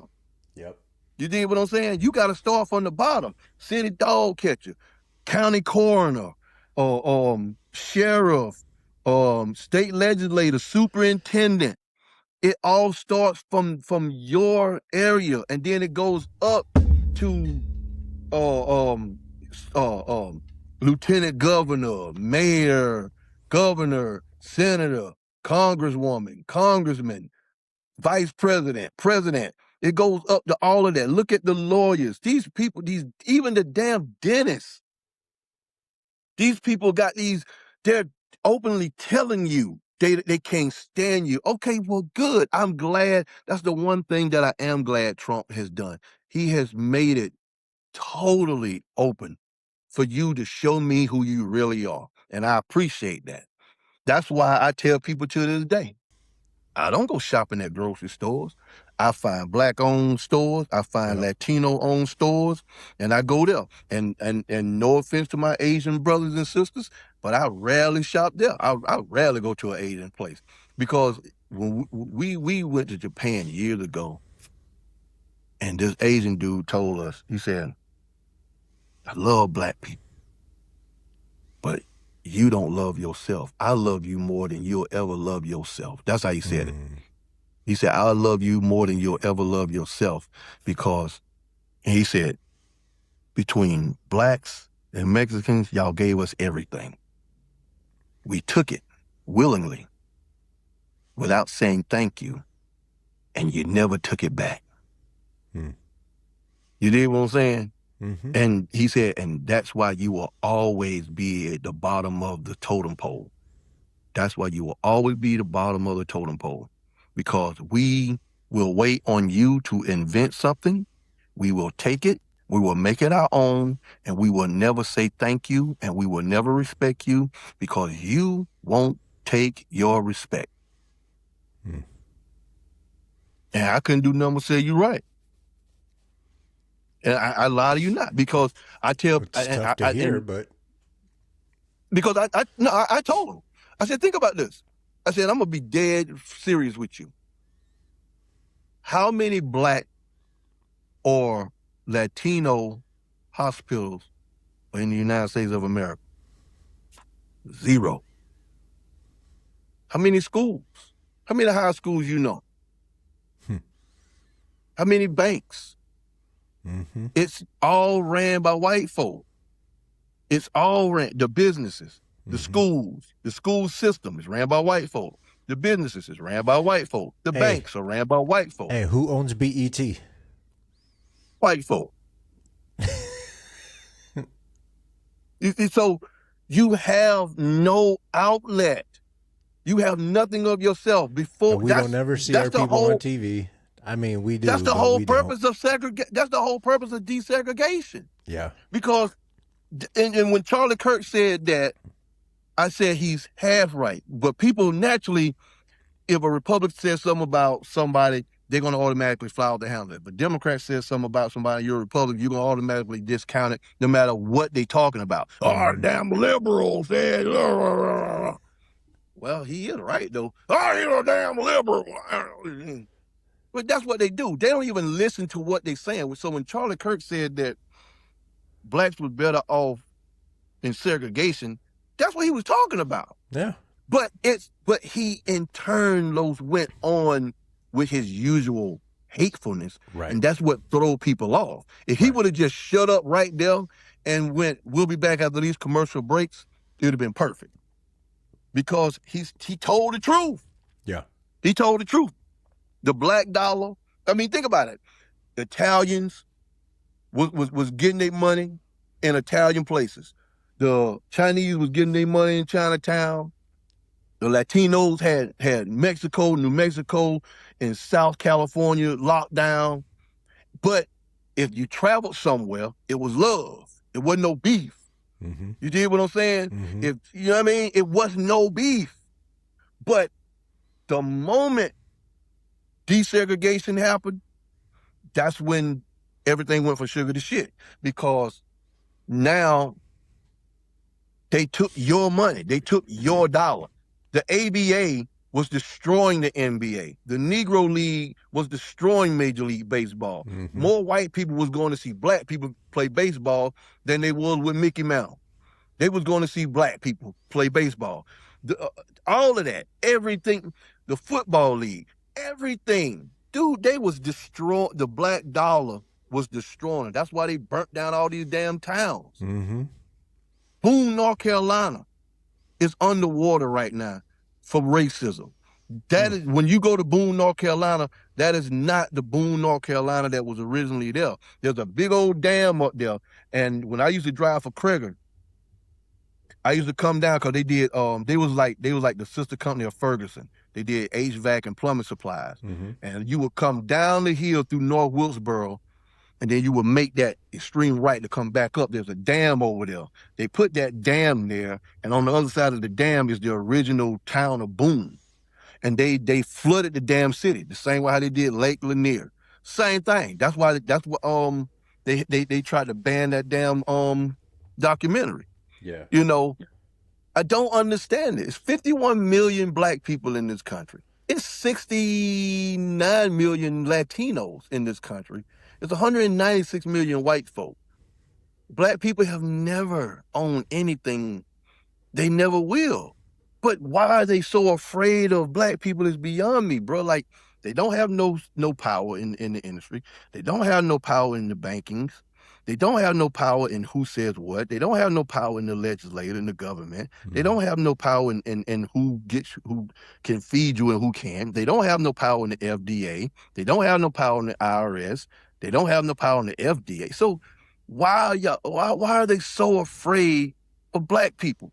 Hell, like the Latinos got more say so in the United States than black folk do, bruh. It's 51 million black people, 69 million Latinos, 196 million white folk. But you scared of these people that they ain't got no power, bruh. They can't do nothing to you. Yeah. That black man can't do nothing to you. Yeah. Y'all got all the land. Y'all got all the businesses. Y'all got all the credit report. You invented. You have all the police. Bruh. White people invented credit report to stop people of color from buying homes closer to white people. Yeah. They invented HOAs to stop people of color from being around white folk. They invented college tuition to deter people of color from going to white schools. That's why y'all white folk, y'all got to pay college tuition. Because the government said, we don't want them niggers going to school with our white kids. That's what they say. They say racism is expensive. Racism is the most expensive thing in the world. And it has caused so many white people to lose everything they had. And these days it's causing a lot of white folks to get slapped in their face. Well, but that's going to always be, because you're going to always have half of white America to still think that Robert E. Lee won when he didn't. If it wasn't for black people, Robert E. Lee would have lost sooner than what he did. Yeah.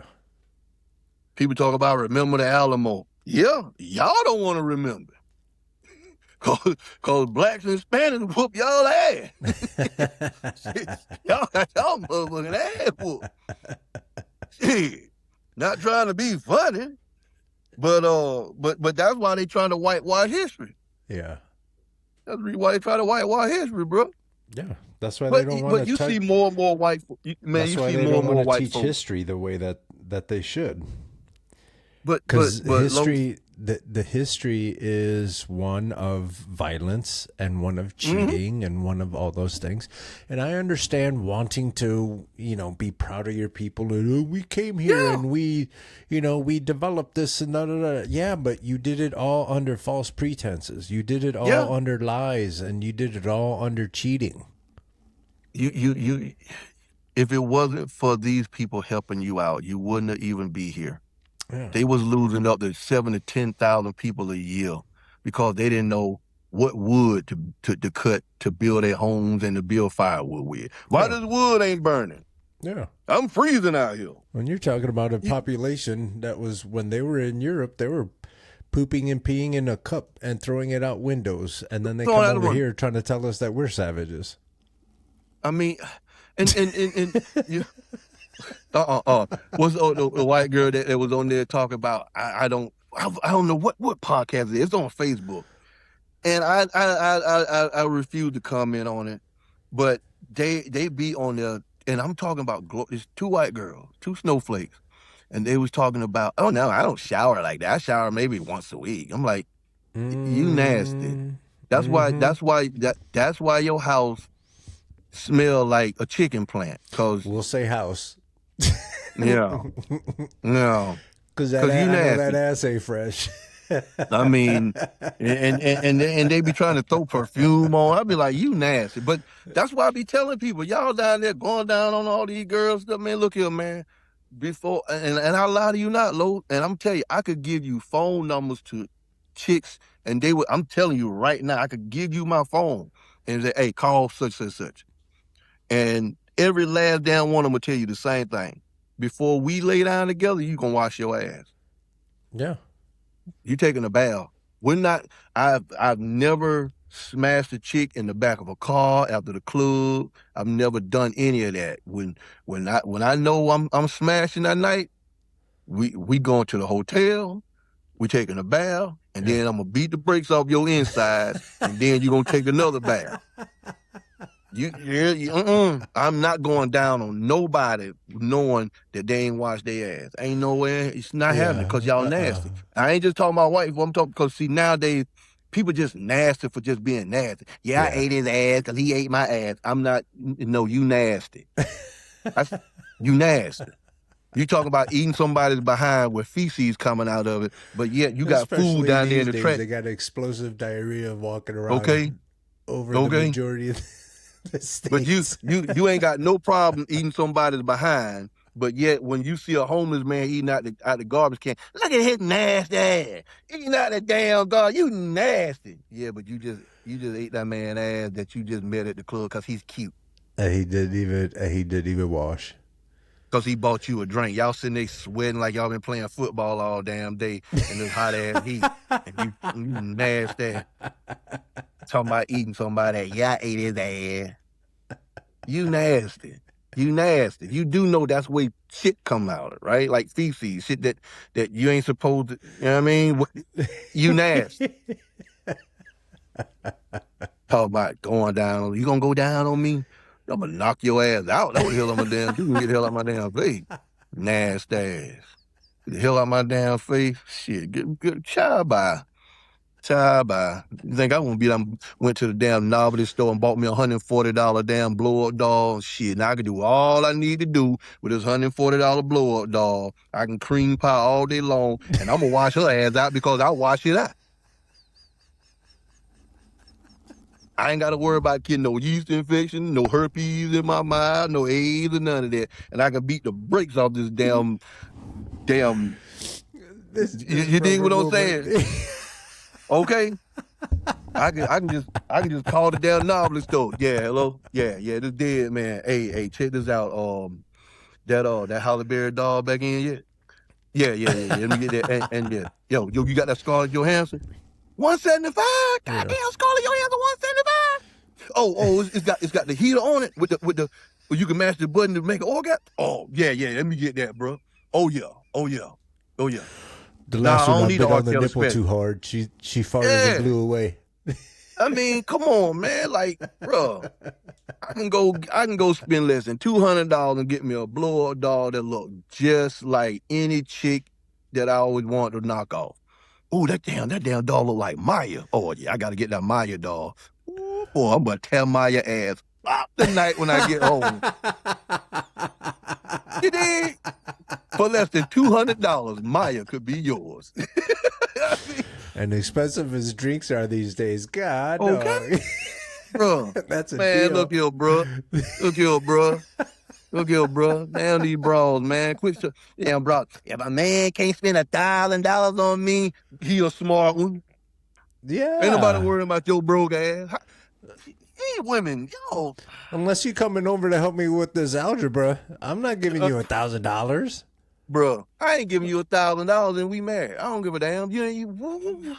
What you bringing to the table? You bringing another 1,000? That way we got two. Let's go invest. You're not coming in my house if you ain't helping to pay no bill. I ain't paying no damn bill. Then you ain't coming to my motherfucking house. This shit ain't hard. That ain't hard at all. You ain't putting in, then you getting out. Because when you get in here, and that's what gets me with people in relationship. How you in a damn relationship and you ain't putting out for your man? That man in here working, helping to pay bills in his house, if not paying the bill in the house. And vice versa, too. I know some dudes that are a little... Oh, I know some lame-ass dudes. Yeah. Hell, matter of fact, the song that I was telling you about with JC and Pharrell and them, Let's Chill, that's what that song is about. Me getting up with a girl that's tired of her man not doing stuff. Yeah. So she like, you know what? If he ain't gonna do nothing, I'm going with a dude that is. So that's what that song Let's Chill is about. Yep. But yeah, man, but that's why I said, man, I stopped running behind people, man, years ago because I started seeing it, man. Like, I remember Granddaddy IU said one time, man, women is getting too comfortable not getting slapped. And he didn't mean literally, but it's just the fact that when you start giving them everything and they don't have to do anything, when you want them to do something, they like, I ain't got to do that. Yeah. But and then, that's everybody. And you that's know, everybody. but when you home, because man, bottom line, I shouldn't have to ask for some head. You know, just like you shouldn't have to ask for a couple of dollars. If you want that new Louis bag, I know you want it. I should just be able to go get it and go, hey, baby, I know you've been eyeing that Louis.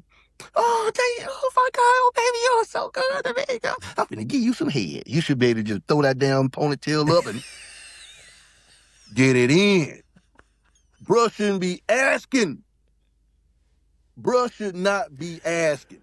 Yeah. And fellas, if you home on the Xbox all day, when Shorty come home, you know Shorty get off at 5. She usually home by 5:20. Listen. Go run that damn bath water. Mm-hmm. Put some on the stove. And I don't mean no pork and beans and wieners. The least you can do is make sure there's no dishes in the sink. Okay? And then you want to get mad and argue. Man, shit, man. I always come home fucking with a nigga. Man, God damn. It's all got my motherfucking nerve. You get my damn nerve. You don't do shit right here. But hell, shit, man. I'm in this motherfucker. I'll make sure shit. You don't do that. And then you want to get mad when dude at work rearranging her insides and shit. You, man, fuck that nigga with that shit. I'm going to shoot the hell out of that motherfucker. You ain't going to do nothing. You ain't going to do nothing. Sit your ass down and go play Call of Duty. And that's, okay. I want to go back to a point that you had made earlier for specifically creative folks, because when I talk business-minded stuff, I'm talking to creative folks. Stop waiting for people. Stop waiting for your friends. Stop waiting for your homies. Stop waiting. Go make your shit. They're the last ones that's going to help you. Go make your shit. Yeah. Yeah, your friends are going to be the last people to help you. They're never going to help you. There are so many people that we'll say, made it, that have said the same thing.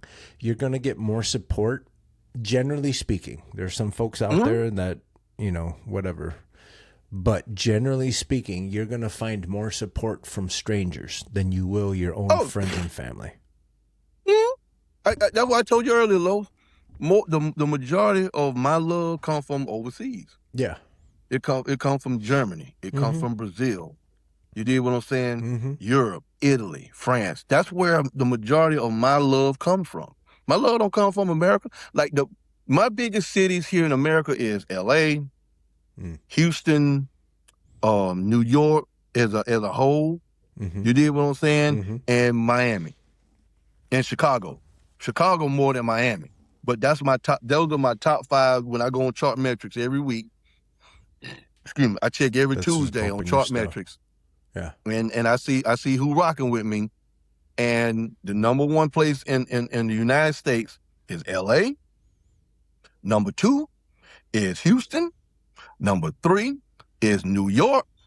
Number 4 is Chicago, and number 5 is Miami. Nice. Those are the places that rock with me the most in the United States.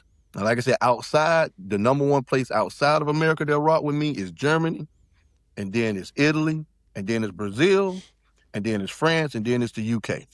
Yeah. You know what I'm saying? And that's who I cater to. Yeah. Right now, we had an opportunity to go on tour with Ricky Martin. Sinful Lily, because the dude that Freddie's manager manages Ricky Martin as well. And Ricky Martin was he's set to do he's touring in Mexico and he's touring in the UK. And he's touring in Brazil. I think it's 8 stops in Brazil, 6 stops in the UK. And they wanted us to do at least 4 each. But Freddie, they were still working on the album. He was like, I wanted to do something new. So when we did The Fly, and I told him, I said, let's put The Fly out on your project if you want, you know, because it was a single.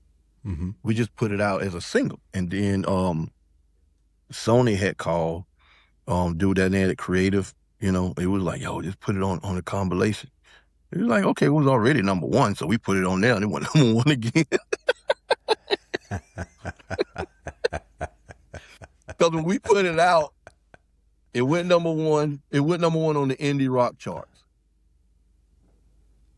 And then they called. 4 months later, it went number 1 again on the dance charts and the electronic charts. Nice. Nice. So it was like, all right, let's get it. But that's what I said, and that's a rock, that's a metal track. Yeah. And that's why I tell people, just do music. Do you play instruments? I used to play, man. I don't play anymore. Yeah. I'm starting to. When Freddie is getting me back to play bass. Yeah. But I told him, I said, I want to learn how to play the piano. Listen. Because, that's what I want to do. I want to learn how to play the piano because we all grew up playing bass, playing blue lead. I played in school. I played baritone and I played sax. Nice. But then once I started driving trucks, that it's just like, look, I used to speak French. Shit, when I got out, well, once I started driving, that shit left. Because you have to keep going. Right. You have to keep going. Right. You see what I'm saying? It's a muscle. Because if you stop doing something, it's going to leave you. Right. It's going to leave you. Right. And that's what happened with me speaking French, and that's what happened with me playing instruments. Because, hell, I can't take a bass and an amp and put it in a damn truck. Yeah. And that was the thing with me. Whenever I came home, I only had a certain amount of time to come home, chill with my mom, them, chill with my old lady, chill with my homies. You see what I'm saying? And then head back out. They don't give you enough time to do that. Yeah. You know what I mean? So I couldn't go to the studio a lot, so I was just buying equipment for my homies. And we was at my man Durf's house because he was the only one that lived in the country. So I was like, hey, Durf, if I buy the equipment, can the homies come through and record? He was like, hell yeah. So I was just buying equipment, building a studio, literally built him a studio. That's dope. So And I was rarely there. Like, I was rarely there. I drove trucks over the road. I was gone. You know what I mean? And so when I came home, I'm with my old lady. I'm chilling, Right. Because hell, 2 days, I got 2 days, maybe a day and a half at home. I'm coming home because I'm trying to smash a little bit. I've been gone all week. It's hard not to grab a swab and a napkin back there in that damn trailer. Shit, I'm trying to wait till I get home. I can feel something real. You dig? Every now and then, hey, if it gotta go down, it gotta go down. But yeah, your nephew will tell you when he get out there, he gonna tell you, hey boy, they time hard, boy. You be scared to mess with them lot lizards, boy. Like I said, boy, they got things that grow that it's just a new version of. They done ran out of names to call diseases now. They just say a new version of. Yeah, they give them those code numbers. CF127. You did? What? I mean, I can, and I never was the one to be messing with them lawless boys. I'm just scared to get something. I'm scared to wake up and my shit look like John Holmes down there. I'm like I ain't built like. I mean, I'm all right, but I ain't built like that. I know if I wake up like that, boy, hey, damn. You can't just shave off a little bit. Nope. Hell yeah, boy, because Santa done gave me something nasty. You did? They were like, damn, well, you bigger than my arm. Like, I ain't supposed to be. Hell no.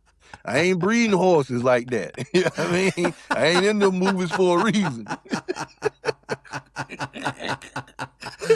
I mean, shit, what I got to get the job done, but I ain't breeding no horses. Hey, when you're writing a rap song versus writing something for an audiobook, and something tells me that you probably have a couple movie ideas laying around somewhere too. Oh yeah, matter of fact, I got a couple. Is your writing process the same no matter what you're writing? Technically. Yeah. But you switch it when it comes to music because of the simple fact of what and you kind of just do it. Yeah, you kind of just do it. Yeah. Like, I got a script up there called Who Killed Frankie Cheese? Yeah. The mob story. Who killed Frankie Cheese? and it's about a dog. Yeah. Frankie Cheese is actually a dog. And is a former mob guy who just got out of jail, but his ex-wife now is married to another mob guy who getting money, but this dude, he knows how to get in and get out without getting snatched up, because how he got snatched up was a raw deal. There was a cop that could never pin him on nothing, so he basically just put him into place where they could see him. See, he's on camera. He did it. And they took the cop's word for it and put him in jail, but he actually never did it. So the mob guy's looking for another hired hand, and they're trying to get dude to bring this mob dude down. So they end up bugging his house, bugging his phone and everything. And his ex-wife ended up buying his dog for the dude, but the dude is allergic to dog fur. So she didn't want to take the dog back. You see how my mind works? She didn't want to take the dog back to the kennel because they're going to euthanize him, and I just can't do that. Of course. Can you take him? So he's like, fuck, I look like taking care of a dog. Like, I just got out of the pen. Like, fine, I'll do it. So he's chilling with the dog, and what's the dog's name? I don't know. Give him a name. I don't know. What do you go by? So he's just throwing names out to see what the dog will command to. And yeah. So he ended up like Frankie, and the dog would come to him. Anytime he would say Frankie. So okay, that's your name. Your name's Frankie. So you're like, okay, well, what do you like to eat? So you try to put some dog food down. The dog turn his nose up. Put a hot dog down there. The dog turn his nose up. So he's making a sandwich, and a slice of cheese falls down off the counter, and the dog eats the cheese. He's like, oh, so I finally found something you like, huh? Frankie Cheese it is. That's your name. So now his place is bugged because the cops are trying to tap him to find out if he's going to get with this dude. Yeah. You know what I mean? So every time you turn around, he's always talking about Frankie Cheese, Frankie Cheese. Frankie Cheese, because now he's cool with the dog. Yeah. So now he's talking about, I got to get Frankie Cheese to get this hit on. We going right to the pub, So now he's Italian. So every time the cops is listening, they're trying to find Interpol to find out who this Frankie Cheese guy is. No one knows who Frankie Cheese is. It must be a new guy that's come from Italy. It must be this new hitman. So now Interpol has come up with this whole new identity of somebody named Frankie Cheese, who's this big hitman guy that this new mob boss that they're trying to bring down has. And dude, you know who Frankie Cheese is? Tell me. I don't know what the hell you're talking about, So it's like that. So yeah, it's man, it's bananas. Come to find out it's a damn dog. But the process of writing, man, once it's about starting it, because like you said, like doing hooks, I can write a hook with ease, but you have to be able to engage the people on the words, and it has to start off right. That's like, when I let you hear Till They Bury Me, as I sit and sip a drink thinking of the past, it's giving you an alleyway to go down. I'm sitting thinking about the past, sipping a drink. Now you're engaged to what am I thinking about? You see what I'm saying? Like I was telling you about that song Motive I did with Dre. When I rock, flow sweet. The world has been waiting to hear the dead man flow to a Dre beat. Hey, Dream Light, hook me up, now I'ma kill it.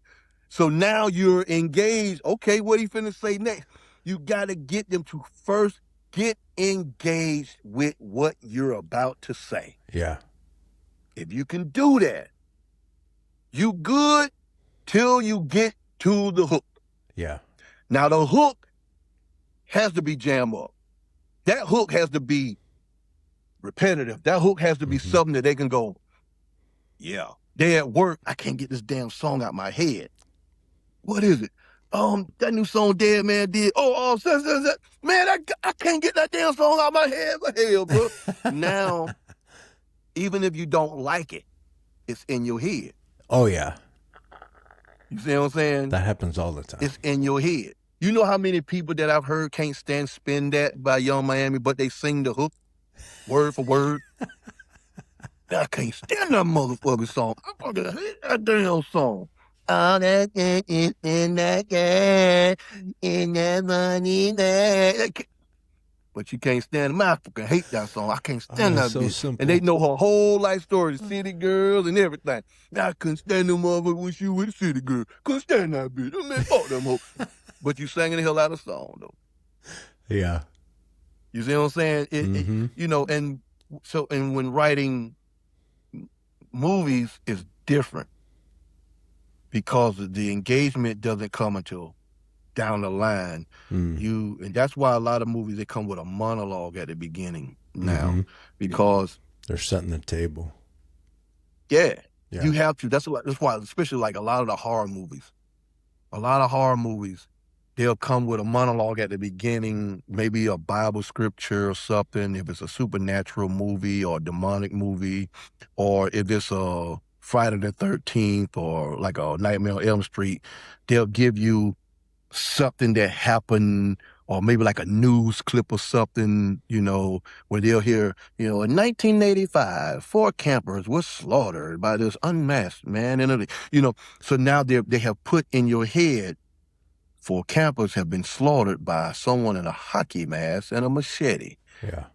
Damn, that's fucked up. You know what I'm saying? So now when the movie starts, you're like, okay, well, shit, I already know it's a motherfucker in a hockey mask and a machete killing people. So, okay, cool, that was up. Now you're engaged because of what they fed you, and not necessarily the actual script. It's what they fed you on what the movie's going to be based on now.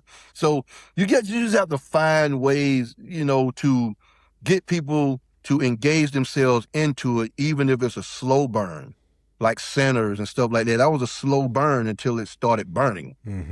That's a movie where if you don't like to sit, you ain't gonna finish it. But you're gonna miss so much of the good stuff. Right. Because them first 20 minutes, you like. They're trying to get you to connect with the characters. Yeah. But that's the whole get off. Right. And that's how you have to do it. So, and like I said, and with audiobooks, it's slightly different because the music will engage you. Yeah. You know what I'm saying? And that's why I have real musicians come in and play real notes and real music. Yeah. Because real music hits a real person. If your music is AI generated, it's not going to have the soul in it. It may sound great, but there's no soul in it because it didn't come from a real person playing a real guitar, hitting some real drums, playing a real trumpet, hitting some real keys. The soul is not there. Right. You see what I'm saying? Right. You can sing all day, but that's why we still listen to Mariah Carey and Whitney Houston to this day. Angels. You see what I'm saying? That's why when you said Luther, boy, Luther Vandross, listen. Let me hold you tight. You see what I'm saying? All you say is, "Pooh, Luther." Yeah. Because it's the soul hitters. You did what I'm saying? That's why we can listen to songs that came out in 1993 right now, and it sounds just as good as we heard it in 1993. You did what I'm saying? That's why, you know what I'm saying, when Carl Thomas said, "I wish I never met her at all," because so many of us wish we never met. This brought it all in. Yeah. I feel you, Carl. I feel you. Yeah. You know what I'm saying? I mean, that's the whole get up, man. Oh man, it's the soul in the music, bro, that you gotta have it. Yeah. So and that's why I said with audiobooks, you have to bring them soul, because that is an ongoing thing. When a monologue is an ongoing thing, you just think of Morgan Freeman talking to you for an hour and a half. And then you got some music playing softly in the background, though. Yeah. That's what that is. And then every now and then the voice will raise up or go down. You know what I'm saying? You know, that's what an audiobook is. But that's why with us, I break it up and put songs in them. And after that song, then it comes back to the book. And then a song will come in 15, 20 minutes later, and then it goes back to the book. And then the song come in, you know what I'm saying? Yeah. It'll break it up just enough when you go, all right, cool. You know what I'm saying? Yeah. And now you're engaged even more in that song because you know there's 5, 6 songs in this. Yeah. So now you're engaged more even with the song as the movie, you know, as the audiobook, because now you can differentiate between the two. You know what I mean? And that way both of them will have their own set of fans. The audiobook will have its fans and each song will have its fans. And because you're engaged more in it, because you know, okay, when this song goes off, it's back to the book. Yeah. You know, I like the song. And that way, if you want to listen to the song, you already know where it's at. You know, at 4422, such and such is that shit. Let me go listen to this song. Man, old girl was singing her ass off in this song. Man, that shit was hard right there. That's why I like doing stuff like that. And like you said earlier, it's just to give people something different than the mumbo jumbo. You know, it was different in the 90s. It was different in the 80s where it took us a year to do an album. And then you promoted that album the next year. And you toured that next year. So that's why you hear a lot of the rappers and singers, they only had 4 or 5 albums in 12, 15 years because, well, hell, bro, it took you a year to do an album. And then it dropped the next year. And so they dropped. Tour. And now you got a tour for another year. Yeah. And if you go overseas, now you got to take a year to do an album again that's not going to drop for another 2 years because now it took you that year to record this album. Now you're going overseas to tour for the first album. Yeah. So now it's 5 years and here come your second album. That's how it was back then. Yeah. Now you drop an album in January, hell, you got a mixtape coming out in March and your next album coming out in April. You don't give people time to indulge in your music. Yeah. And that's the problem. You are exiting yourself out quicker because that's the downfall to digital. Digital has made it to where there's no want no more. Yeah. I don't have to want to go buy MC Lyte's new album. I don't have to want to go buy 42 Doug's new album. You know what I mean? Hell, I can go download 42 Doug while I'm sitting on the toilet taking a dump. You know? Yep. I just go on iTunes. You know, who got some new? NDRE got new. I know NDRE got a new album out or a song with her and Young Miami Beef, and let me go and check real quick. You know? You don't have to travel 30 miles to Best Buy or Sam Goody or someplace. and, you know what I mean? And wait, you know, and go, hey man, you got that new NDRE? Oh, you do? All right, cool. And now you knew when you spent $11.99 or $12.99 for that new Redman album, that's what's up.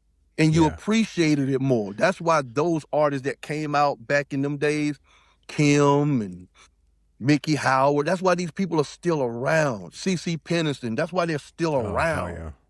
Robin S. and, you know, Cher, Madonna, that's why they're still here. Because they grew up in the I gotta get it stage. They grew up in that era. That's why now it's nothing for them. These people perform off their old catalog. And you don't even know Cher got a new album out. You're like, damn, Cher got a new album out? Just like last night.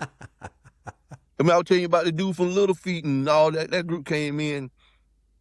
I was like, hey, man, did you get, I said, man, did you see the new video from the Rolling Stones? You were like, I know damn video. I said, yeah. I the album. Yeah. He was like, Rolling Stone? Yeah, the album dropped like 3 months ago, bro. Where you been? Dude didn't even know. I know. Because they touring and making money off their old stuff. Right. But if you still got it in you, man, drop it. Get it out there. Because nowadays, it doesn't matter anymore. You know, people go, man, I ain't trying to see no 80-year-old motherfucker Rolling Stones on tour. Meanwhile, they're What the hell they got to do with you buying the album? Yeah. They ain't got nothing to do with you buying the album. Yeah. You know what I mean? Like, who was that? Ice-T got a new song coming out with Freddie Fox. Oh shit. Yeah. That's cool. You know what I mean? All of them in they Freddie Fox, 55? Yeah. 56? How old is Ice-T? Ice-T down there 60. Yeah. He's been on TV since Bonanza. Like, yeah, I mean, forever. Yeah, forever. You know, shout out Ice-T. But that's what. Yeah, but that's why I tell people. That's why I tell people. They like, man, these old, let these YN get it in, dude. I am 51 years old. I'm not making music for no 17-year-old no damn way. Right. I'm 50. Right. That boy's 17. Yeah. He don't know nothing on what the hell I done went through. Nope. Like, what was that? I saw a meme or some shit. It said, I grew up on drug dealer music. You grew up on drug user music. We are not the same. Okay. We're not the same. And it's no disrespect. No, it's just different. But the drug dealers, different times. But the drug dealers, when we came up, they was telling us not to get on drugs. Yeah. Hey, yo, man, get off these damn streets, man. We know what you're doing. Get off these damn streets, bro. Go make some of yourself. White lines will tell you. Okay? These damn drug dealers was telling us. And now drug dealers are telling on themselves.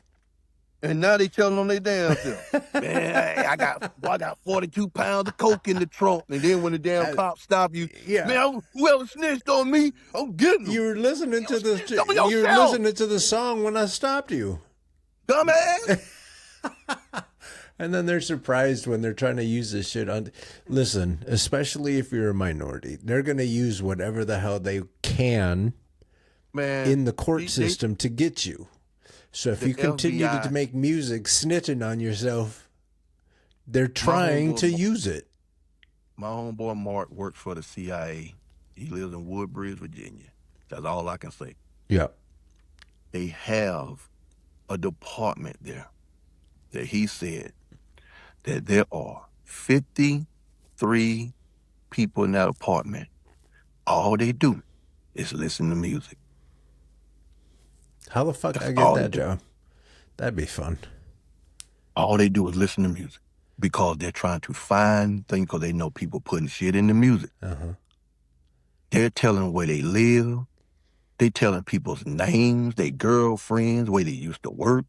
You work at Amazon, you tell the tip, you fuck, truck 3212. Well, I work for Amazon, light. Truck 3212.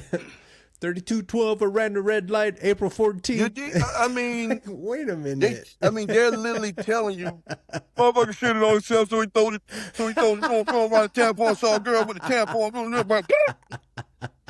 The fuck?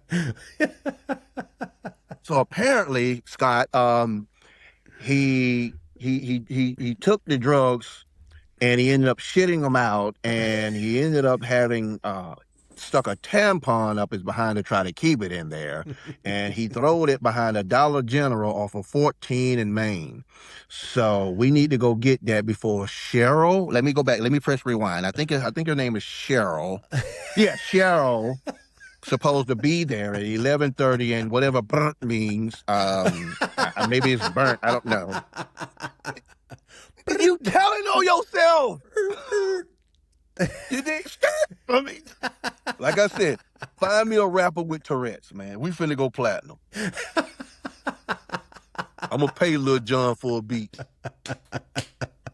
That's it. If you have Tourette's and you want to make your big music break, boy, I got a spot for you. finna get rich. Finna get rich. I'm quitting. I'm gonna be like MC Shan and Informer. You know what I mean? I got me an artist. We're gonna be in the Guinness book. We're gonna go 50 million times platinum. You know what I mean? We're gonna go triple diamond on their ass. You know what I mean? Informer. Yeah. Skirt, skirt. I'm like, had Lil Jon back there. Yeah. What you say?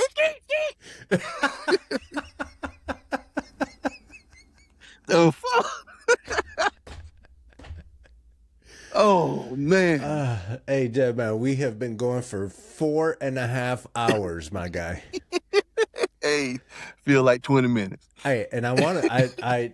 The only reason I'm saying something is because we already lost C4. So. Yeah. And if your Split it into 5 episodes. if your wife is sitting there tapping on the table waiting for you to get ready for dinner, I don't want her to hate me. No, she upstairs, man. She on the phone talking to some homegirl. Like I said, she don't worry about me. Yeah. Cause she know when I come down here, I'm doing something with the network or I'm doing something.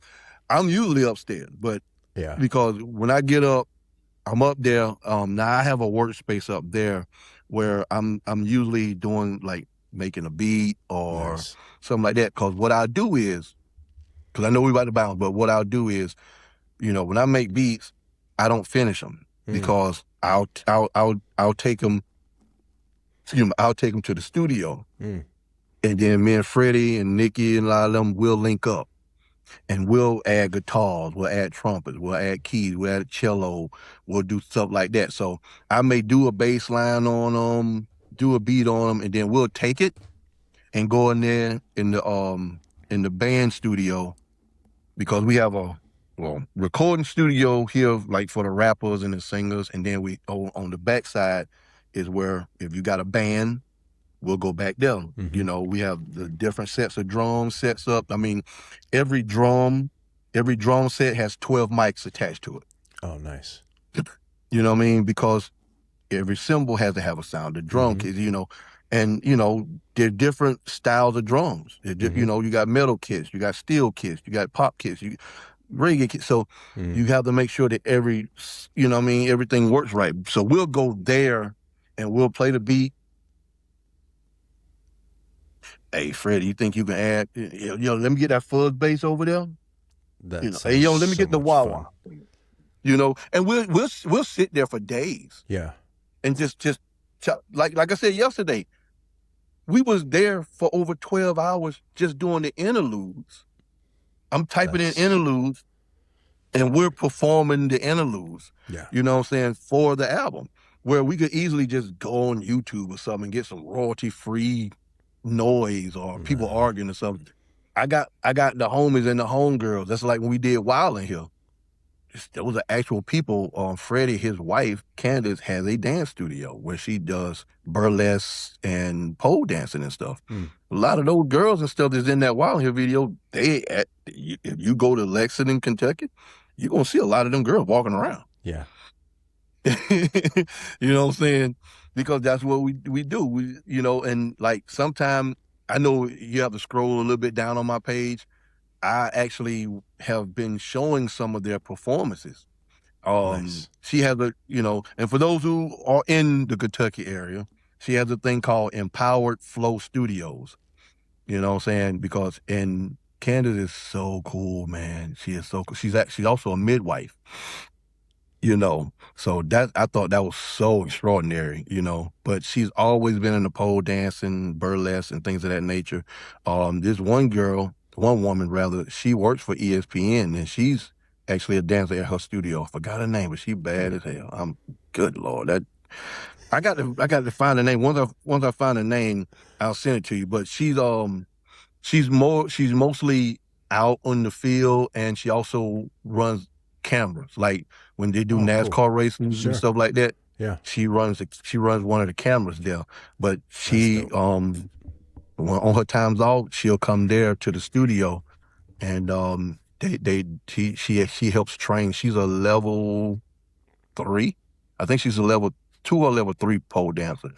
And but she's nice, man. They have one lady, she's COO of Budweiser. She works there as a pole dancer instructor. But yeah, man, it's Empowered Flow Studios, man. And you can look them up on Instagram and Facebook. If you go to Empowered Flow, that's Candace. But if you go to Empowered Flow Studios, that's the actual studio. But yeah, man, but I show a lot of love for them. Anytime they up there, I'll share them and I'll come there. Their last event they did, we filmed it and it's going to be on FDN soon. I'm just waiting on Freddie to put it up there because, you know, it's on him because he shot it and he's doing the editing on it. So once it's done, we put it up there. But yeah, man, that's cool. Like I said, man, that's what it's all about, man. Artists, independent artists, small business owners, you know what I mean, filmmakers, man, bring your ass to FDN, man. For real. You know, you do podcasts and you got it, you want to have it edited or you want to put it out, man, come on over. We're not charging like the independent filmmakers, podcasters. I don't charge you nothing to put your stuff up there. Yeah. I don't charge you nothing. You dig what I'm saying? It's different for commercials. You see what I'm saying? As opposed to putting your show on. You know what I'm saying? We'll send you a form, a release form to say, hey, you give us the consent to air your show. You know what I'm saying? That's it. And even if you want to, you go out and get people like, hey, I got this guy that want to put a ad out and he's going to run it during our show. Okay, I'm sending you that bread because you went out and got that ad. We're putting the ad on. But you getting that bread because you went out and said, hey, my man got his own auto detailing shop. Because we know plenty of cats that tint windows and stuff. Yeah. You know what I'm saying? They got their own lawn care service. You know, or put shingles on the roofs or something like that. Or spray that, you know, house spraying and stuff. If you know somebody like that, bring them on over. Hey, man, get at my man Deadman. Check this out. Like, if you are making movies, chances are you have equipment. If you have equipment and you have something on FDN, and then you go out and you get your buddy who has that car shop or whatever, you can shoot a commercial for them. You can shoot a commercial for them. And then put it on your movie. Have them advertise on your movie with the shit that you just made them. That's it. Bro, this is how the game works. It costs so much money for these people to be on these networks. Yeah. I'm just trying and they already broke Hollywood. Why you think these actors are now trying to infiltrate where y'all at now? Think about it. They have sold all their rights, just like a lot of these artists they sold to these record labels. So now, guess what? We own your name. We own your likeness. We own your voice. So now you're going to see more in perpetuity. Okay. Throughout you're going to see universe. more and more. You're going to see more and more Avatar-like movies coming out with Morgan Freeman's voice. You know, with Scarlett Johansson's voice.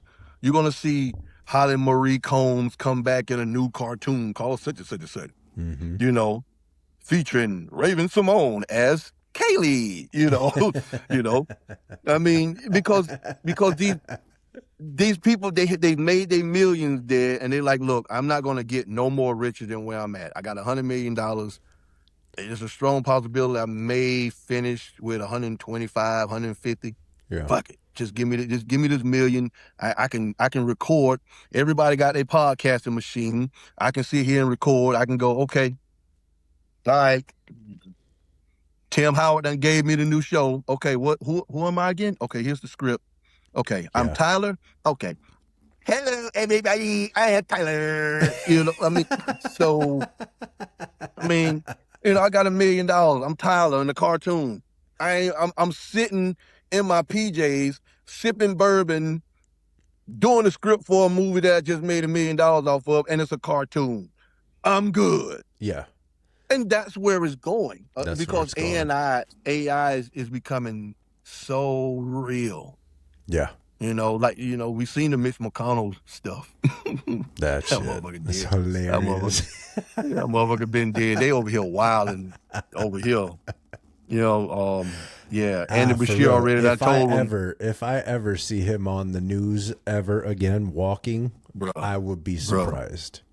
Bro, that man been dead. Yeah. And Andy Bashir said on the local news 2 days ago that he's gonna hold a special election because the constituents need to know that they have somebody up there fighting for them. Yeah. To bring, so if he's still alive, we finna find out.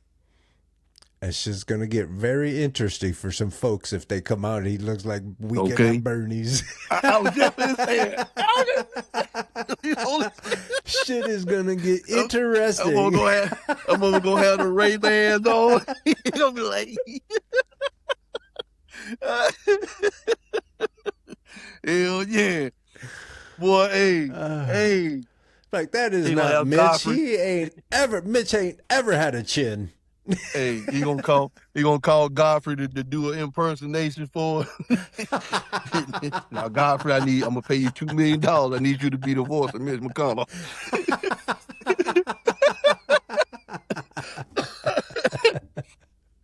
I mean, or Eddie Murphy or somebody like that, because you know they can impersonate anybody. What's that other boy? What's the other black dude name? There's Ari Spears. He does a lot of really good. He does a lot of good impersonations. The one that do Will Smith and all them. The black dude, I forgot his name. Oh, I forgot his name. But he was on Shannon Sharp show one time, and he did Shannon Sharp, and he's done old boy from Fast and the Furious, Jason Statham. Oh. And Jason Statham was like, yeah, that does sound like May. He was like, you know, he's talking, he sound more like May than I do.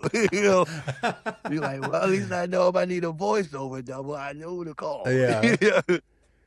They was on a radio show one day, and he did Will in front of Will, because Will was talking to him, and he was talking back as Will, and Will said the same thing. He was like, boy, if I ever need a voiceover double, I know who I'm calling. Yeah. But I forgot it. But once I get him, I have to go to Godfrey on one of his pages, because I know he was on there. But I'll tag him to you. Yeah. And you'll be like, oh, yeah, him. Because I know as soon as you see him, you're going to be like, hell yeah. Oh, yeah. He used to be on Saturday Night Live. Yeah, that's him. I forgot his name, but that's where he got his start at. Yep. Yeah, that little skinny brother. Oh, what's his name? Yeah, yeah, I forgot his name. Yeah, he's really good. Yeah, but he that dude though, man. I know Godfrey does some good ones, but he is nice. He did Prince one time, and I was like, yo, you wildin', bro.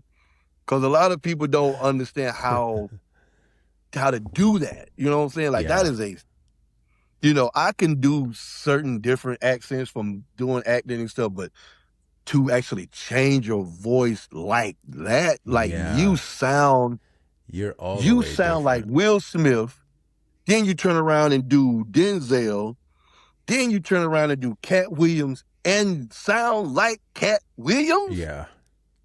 And then you turn around and do Jason Statham. Come on, man. That's and then to do that shit in their face. Crazy.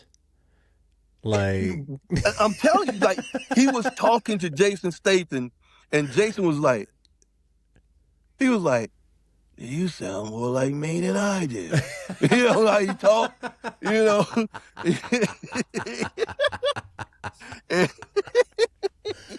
See, now I kind of want to When he did Shannon Sharp, I can't remember his when he name. did Shannon Sharp, when he was on Shannon Sharp's show, and he was talking, come on, Skip. Now you know, Skip. Come on, Skip. Shannon Sharp to do it. And every time, because Shannon told me, and I listen, man, don't be impersonating me when I ask you a serious question. You're like, oh, come on, now, Skip. You ain't gonna do all like that. Now, what my mama used to tell me back in the day, because, Shannon always got these little old school saying that our grandparents used to do, by him being from the, Savannah, from the South. But yeah, he was doing that. Shannon was like, man, chill out, man, chill out. Jay Farrow. That's him. Jay Farrow. He is the man when it comes to impersonating people, man. He is the man. But I'm telling you, why that man is not in more movies, even like the cartoons or the Avatar type movies, is beyond me. Like, if I'm him, I would go to a Tyler Perry or Damon Wayans or Keenan Ivory Wayans or somebody like that and say, hey, man, I want to do a show, but I don't want to have my face seen. I want to just do the characters. Yeah. Go to Eddie Murphy. Eddie Murphy built all of these movies where he played multiple characters. Mm-hmm. He can build a show for you. Yeah. You see what I'm saying? That's what, if I'm him, that's what I would do. You can make serious money by doing that. And that's why I said we're doing with the audiobooks. Like, I'm doing a lot of the writing. That audiobooks idea is genius. It's a great shift of audiobooks. Yeah. But these are the things that because I told Fred, I said, look, man, we're not 20 anymore. We up 12, 15 hours a day doing what we love to do. Mm-hmm. And we're just blessed to be able to see a couple of dollars out of it. We're never getting rich, but we don't ever have to punch a time clock, though. Right. You see what I'm saying? That freedom. We can come and go. Priceless. Yeah, man. Bruh. Old lady, we just got up and she was like, man, I'll probably go to Mobile a couple of days. All right, go see Pat. All right, cool. We just came back from Atlanta for a week. And, she was like, hey, we got NASCAR race this weekend. I ain't never been to a NASCAR race. You want to go? How much is the ticket? Like, I don't know, $130, $150. What? Yeah, fuck it. We're just going to be right down. I looked online. Damn, hey, you want to sit in front of the pits or at the start-finish line? Like, what? I'm like, I want you to get the full experience of being at a NASCAR race. Yeah, You said you've never been and you want to be there. So it's a good time. We paid like $130 a ticket. And then her homegirl, she'd never been to she'd never been to anything. Yeah. So Treva went, and then one of her homeboys, white dude down there, what's his name? Randy something. You old fat white dude. But he said he'd never been to one. And she was getting off of work, and Donna was like, yeah, Wayne got me going to this NASCAR race. And she's like, oh, I want to go. And she was on speakerphone. And dude was in the background. She was like, well, I guess they best friends. He was like, you want to go? I want to go. How much is the tickets? And I was like, it's like $130 where you at. I said, I can get 7 where I'm at, but how many do I need before I cash out? Because I said, I ain't, if you coming, we coming. And he was like, so we got 4 tickets, and we was like right there at pit entrance. Yeah. So when the cars come around, turn 4 and go into the pits, mm-hmm. that you can see the pits and all the way down to where they go out at turn 1 at. And it was so magic because I was doing this right here with them. I said, okay, y'all need some headphones or what? They were like, I don't need no headphones. Okay. These cars are 750 horsepower each. So after they did the flowing right by you. It is not easy on your ears. I knew they were gonna be up shit creek without toilet paper, so what I did was, I had some earbuds. I couldn't bring all my headphones. Yeah. So I had the little, the little squishy one that you can and put in your ear, you mash and put in your ear, and then it foam up. So I had packs of them in my cooler, and I'm just waiting on them. So as the dude, Larry was, gentlemen, start your engines, and I had my earbuds in because I got a scanner. I got my scanner on my phone. Yeah. So I put my earbuds in so I could hear the scanner. Them damn cars, and you just heard them go. Yeah. Like that, like when the thunder. Yeah. And And the thunder, you know, that light hit, you should have, oh my God, you should have seen him. And I looked at him, I said, and that's just them starting the engines. Wait till they doing 180. Yeah. Just like that. And Trevor looked at me, Trevor said, how are these damn cars? I said, they just starting up. Yeah. What do they go around? That's idle. So yeah. So even during the pace lap, when they were going off and they would come around, and you could just hear them. And she was like, yeah, race ain't even started. She was like, race ain't even started yet. She was like, they're so loud. I said, they ain't even took the green flag yet, Trevor. Just like that. So at that time, I went down there and I grabbed. I said, "Here, put these in." They put them in, and so now I got my scanner open, but now I got the race pace where you can see how fast they going, the leader, and then your favorite driver. So I had the leader, and then I had Bubba Wallace on them. So I got the leader and Bubba. He was starting like 28th, 29th, or something like that. And so now I said, "Get ready." I said, "Now what I need y'all to do, when they come around turn 3, look that way. Do not look at them as they're coming. Look that way for your own good." I knew they were going to do it. They take the green flag. So now you see them coming down the backstretch. So I got my phone. I said, just like this. They're looking like this. So they got their phones. The cars come. I'm looking like this. I said, and you see everybody's shirt. Because the wind from the cars. Yeah. Because when they go by, the draft got to catch up with them. They're doing 180 miles an hour. So everybody's shirts is.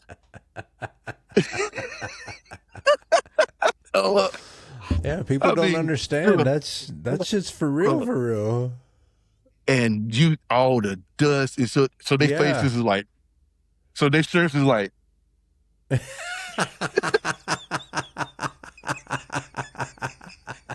And I'm looking at them like this. Told you.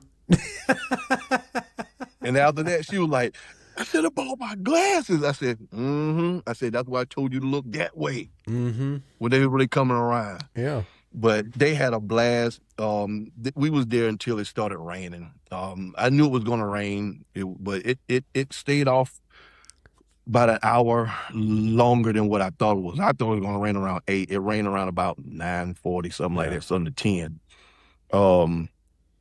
So we ended up leaving during the rain, and we got back to the hotel around about 20 after 12. And I think they started the race back up about 12:40, something like that. But Treva had to get up and go to work.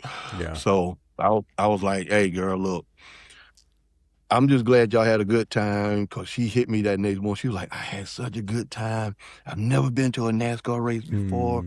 My God, it was so fun." Yeah. Everybody did it. She was like, "I saw so many black people there.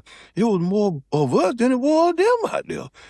I said, I keep telling y'all, NASCAR is just different than everywhere else. It just is. I said, and everybody, I said, this is a place where you just go to chill. Yeah. And just there's no politics there. There's no blasphemy. There's no nonsense there. You like cars, you know or what I'm saying? That's just it. And I mean, everybody's so chill. Everybody's kicking it. You know, everybody got stuff to eat, stuff to drink. Hey, you need something to drink? Hey, you good? You good? Hey, I got some peanuts. You eat peanuts?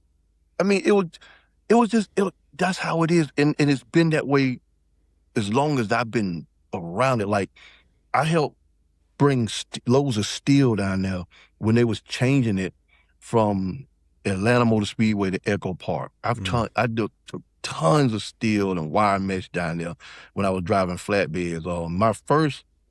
My first race was Talladega when I was driving for Dick Simon. And I'm showing my age with that because Dick Simon was bought out by Central Transport decades ago. And at that time when we got down there, the haulers was coming in and we couldn't get out. So we were just in the infield all weekend. Hmm. And I watched the race from the infield. Nice. And I've been going back ever That's since. cool. I've never been to Daytona, but No. I've been to Charlotte, I've been to Wilkesboro when Wilkesboro was open. Myrtle Beach Speedway when back in the day when they ran that, but now they do ASA racing and stuff like that. They're California, the second year they was open in Fontana rather. Kansas, Kentucky. NASCAR comes out to Sonoma. Yeah. Oh yeah. They were just out there a couple weeks ago. Yeah. Wine and country. That's us. Yeah, That's us. They got a whole field Yeah. across. They Yeah. got there's a raceway, and then there's a huge field across the street. Yeah. And when NASCAR is here, that field gets full of trailers All the way. and mobile homes and all kinds You're of just stuff. going to party. Yeah. Bro, you're just going to party. Yeah. You're just going to party. Yeah. Because that's what we did. Literally the whole time we was there, we was just in the stands kicking it. Yeah. The cars behind, everybody, we wait till they go by and start back talking. I mean, but that's true. that's what you do when you go to a race. Yeah. Now I will say for anyone who is going to go to a NASCAR race, do yourself a favor by getting reserved parking. Yeah. Because, bro, that reserved parking is going to save you a good hour of walking. Mm-hmm. I ain't gonna lie, because Everybody there I'm loves telling y'all, cars, man. and they're going to bring all the cars. thousands of people go to races, bro. Thousands. This Yeah. ain't going to the club No, where no. you see a couple hundred people. Nope. We're talking half of the town you live in Yep. go to this one event, Yep. and everybody and their granddaddy and their second cousin there. Yep. And all You of them are know. driving, whether it's a Yes, big sir. car or a little one of those little ones that the little Man. kids drive. Everybody's got a car. What my old lady and them was tripping on, like you said, she said it was more of us than it is them there. The women was coming there like they were going to the club. They got the big ass eyelashes on, and they got the big old boots on, and the fur and all this and Hell that. yeah. They made up and they chilled out titties and everything. And child, look here, you were just waiting on Usher to come out with some cherries. Look here. Trying to tell you now, them bras was out there, and they be coming up there with them big old hot dogs and nachos. They be looking around, sitting down, watching the race, eating their nachos. Big ass damn margaritas, cause you know they sell margaritas and all that shit at Hell races. yeah, they do. Hell yeah, White it ain't folks just love Michelob's and it ain't just Michelob's and Budweisers. The motherfuckers got margaritas and tequila sunrise They do. and yes, They you do. get bent, boy, at a NASCAR race. You get bent. And it's usually hot too, boy. Bruh, look You here. start You drinking. come- hey, and you ain't even got to worry about no police and nothing. The police, hell, No, everybody's all the cool. police be outside making sure the traffic is good. Right. And they block off highways. The whole highway be blocked off. Y'all get the hell out. Yeah, And they just block the whole damn highway. yeah. But May already done told them, hey, don't go by the speedway at this time It's here and for at this time, NASCAR. because you're gonna be mad as hell. Yeah, if all these cars upset you, this ain't for you. You gotta get the This fuck ain't up for out you. of here. Yeah, bro. You want to go to a Trump rally? You go to a Trump rally. Don't bring that bullshit down here. Them white boy gonna beat your ass. You ain't got to worry about the black boy. The Yeah. white boy gonna beat your ass. Yeah. You don't mess with these people racist. Yep. They're not trying to get kicked out. They done paid $150, $200 for these races. They don't give a damn about if you think fucking Trump won the election or not. Yep. Take that shit down the road to Fox News right And you're now. talking- I'm watching Chase Elliott Yeah. and Ryan Blaney fight for the lead, and Kyle Larson better hit Yeah. the damn wall. Exactly. They don't give a damn about nothing else. Nope. Okay? They will go to the race and then they'll race home to watch what they just got done watching. They want to go to ESPN to watch that shit again. They are To see very if they was on passionate. TV. They are a very passionate bunch. You go, man. Don't fuck with I'm their good telling time. you, bro. I'm telling you, bro. The NASCAR boys ain't no joke, man. I've been my first race, and I'm gonna tell you how long it was. My first race was in 1979, the Rebel 500 at Darlington. The Rebel 500. Okay, That's fun. it's now the Southern 500. Yeah. It used to be called the Rebel 500. Yeah. Okay, guys. That's how. You dig? Y'all know what I'm talking about. Okay, guys. It used to be called the Rebel 500. I'm gonna leave it at that. You know what I mean? So yeah. So but even then, man, they didn't, back in the 60s, man, they, it was all of that was they was about that life. But Yeah. man, once the 70s came in, Yeah. Cass was like, look, man, we need to chill with that shit. Yeah. And it was they want to keep it a good old boy sport. Sure. But it started not becoming a good old boy sport because it started getting popular. Even though it wasn't a lot of black folk or Latino folk in it, Mm-hmm. but they caught it. They knew, like, that shit ain't cool. You had race car drivers like Rusty Wallace and Benny Parsons and Cale Yarborough. They was out there talking like, yo, man, y'all need to chill. Like, they was cool with basketball players. Like Robert Presley and Brad Daugherty was best friends. That's cool. Best friends. You dig what I'm saying? Yeah. Michael Jordan grew up watching NASCAR. Like I said, I'm not as famous as them. I've been watching NASCAR since I was 6 years old. You dig what I'm saying? Yeah. I mean, you have some of the most prominent black people, even Latino cats, in NASCAR. Mm-hmm. Even back in the days. You dig what I'm saying? Felix Sabates, helped Kyle Petty get his first ride even behind, and his last name is Petty. Mm-hmm. He was not driving for the Petty Enterprise. He was driving for Felix Sabates. Yeah. You dig what I'm saying? A Latino, okay? Yeah. He was driving for Felix Sabates. Yeah. Getting it in. Yeah. And then Chip Ganassi ended up taking over Felix spot once Felix left the game alone. But that's why I be telling people, man, like, yo, it's so easy to be cool. Yeah. You see how easy it is for us to be cool? Yeah. We didn't even know each other until the other day. Huh. And we've been kicking it all day. All day. We did a part-time job today. Think about it. But that's why I be trying to explain to cats. Like, we good. Even if you have been like, yo, man, you capping on that shit. Like, bro, I can tell you this is nuts. Yeah. And I got receipts. That's why I tell people, man, it's so easy to be good. Yeah. But people make it hard to be good. Like, who wants to see a car wreck every day and then get mad when you the one in the wreck? Yeah. Come on, man. Like, you can be good all day, every day. And when I be good, I ain't talking about Steve Urkel good. I'm just saying be good. Just don't be an asshole.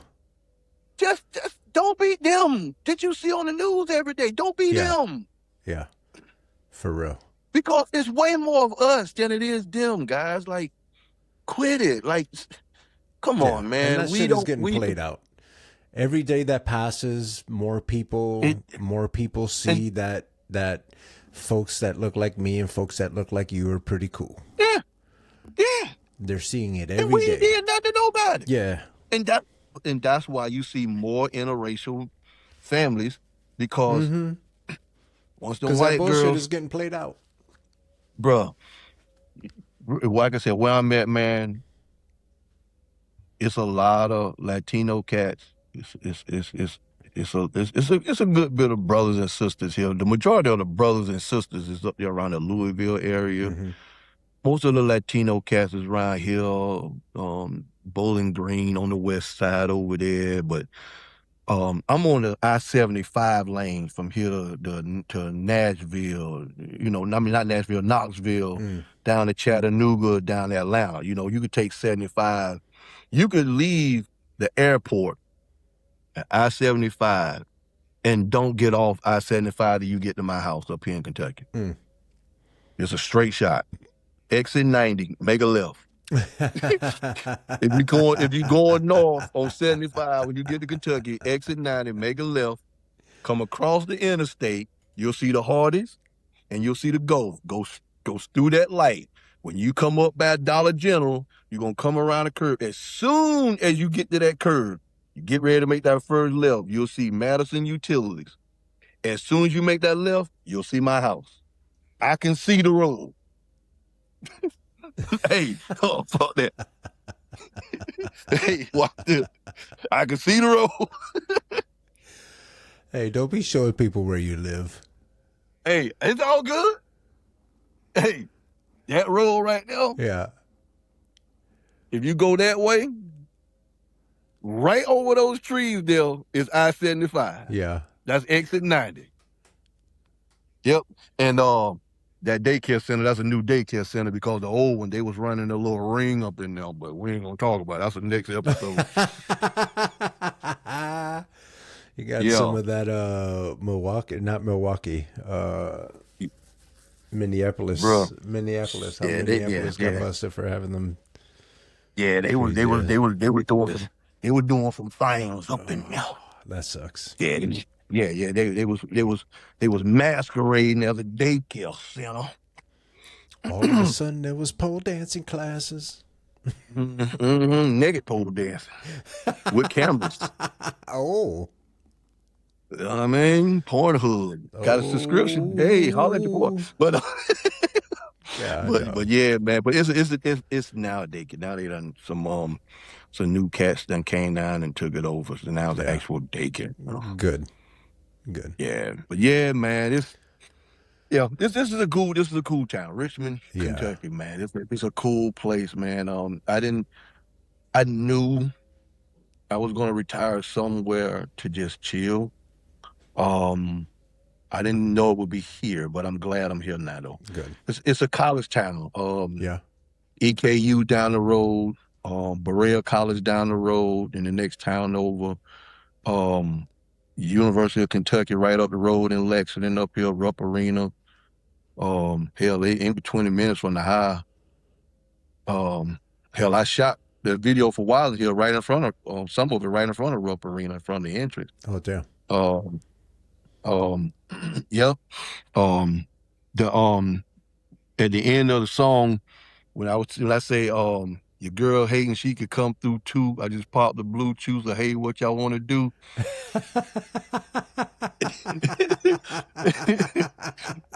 Yeah.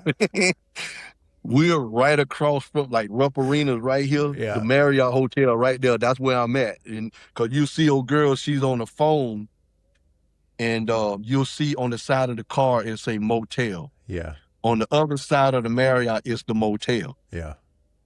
So when she riding in the car, we caught the shot from that.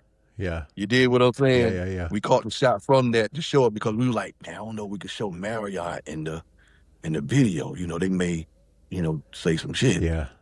But we originally shot it.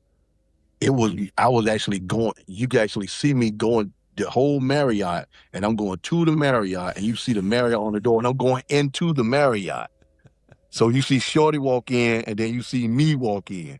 So once we did that, and we came back, we was like, damn, we might get sued or cease and desist or something with this. So Yeah. man, we're gonna have to reshoot this part.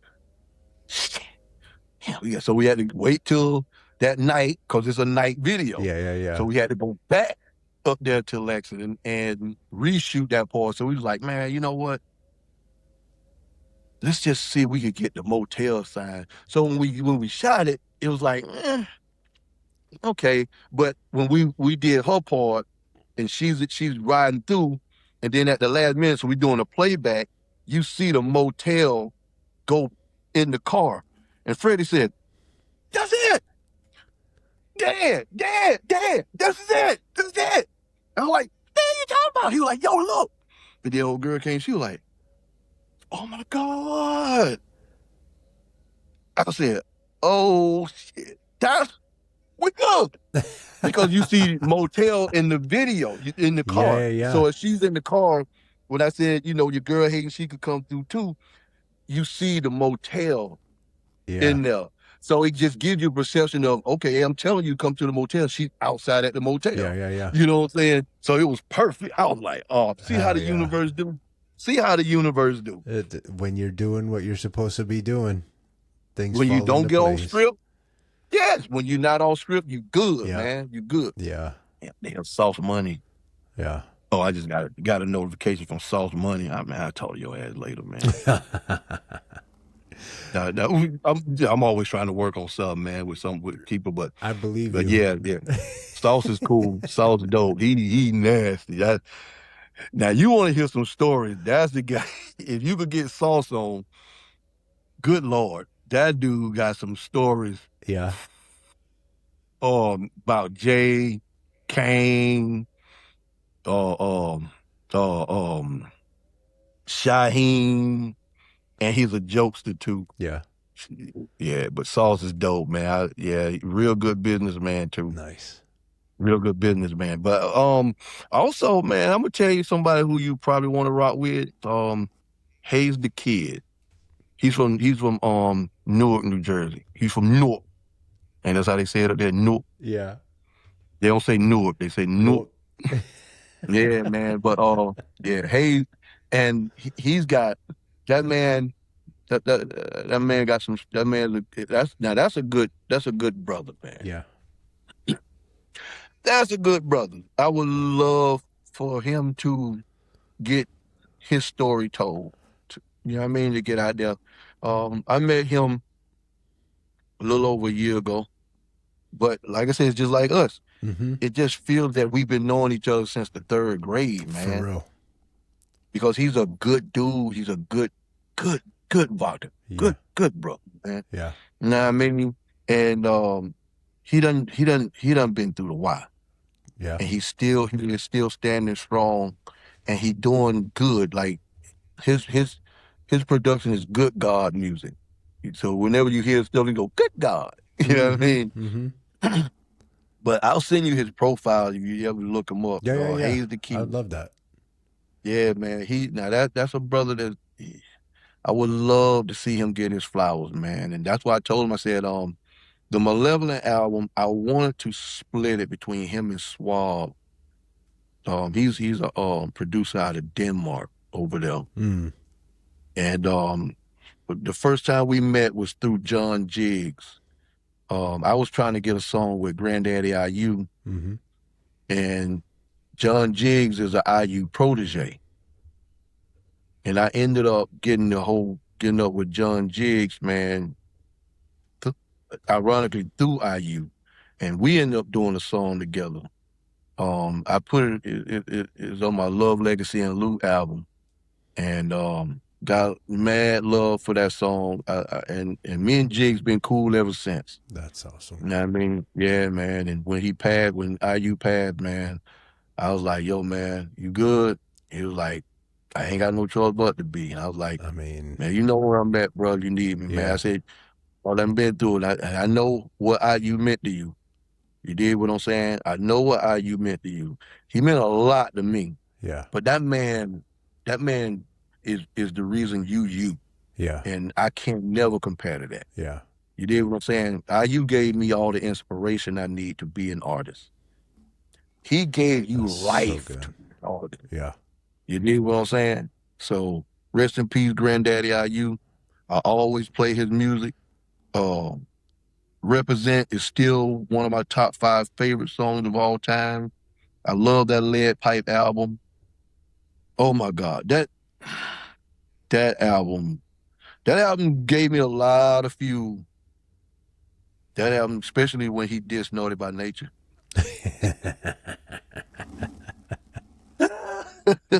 But I understood why. Yeah. A lot of people don't know the whole full story of why, but I know why. You know what I mean? That this happened. Yeah. Now I know why the names wasn't in it either, because Cass was like, yo, somebody dying if this happens. Because somebody almost died In the making Anyway. of, yeah. Yeah, in the making of these diss records. You know what I mean? Yeah. Yeah. You know, a lot of people don't know Yoke the Joker. Eminem, I remember Eminem was talking about when he heard Yoke the Joker. And he said he tore up his rhyme book when he heard Yoke the Joker. Yoke the Joker was actually a diss for Granddaddy IU. And Granddaddy IU did a song called Who Got the Gas? You got, you know, I mean, yeah, that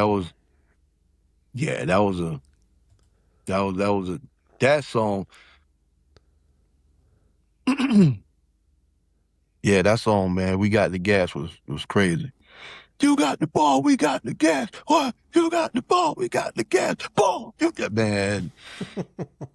Yeah, go, if anybody, I mean, you listen, go to that Lead Pipe album. Yeah. And check out We Got the Gas, man. That jam, when I heard that, I was like, ooh, y'all need to stop, man. Someone's going to get hurt. Yeah, I messaged Shantae, and I was like, you see what y'all did? Yeah. But that was Fly Tie's fault. That was Fly Tie's fault. He know better than that. But at that time, when somebody said, hey, I'm going to pay you $15,000, I need you to write a diss record. Ooh. And she going to do it. Oh, so I'm not doing it? No. I just need you to write it. Say less. Who I'm dissing? And he had and Fly Tie had a paper of, that's it. That's what happened. He went to work. Yep. Yep. Well, don't that's call what down happened. the thunder. A lot of people don't know, Roxanne Shantae's song Big Mama, Granddaddy IU wrote that. Oh, shit. Yeah, Granddaddy IU wrote Big Mama.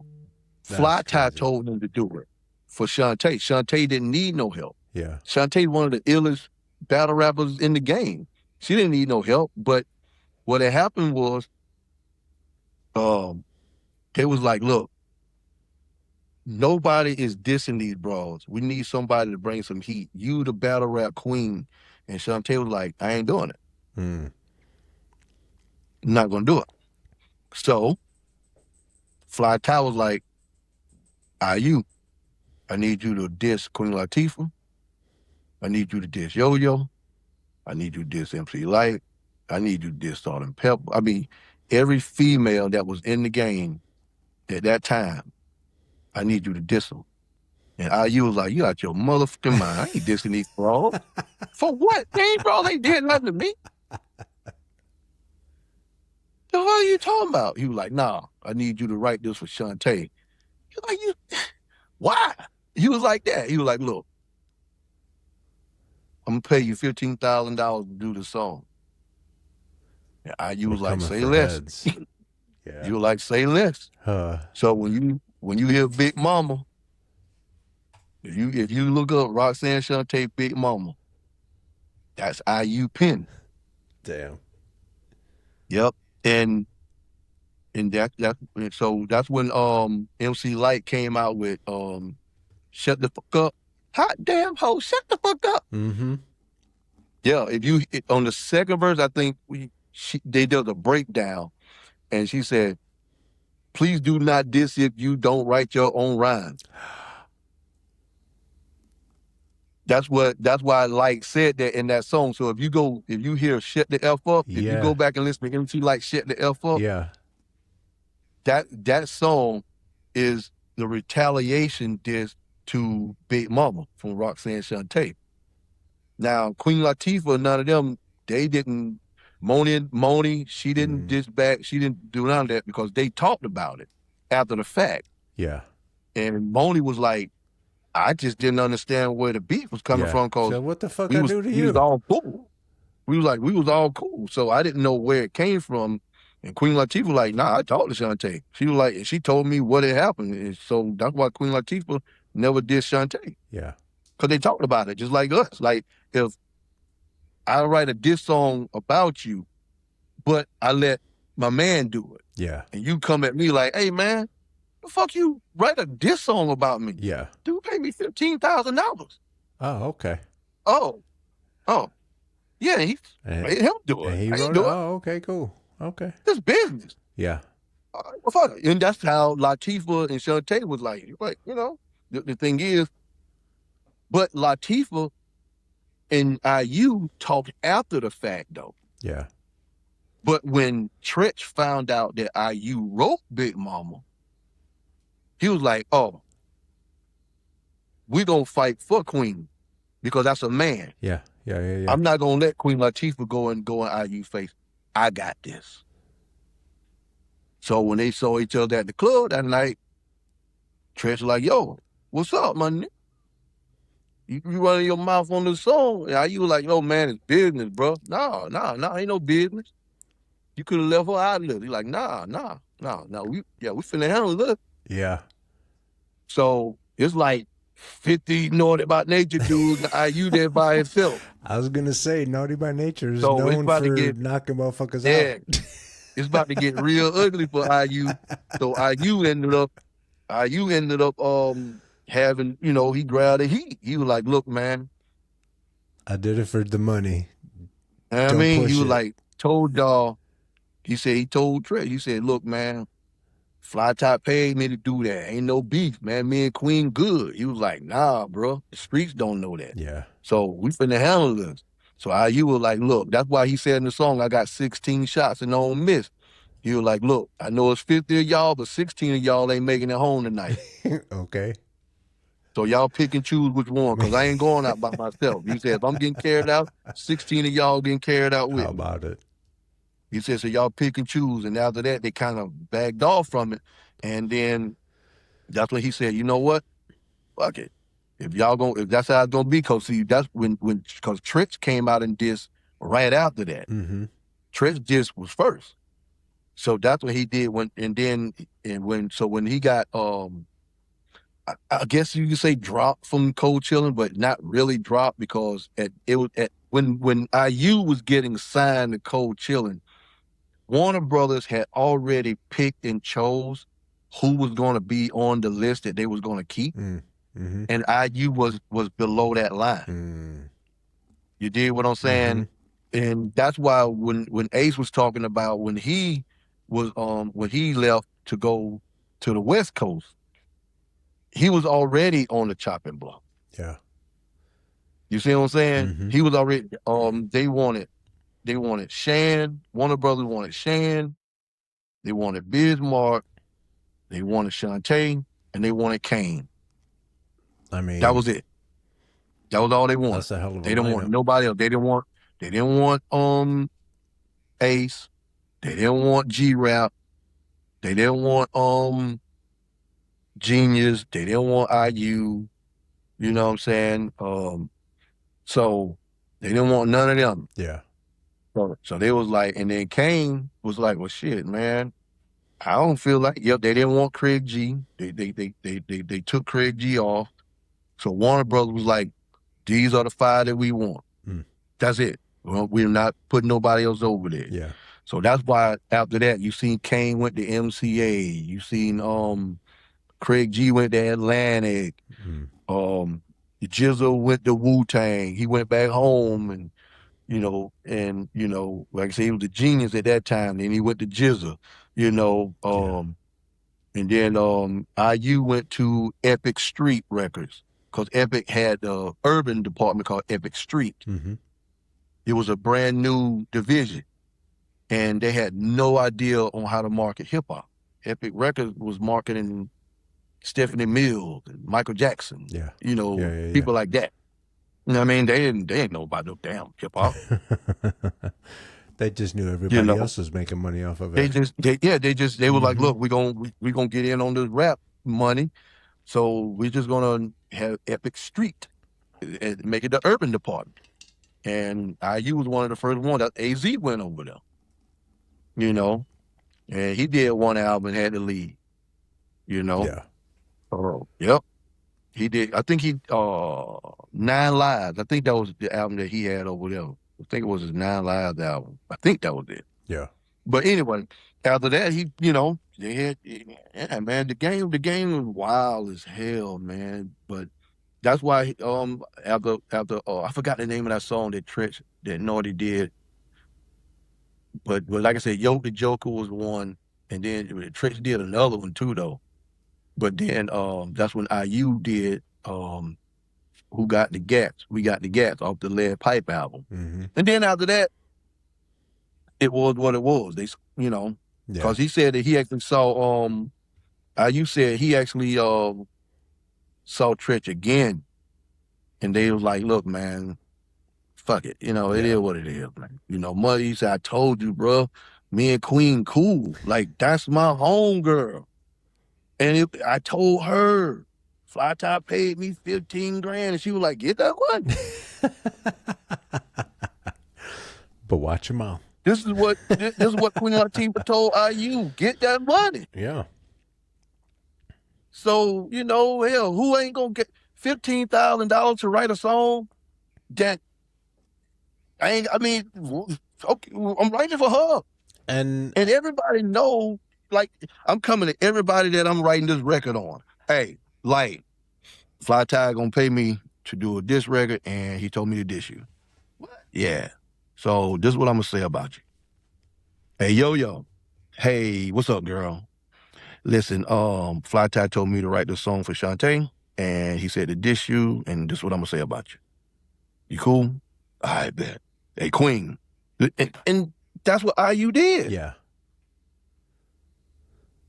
Tretch didn't know because Tretch wasn't in the equation. I'm not dissing you, Tretch. You see what I'm saying? But Tretch was holding up his sister. That's the homie. She got me on. Right. That's what you're supposed to do. Hell yeah, she got me on. But then after IU told him, yo, we talk. We good. He like, nah, we finna handle it. So IU like, a word? Click, all right. Click. You want to handle it? Now What's what? up? Now what? You know what I mean? You got the bats, we got the gats. What? Okay, you got a bet. That's why he said in that song, fuck around, keep talking, like, who the hell you think you're going to be killing with a Louisville Slugger? How you say that shit, Louisville Slugger? The thing that I hold, you call a gat, and you can't beat that with a baseball bat. He was like, yeah, boy, you were getting it in on him, boy. You were getting it in. But yeah, y'all got to go listen to that song, man. Listen to that song. That Lead Pipe album was, man, that Lead Pipe album should have easily gone platinum. Yeah. It should have easily gone platinum. But like I said, Epic Street didn't know what to do. That's why he went independent. Yeah. He was one of the first to go independent off of that whole game. Good. And he was just making his indie money. I mean, he sell 100, 200,000 units, shit like that, make a couple mil. Hey, bro, that's it. Keep it moving. You know what I mean? Yeah. And folks got to understand that, like, especially these days, like, these companies are waiting for you to do all the work. I told you. You have to build up your audience. You have to make your music. You have to make all the connections. You have to do all the work. And then later they're going to come and they'll write you a check. Make it sound nice. And then you have they're gonna make it sound great. And then you know, and then they're gonna make it sound great and beautiful for the rest of your life. Nobody wants to do that. We can have you everywhere. Picture this, your name in Billboard, your name in lights. Yeah. Manhattan, Las Vegas, Dubai. We can have you everywhere. Just sign this 360 deal and we get everything from you. Yep. And if you're a woman, we're gonna put you on a and if you're a woman, you're gonna have to show cheeks. It's happening. Hell, you do. Ask Meek Mill, but we ain't gonna talk about it. Ain't that right, Meek? No diddy.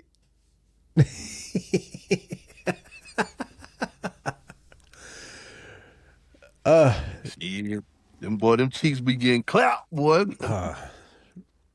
Round of applause for MC such and such and such. Brand new single coming soon. I don't Right ever after I want to be bust- that famous. Right after I knock these kids up in that colon.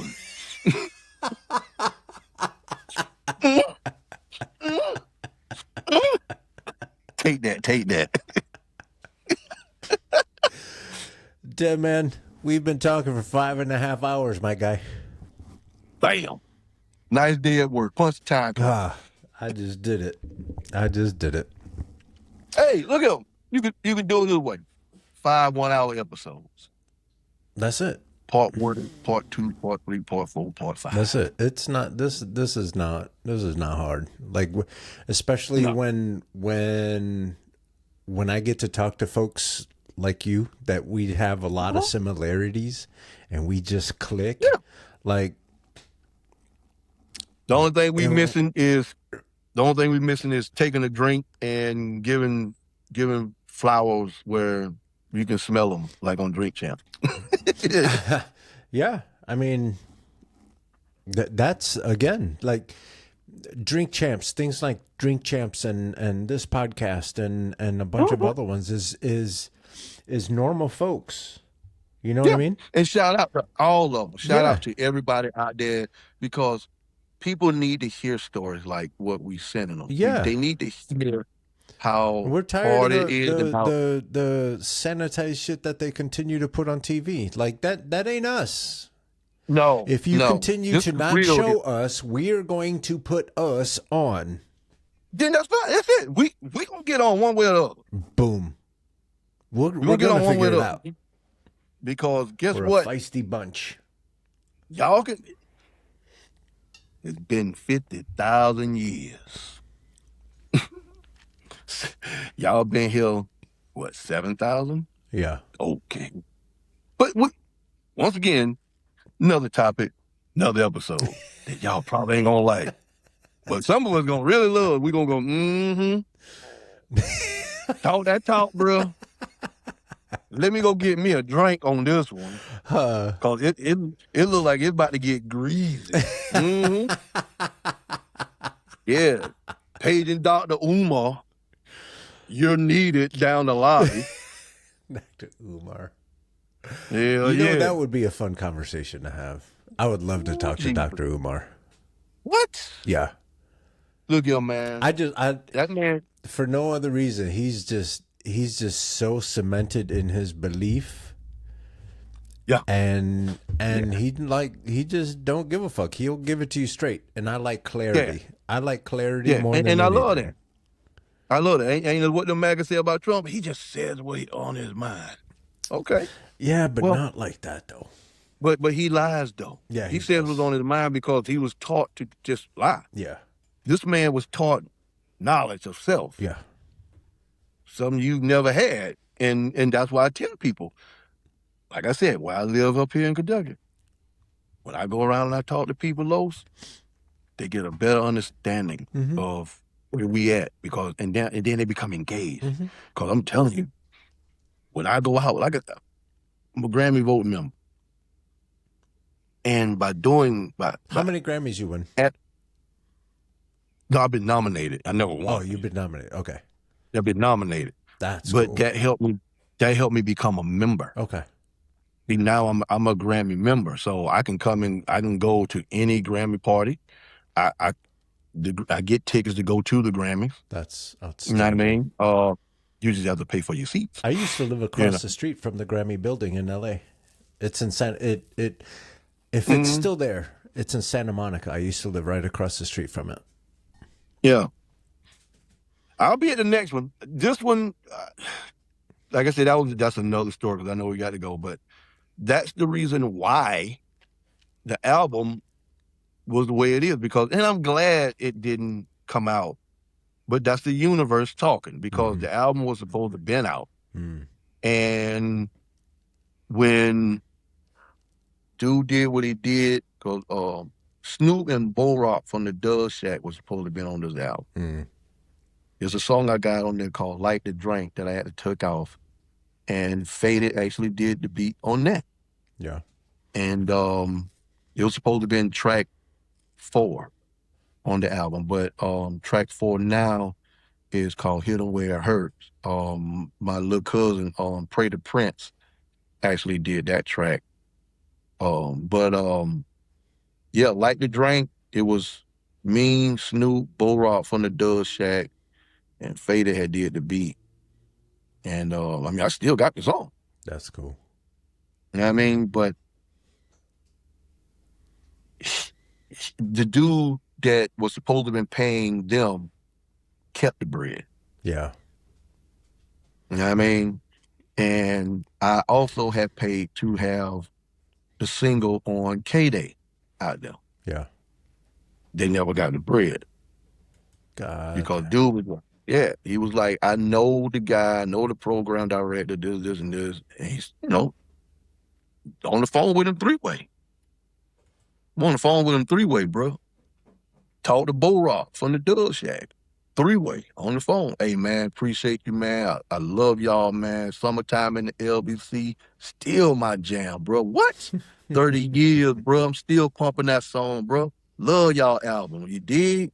Love your solo music. Like, come on, man. We talked about how dude was sick and, you know what I mean, and about to pass away, how he's living back in his mom's, house on the couch, you know what I mean? And all kind of, man, dude just poured his whole life out for me. Yeah. And we were just going back and forth, just like how we doing. Yeah. I mean, I know so much about the history of the LBC and, how he did the Summertime in the LBC festivals where he was the first one to bring rock groups on stage out there with, you know what I mean? Like when you seeing people so like cool. Pink, yeah, real talk. Like you see Spice One and Pink Floyd on the same stage. That'd be Man, come dope. on, man. It don't get no better than that. Like Those mashups. you getting the best of all worlds. How he was like, man, it's how we used to rock. Yeah. Like, where can you find NWA and Kid and Play plus Public Enemy and 2 Live Crew on the same card? Think about that. They don't do that no more. Now you just gonna have all fun rap, all booty rap, all hardcore rap, all gangster rap. You don't have a mix of nothing no more. Yeah. He said, so what they do with the Summertime in the LBC festival, they bring everybody out there. Yeah. You got gospel groups, rock and roll groups, metal groups, hip hop groups, everybody out there. You dig what I'm saying? Yeah. Everybody showing love to everybody. And that's why the West Coast, to me, will always be king when it comes to the music. They can say what they want to say. I'm from the South. I'm from South Carolina. You know what I mean? But the West Coast gonna always be able to rule when it comes to music because they have so many different elements in their music. You know what I mean? The East Coast, they're gonna sample, but they're gonna stay primarily here. West Coast cats, they will get real live. You'll get Dee Snider to actually come and sing on the record. That'd be dope. You'll get Courtney Love to actually come and do shit on the record. Yeah. Like you will get Slipknot to actually come and do things on the record with Too Short. You know what I mean? You know what I'm saying? You could see Drew Down on a song with Flounder. And Quick would be doing the beat, and you'd be like, this shit is crazy. Yeah. That's not happening in the South. Yeah. Yeah, I can see that. You're going to see Usher on a track with Future. Yeah. You're going to see Jeezy on a track with T-Pain. That's it. You're going to see T.I. on the track with Keith Sweat. That's it. You know what I mean? That's it. Yeah. So, you know what I mean? Yeah, the South, we crank out joints, but the West Coast don't need you, though. That's the thing. I keep telling people need to understand, West Side Connection went #1 with no East Coast airplay. Yeah. #1 record. #1 album on Billboard with no East Coast radio. That is wild. That music didn't go past Abilene. Yeah. And if you haven't been to LA, like LA makes LA, hanging out in LA makes makes the music make sense because we got they got everybody down there. I used to live down there, but not anymore. Everybody's down there. Everybody. Yeah, man. And everybody's creative. Everybody's hustling. Everybody's doing it. And everybody's cool. Yeah, I've met so many cats from the West, man, doing music, man. Like, I feel good knowing the West Coast is alive and well, man. Like, I love West Coast music is my favorite form of music because they do real music. Dude, y'all do real music. Like, y'all got real bass players, real saxophonists, real keyboardists. You dig what I'm saying? Like, real people. They'll do real music. It's not AI. It's real freaking music. Yeah. And that's why I do my music the way I do it, because when I listen to y'all music, I go, yep. It just keeps me inspired and to be able to continue to do what I do. That's why when they hear a lot of my music, they go, man, that shit sound real as hell, because it is. That's a real person There's playing so the many guitar. musicians. There's so many actors. There's so many writers. There's so many. Like, LA is the hub for entertainment for a reason. Well, actually, they turned it into the hub, and the people that are there understand that that's where you go to be creative. That's why when folks in the South and in the Midwest and stuff like that, they see folks with all the piercings and the blue hairs and all that shit. That's because that's creative, and you're surrounded by other creative people, and so you're able to find who you are. That's just how they get down, and I love it. And they get down. And you will see, like you said, you will see an entire group like Slipknot go and hang out and go see Public Enemy if they're in town. Kicking it. Like musicians hang out with musicians. That's it. Yeah. Bro, actors hang out with actors. And everybody's down there. And everybody's living and everybody having fun. And then they get on Fox News and tell you guys that, it's a failed state. No, the fuck it is. If not for California, the entire South would be bankrupt. Bankrupt in 5 years or less. Mississippi will go bankrupt in less than 3 years, because California pays 67% of their total debt. Yeah. So when they're on the news and they're talking all that shit about how we're a failed state, you know how much better California would be doing if we didn't have to pay for all these goddamn red states? California would be their own country. California is their own country. California. That's why Canada was like, we got to pay for Utah. We got to pay for Kentucky. We got to pay for fucking Mississippi. We got to pay for with New Mexico. And then they have Alabama, the balls to get on TV and Arkansas. talk shit. I mean, all of those states. That's why you hear Andy Bashir. He come up here. He let people know. He's like, hey, look, we try to do our own thing. Yeah. I mean, I just don't understand. Once I realized that years ago, I was like, hold on a minute. California pay for all these, and I started going down the line. And I'm listening to all these damn people from Mississippi and Arkansas, all these governors talking and shit. All these. I'm like, why is California paying for all these people?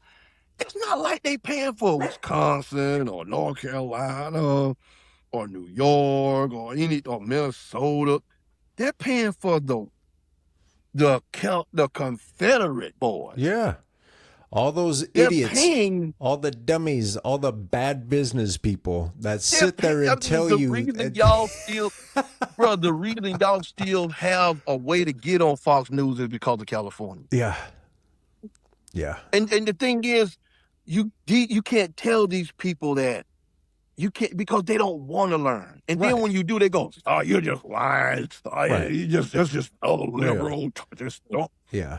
Bro. Exactly. That's why I wish. Because remember the other month when Trump was talking about withholding all the Medicare and all this and that, and Gavin brought that up. Gavin said, oh, you want to withhold? We can do the same thing. We can do the same thing. We can do the same damn thing. 2 days later, they took that shit off. You better shut the hell up and know your place. Bro, it wasn't 2 days. It wasn't 2 days. They took that shit off. Know your place. Cause Gavin was like, "Oh, two can play that game, bro. 100%. Mississippi roads already bad. You want to talk become about all dirt roads? leverage? You want to talk about Shit. leverage? Let California pull the purse strings. Bro, I could not be. I would love to be the governor of California. I would go gangster just like that too. Executive decision. For the next 5 years, we are not paying for any other states but our own because it seems that the United States government attitude is bad, and you need an attitude adjustment. So you know what? Y'all got to find y'all own way. Hey, Texas, take care of your homie and them.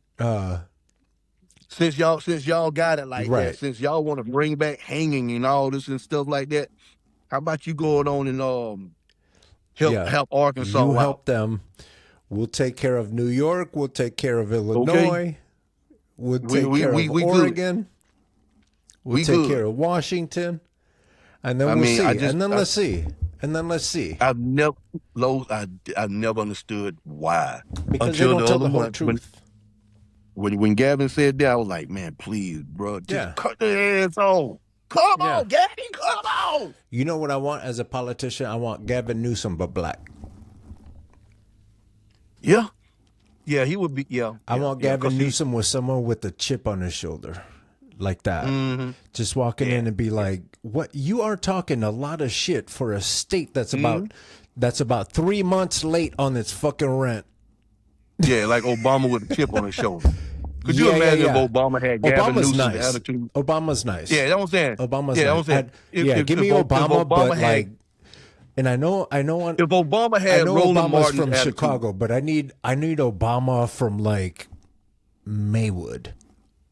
That's what I'm saying. If Obama was Roland Martin, if Obama had Roland Martin's attitude, hey, go get him. That's a scary thing. Go bro. get him. But that's why Trump's death scared of that man, bro. They are death scared of that man. Death scared. I mean, everybody and their granddaddy was at that damn opening, and nobody was at that damn 250 celebration joint. Nobody. Nobody. It was so terrible. It was so terrible over there. Even God was trying to wash it out. Bruh, did you see that? And then you see all the Proud Boys, all them damn Confederate cats walking around. Those cowards. And it's so damn hot. They had to go to the African American building to cool off. Do you know how offended I am as a veteran of the United States of America? I get offended every time I see those little play soldiers out there talking shit. I can't stand it. You want to talk a lot of shit when it's just normal old folks. Oh yeah. But that's why I said they should be the first ones over there to Israel. Send them. They want to fight. They want to shoot. They want to talk shit. Send them. Yeah. Send them. I need y'all to go fight. I did a post. About 2 months ago, and it was like, where all the MAGA men at? And I posted it because my old lady went down there to one of the quilt stores in Berea, and I was outside. I was like, you know what?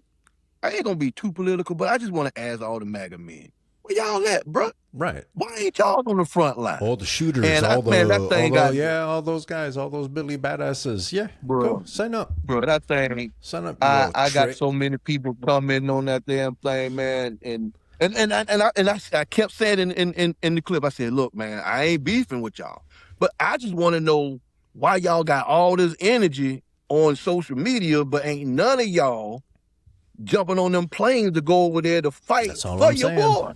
That's all I'm saying. Why ain't y'all on social media with axes and guns? Yeah, I'm ready to go to war for Donald Trump. Okay, well, we're on war right now. Go. You said you about that life. You said you about that life. Yeah. Let's go be about that life. Yeah. Oh, you got to go to work tomorrow? Oh, okay, I feel you. I got to go pick up my kids. You got to change that transmission on that pick up my kids. Oh. Yeah. Okay. So that axe in your hand, you got to go chop that wood for Granny and them. Oh, okay. I thought you were about. Yeah, my bad. I thought I was going to hear Mystical back there. There I go. Wow. You did? I thought I was going to hear Mystical or something come on. Shout out Mystical. Mystical. Me and Mystical made plenty of white folks nervous. I thought I was gonna hear Mystical back there. I see old boy, big old white boy with the axe, like, yeah, I'll fight to the death for Donald Trump. Okay, all right, hey, little punk. Why wasn't you at the 250 commencement speech? Carrie Underwood, y'all got all this bag of energy online, but damn, Vanilla Ice couldn't even perform. Damn, where you at, Kid Rock? Where all these MAGA rappers at? What the little dude with the sideburn, the fat dude with the sideburn? Bro, where you at? Yeah. You got a free stage up there all week. You could perform all week long. Yep. Where you at, Lil Pump? Yeah. Lil Pump got all those these little MAGA rappers like what's his name? Tom McDonald. I did a series of Tom McDonald reaction videos on this channel. Where y'all at? Tom McDonald. How are you gonna come over here and talk shit and your stupid ass is from Canada? Bruh, Ted Cruz. Oh, don't even get me started on Ted Cruz. Ted Cruz is the worst Cuban in history. Well, I mean, you know, Rubio gave him a run for his money. I ain't gonna lie. At least Rubio has been consistent. How are you? This is why oh boy, what's his face takes the cake, because he was talking shit about Trump. Trump told him his wife was ugly, and then he just bowed. Talked about his mom and everything. The knee, and he just went chugging on Trump. That's yeah. His kids remain. Boy, you see, if you talk about my lady, and I don't hit you with at least a yo mama, what? Fuck you. Bro, he talked about his mom. I'm like, where they doing this at? Ain't nobody with caramel and chocolate skin gonna let you talk about a old lady in their face, cameras or no cameras, and not get snatched. Hey, your wife's ugly. And not get snatched. What the fuck you say? Hold on, I know. And you didn't fire back. You didn't fire back and be like, "Yo, but at least I didn't buy my wife from Epstein." I mean, okay. Oh, I like that stripper. What's her name? Melania. I want her. How much for? $200. I give you $75 and a jawbreaker. I mean, come on, bro. Get the fuck out of here. Hey, Deadman, you gonna talk trash about this man? We have been going on for almost 6 hours, and I am 54, and I have to pee. All right, brother. We'll take this up on another one, man. Yeah, of course. Now that's it. Now I have your Instagram, and now we're brothers. That's it. You're coming back on.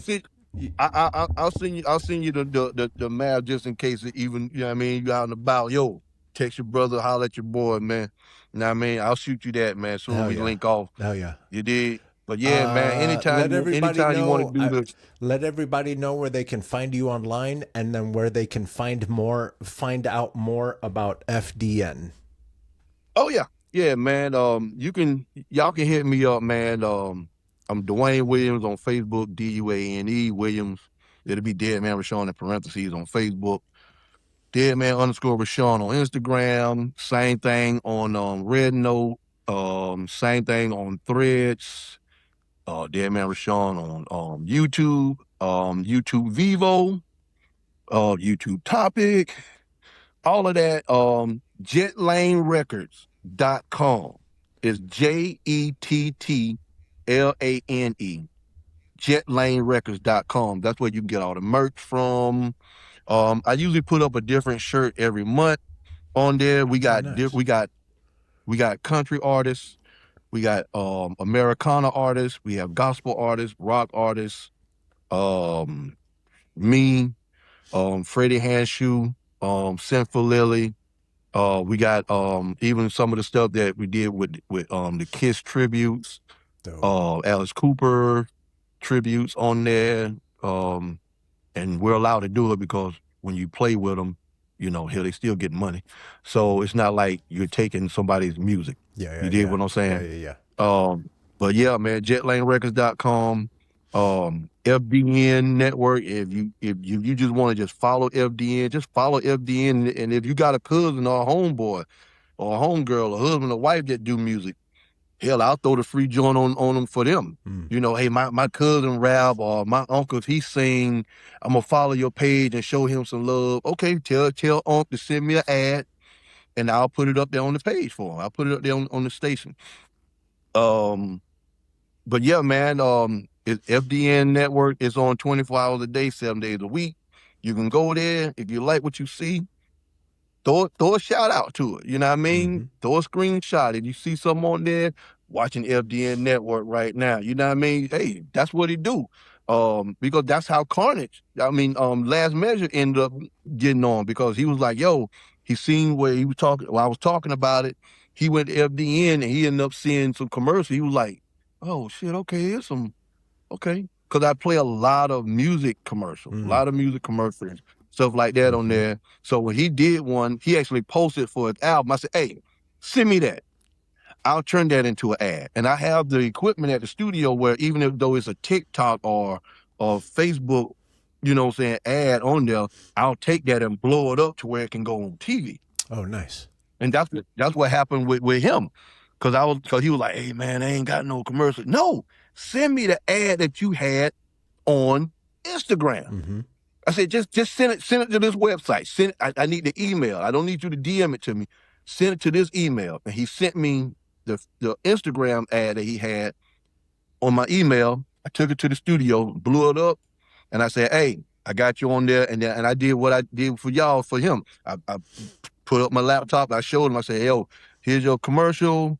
I put it down there and I said, it's going to be playing at this time, this time, and this time. And I turned around. He was like, damn, man, I'm on TV, bro. That's crazy. That's awesome. You like that? He was like, damn, I'm on motherfucking TV, bro. Like, you know, and it makes me feel good to see people, man, know that I'm showing you love. I ain't trying to take your money, bro. I can easily charge you $3,000, $5,000, but I'll charge you $100. Yeah. And then I'm giving you a month free. And then if you like FDN Network on Instagram, I'm giving you another month free. Yeah. Ain't nobody doing that. For real. There's nobody doing that for you. And ain't nobody gonna do that for you. But man, I'm good, man. I'm happy, man. Like, look. Look. I'm happy. I'm So fine. many awards. Bro, I'm fine. And people be like, I don't even know you. Good. Yeah. Now you do. How are you doing? Yeah. Let's go make money. Go press play. You don't even have to press play on my music. Just go to Roku, hit FDN, and watch a show. Yeah. That's all. I don't even. If you want to go to Spotify, go to Spotify. If you want to come to JettlaneRecords.com, if I know and this is what I do. When you go to JettlaneRecords.com, you buy one of my shirts, I'm giving you the album free. Yeah, I'll give you the album for free. Damn. And it usually costs me about $3,000 to do an album, a 10-song album. I'm giving you $3,000 for free. You bought a $22 t-shirt. I'm giving away an album that cost me $3,000 to make. Because people don't understand that. When you're doing music, your studio costs money. The artists, the people cost money. I got songs, I got beats from people like E.A. Ski, Trey Quick and Pharrell, Mark Payne. Like, these people are rich, Grammy Award-winning gold and platinum producers and stuff. Mark Payne is a platinum producer. Yeah. I mean, that's outrageous. E.A. Ski is a Grammy Award-winning platinum producer. We all know who Pharrell is. I mean, so these people cost money. You know what I mean? They ain't doing this out of the kindness of their heart. They do not. You know what I mean? But like I said, man, I'm happy because I know the game. I know where to go. Yeah. I know how to get my music on radio. I know if I wanted to go gold or go platinum, I know how to do that. If I wanted to go #1, I know how to do that. Yeah. You know what I mean? Like, I don't get up and go, damn, man, I wish I had a song with Busta Rhymes. I can just pick up the phone and get a song with Busta Rhymes. It's not hard. Yeah. It just costs a couple dollars. That's it. It just costs a couple dollars. Yeah. You know, like, I was Lord's Professor. Me and Rex was like, yo, is there anybody you want to work with in the game? I said, Large Pro. He said, man, I thought you were going to say somebody. What? I said, Large Pro. I want to beat for Large Pro. I said, Large Pro is my favorite producer in the game. I said, I got every Large Professor album. Yeah. I got every Large. Me and Mikey D is friends now. Because remember when Mikey D picked up, when Large left Main Source and Mikey D took over? Yeah. And I was like, yo, man, where you been? He was like, I've been around, man. I'm still doing it. I see, okay, all right, bet. You know what I mean? So we been kicking it. But anyway, I know you got to go drain the bladder. We could pick up, another time. We got all days to talk. We're gonna have no you doubt, back man. on. And like I said, man, I'll send you my number and everything. All right, brother. You know what I mean? And we can spark, outside of social media, whatever. You know what I mean? C4, give him my number. Tell him to text me so I know he ain't no bill collector if he call. You know what I mean? Because, hey, I be looking at the phone, be like, man, I don't know what the hell that is. You get a text like, hey, this C4, hey, this low. Oh, okay, cool. All right, I'm locking you in now, bro. Yeah. You know what I mean? Yeah. Yeah. We'll make that Because you happen. know how it is. Especially C4, man. C4, he's got bars. He's yeah. I done checked them out. I done downloaded some of his stuff and everything, man. I do that with cats. I tell you quick fast. I download your music quick. And, because like I said, man, I'm rarely on Spotify. Yeah. I know it exists. And for anyone, and I know times is hard right now when people can't just go to iTunes or somewhere and like I said, with JettlaneRecords.com and download the album for, $7.99, $11.99 or $12, whatever. I get it. Man, look, man, I'm just gonna go to Audio Mac. I'm just gonna play. I'm gonna go to Spotify. Let me see a Deadman album on here. All right, fuck it. I'll follow and show some love. You know what I mean? Oh, shit, bro, I ain't got it, bro. I'm trying to see I'm gonna get to work the weekend all week. I get it. Yeah. I'm been there, bro. Been there, done that, got the t-shirt and the magnet for the refrigerator. You know what I mean? Hell, it's Tuesday, you don't get paid to Friday, you on a quarter tank. I get it. I get it. You like, shit. Well, I don't know how the hell I'm gonna get back and forth to work the other week. Yeah. I hope it ain't no damn Rick going down the road. I'm gonna be shot than a midget out this motherfucker, boy. Shit. You know what I mean? And that's how I usually is. That's how you live. You sitting on a quarter tank and there's a damn wreck on the road. You looking at the waves out. You see that damn line go from yellow to red. You be like, God damn it. Yep. Ain't got no damn gas in the You want to talk about Jesus take the wheel. Shit. Now I got to roll the window down, turn the air off because it's hot, burning all the gas. Hell, I ain't had an oil change in 5 months. Put it in neutral on the way down the hill. You're like, God damn. Life hard, boy. That's why I said that's on Everyday Struggle. I think I'll probably bring that out. I'll probably put that out next year sometime. Yeah. But that's song talk about shit like that. Real shit, man. I talk about real life stuff. Yeah. Like that's why when people hear my music, they go, "Is this for real?" Yeah. Yes. Like I told you about my dad. You know what I mean? And that song "Going Nowhere." Yeah. That's everything that in that song. I wrote it because it's for real. It happened for real. My mom, to this day, hate that the fact that I put that song out. My sister let her hear that song and she called me. She was like, dude, why did you do that? And I was like, I just needed to get it on my chest, Mom. She was like, take that song down. I was like, no. It's on the album. It's out now anyway. So if I take the song down, I got to take the album down. I ain't taking the album down. Yeah. Yep.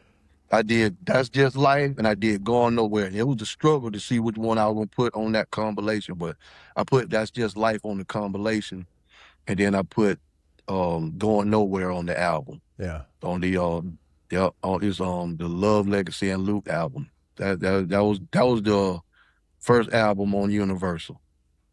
And it was distributed through Universal. I wasn't on Universal. I ain't signed to y'all. Yeah. Just put my own damn money out for it. Yeah, what it is. but yeah, you wasn't gonna get me locked in no damn 360. Huh. I mean, if you 17, do not do that, you guys. Please don't do that. Because Ain't nowhere here.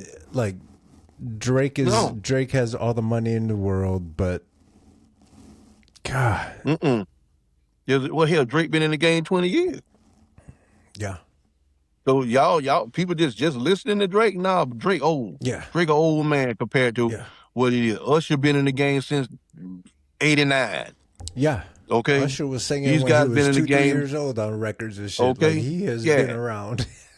Yeah. You know what I mean? I remember Tyrese in the Coke commercial before he was in Baby You know Boy what I'm and saying? all this. So yeah, don't let these boys. Nah, Drake old. He may sound like he 20. No, Drake 45. Yeah, that motherfucker's getting. He's somewhere around them. Getting AARP magazines. You did. You know, he can still come out with them damn. He can do whatever type of music he want. And there ain't nothing wrong with that. Yeah. But don't get the music twisted. Yeah. Don't get the music twisted. Drake got kids your age. Mm-hmm. Okay, these boy got kids your age, so don't get it effed up. But yeah, man, anytime, man, I'm home. Just like I said, this is me. I am home unless I do something for the Grammys. Get AVM coming on in 30 minutes. That's another podcast that you probably want to. I don't know if you rock with them, man. Get AVM. It's GIDDT AVM. GIDDTAVN. Yeah. Yeah, man. Them some good brothers, man. Yeah. Them my homies too. Them the homies too, man. They matter of fact, let me see if I can go to Instagram real quick and send. Now they're on Instagram, but I'm mainly on YouTube with them. Yeah. But I'm gonna see if I can. Let me go to home.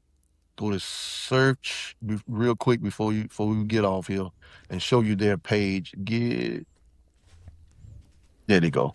And you said they're on YouTube? Yeah, this is what the page looked like on Instagram. Okay. All right, and it's the same on YouTube as well. Because when you go to the YouTube page, let me see.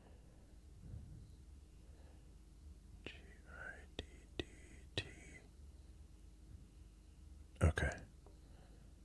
Yeah, this is what their YouTube page looks like. Record label and audio-visual production company Push Play is a VK's platform that showcases independent artists. Oh, hell yeah. Yeah. And we on there every Thursday, man. I'll be on there in a little bit with them. Oh, cool. Shooting the crap. Hayes should be on there as well. But that's what their page look like on YouTube right here.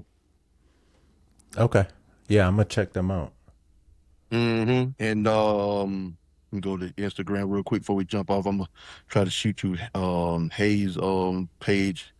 Go ahead, Jasmine. She's cool. Jasmine Lee she's a cool girl. Hayes, that guy. This is Hayes page. Hayes the Kid. Oh yeah, I wrote his name down too. Tell Hayes. Yeah. We call him Mr. Song a Day because every day he got something new. That man, that is my brother, man. I love him to death, man. And I told him, man, I want to see you win. I told Hayes, I want to see you win, brother. I love you, man.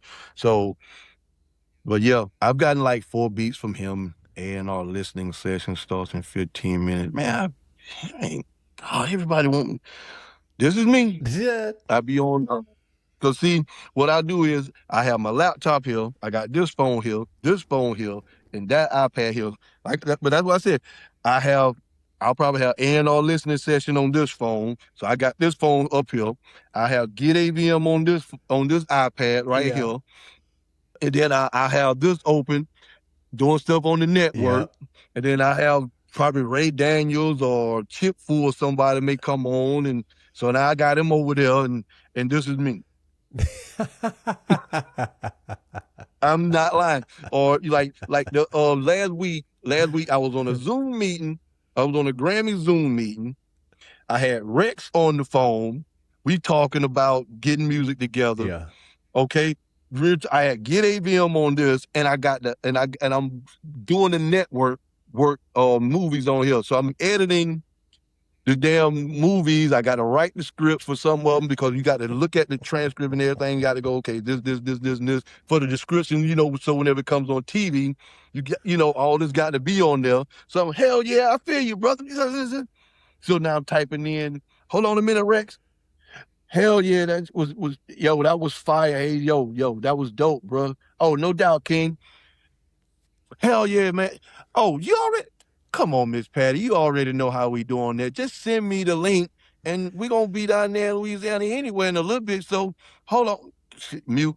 But hey, Rex, check this out.